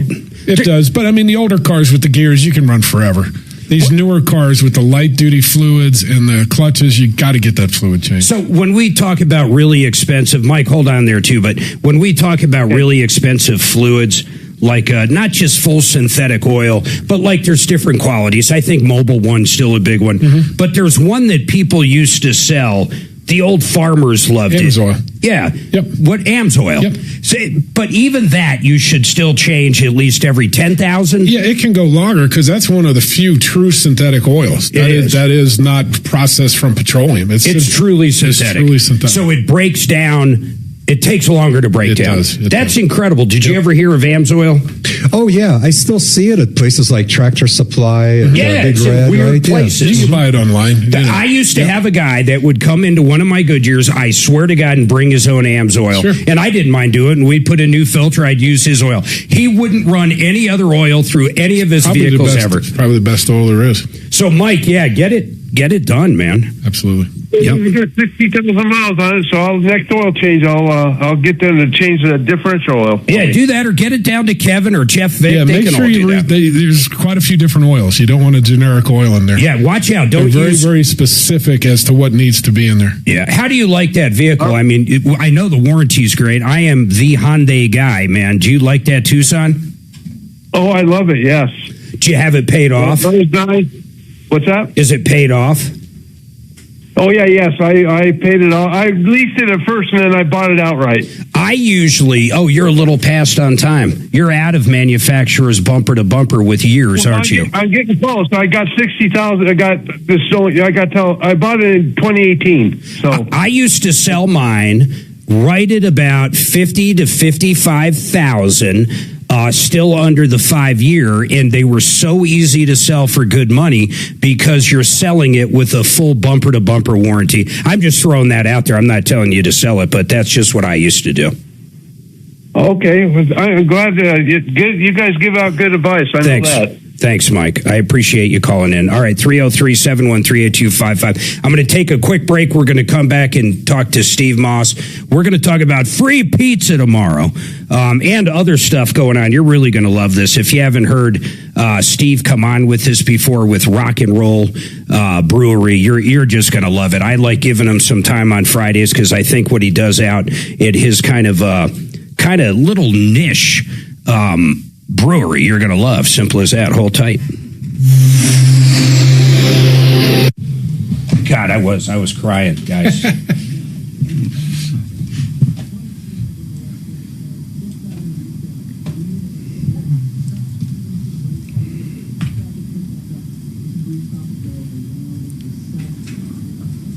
I still think the farm animals was the funniest. Oh God, Tom was so mad. So mad. We couldn't stop. And Jeff, of course. We were all just egging each other on. And then Dragon didn't help either. Dragon had the balls. Dragon was, when he played the elephant, I fucking almost fell out. And Tom's like, what, where are you? Where the hell do you live? Where do you live? Where there's an elephant? We should have tagged that somewhere. All right, friends, I want to tell you about Fix It 24/7. You know what's great about Fix It? They're special right now. Listen to this. $39. Think of your air conditioner. It might have been on a few times so far this year, but think of winter. Think of all the dirt, the debris, the snow, the leaves, everything that got into that unit. They're going to come out, tear it apart, clean it, and put a no breakdown guarantee on it, all for $39. You're going to love it. It's not a sales call. They want to introduce you to the company. Then if you ever have a problem with, say, the furnace or the water heater or an electrical issue or the air conditioner in the future, guess what? You're going to know who to call. They're going to come out, clean it, $39, new customers. They're going to spend an hour and a half, 2 hours doing it. Once again, not a sales job, a true deep cleaning, so it'll get you through summer, and they can introduce the company. You can go to fixmyhome.com and schedule it there, or go to fixmyhome.com, grab their phone number, and get it scheduled. Fixmyhome.com. Vestera Properties, Barry Miller, can help you invest in property even if you know nothing. He's going to find the right area, the right house, the right property manager, and you're going to rent it out while it appreciates in value. That's the key, finding that right area in the country. Generally, it's not in Colorado. In fact, it hasn't been for a while because we're at the top of the market. These are up-and-coming markets, and man, does he have a nose for them. Then you're going to own it 2-3 years, sell it, make the money. A lot of people buy two then. But you own it, it's your property. You can do what you want with it, but you're going to make money. How's that? I love it. Some listeners, listen to this, 40-50% annual returns with Barry. Check out VesteraTurnkey.com.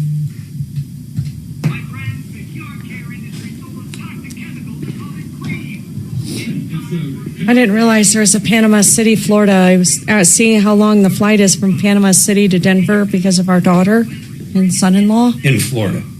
And so it came up with, well, it depends on which Panama City you're talking about. And I'm like, gosh. Which one are they talking about? Panama City or Panama City, Florida? In Panama. Yeah. We'll probably be driving son-in-law nuts. Well, I will be for years. That's what it's tracking my daughter's location. Knowing where she's at. She tracks me too, like stalk each other. That was so funny. He looked right at you.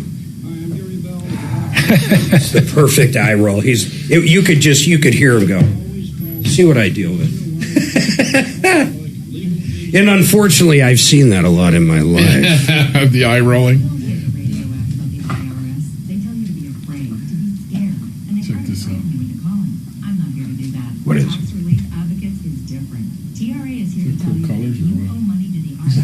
snake? Yeah, it's a corn snake. Corn? God, it's beautiful, isn't it? That is beautiful. They're not poisonous. No, perfectly harmless. They're great pets. Oh my God, I would love to have those. Where's that at? I'm staying far away. Wow, check him out. Isn't He's that all cool? checkered. Yep, the bottom of their belly. What are they called? Corn snake. Oh, that's crazy. Yeah, he's got. I don't love snakes, but. You ever picked one up? Me? Yeah. Oh yeah. And they feel so smooth and glassy. I used to do that all the time until one of them peed on me. Oh, that's just they all do. What, yeah, it's a peed on you? defensive a snake. It's just a Snakes pee? Yeah. Oh. Well, they pee and poop all at once. I know. Oh God. Kind of like a bird. Thankfully, this one just peed. I got shit on by a bird You in think? Hawaii last year. Unless it had diarrhea. Yeah. I didn't know that they did that. And I used to scoop up. My girlfriend hates snakes. I mean, she won't go out the house if she sees one. So I used to scoop them up in the yard, just little garden snakes, take them in a bucket and feed them. Because I never hear the end of it. I get a phone call. There's another snake. It's like this big. Oh, Your that's so girlfriend cute. sounds like a trip. That's a word. Yep. Her grandson, my buddy Mason, when he was probably 2 or 3, he thought it was hysterical because he'd go grab them and run after grandma with it, and she'd scream, and that made him laugh even more. Oh. So he just, I finally saw a real rattlesnake a few months ago for the first time it's in my creepy life. when you first hear one for the first time. Yeah, I'll bet you it probably just kinda gets you on alert. It just gets right to your spine. Yeah, I was driving down the country road, and it was in the middle of the road. So I stopped to kind of scare it away from the road, and it went. Oh yeah. And then it finally ran away. Are you still thinking of buying in Elizabeth? And It's being our actually neighbor? east of Elizabeth. Oh, Kiowa? Yeah. Is it Kiowa? Yeah, exactly. That's right. So Mark wanted to see those properties too, so I'm going to invite you and Mark both to come with me to look at them. Yeah, it'd be cool. It's about 160 acres total. For your farming? 6 to 10 on Denver's talk station, 630 KHOW. All right, 303-713-8255, 303 Martino. Real quick, a little house cleaning here. I want to make sure everybody knows help@troubleshooter.com. We monitor that all the time. That's help@troubleshooter.com. And then on top of that, the 303 Martino number works all the time. You can call up Monday through Friday, Saturday, Sunday, 24/7. Leave us a message, Mark. Yep, leave us a message. Sometimes we actually pick up, talk to you then. But we are here for help. If you're listening to this on a podcast, doesn't matter where you need help. We are here to help you. 303 Martino, 24/7. help@troubleshooter.com, 24/7. Now, Steve Moss, rock and roll beer. You got free pizza coming up. They head out there tomorrow. No strings attached. Free Domino's pizza, right? Yes, sir. We got usually 3 different flavors, usually pepperoni for sure, and maybe a vegetarian or sausage or something. Yeah. And, we doesn't cost you anything. We hope that you support the Domino's and Firestone, and you support Rock and Roll Brewery. Yeah, and the brewery. And you can register for free. Yep, go ahead. Sorry. No, I was going to say, you go no, tell them where to register. rockandroll.beer. Say it again, brother. Rockandroll.beer, and that's the letter N or A-N-D. You can just walk in, but it's a small capacity, so it's a good idea to book it sometimes. Yeah, you actually you don't pay anything to book it. You just go to rockandroll.beer and kind of book a time frame. He can only have 25 people. It's a unique little setup. It's a great little brewery outdoors. You got a new tent up too, right? Yeah, the snow crushed the other one down. That was crazy. Didn't think that snow was going to be like that. Yeah, it's pretty. We got a new one up. We have a lot of stuff happening, Mark. We really do. We have a concession coming. We're going to like a concession building, like a food truck. We're going to be getting a food cart. We're going to be serving food eventually here ourselves and cooking it up. We're going to start having Harley runs or motorcycle runs. Doesn't have to be a Harley, but we're going to have Harleys and Barleys, bike hops, just a little run before the brewery opens at 2:00 on Saturdays. And if anybody's interested, go to rockandroll.beer and email me directly. on Contact Us and just say, hey, I'm interested in doing, in being involved in a bike run. I'll have a cool T-shirt for it and everything else. You know what's cool about Steve? A lot of people don't know this. So his passion in life, I mean, come on, he's brewing 18 different kinds of beers, IPAs to light beers, you pretty much name it, stouts, anything you name it, he's got blondes. But anyhow, his artwork on the cans is absolutely insane, his artwork in general for his brewery.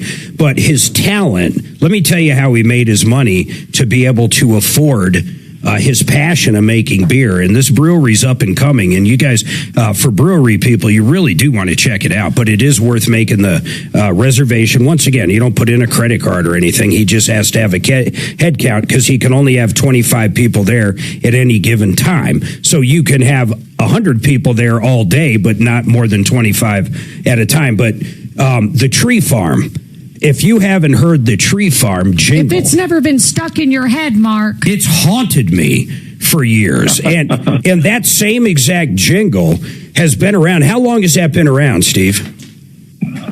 Well, that one there is about 20 years. I actually did a couple other jingles for them years ago. I've been, kind of working with them for over 30 years and, still are. But, it's the other ones were good too. Yeah, but that one stuck. Kind of stuck. It's like that cards for kids things. But going back to what I was saying about Steve, if you have a business and you do radio advertising or just want some form of a jingle, I mean, this guy is badass. I mean, he can play, any instrument. He can do the vocals. He can have someone else do them, just depending on what it is. But he is incredible. Steve, I appreciate your calling. I'm coming up against the music. Rockandroll.beer, not .com, rockandroll.beer. Check it out tomorrow. Free pizza. Kevin Calkin, thank you. Dimitri, Suzanne. Dragon, thank you. Axeman, you're the bomb, brother. We will see you right here next Monday on the Troubleshooter Network.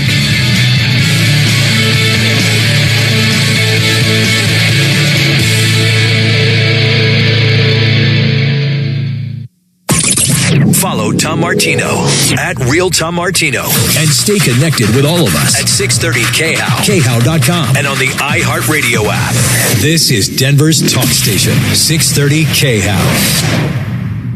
Man, I am happy to tell you about the only realtor that made the cut for Team Dave Logan, and that is Troy Hansford. I recommend Troy because he's the only agent that will guarantee to sell your home at your price, or he'll write you a check for $5,000. And the good news, he puts that in writing. He can make that guarantee because he spends tens of thousands of dollars generating demand. And right now, he has hundreds of approved home buyers ready to buy. He just doesn't have enough houses. So if you have a house, Troy might have that perfect buyer for you right now. Give him a call, 720-900-4433. Let me give you a story. Just last week, Troy listed a house that was on the market for almost a month. You know what? Troy sold it for full price in less than a week. And if for any reason you need to sell right away, Troy will buy your house for all cash, and he can close in as little as 7 days. Call Troy and get your home sold for the most money. 720-900-4433. Again, that's 720-900-4433. Troy Hansford with RE/MAX Professionals, a Colorado licensed broker. Some restrictions apply. The average time a resume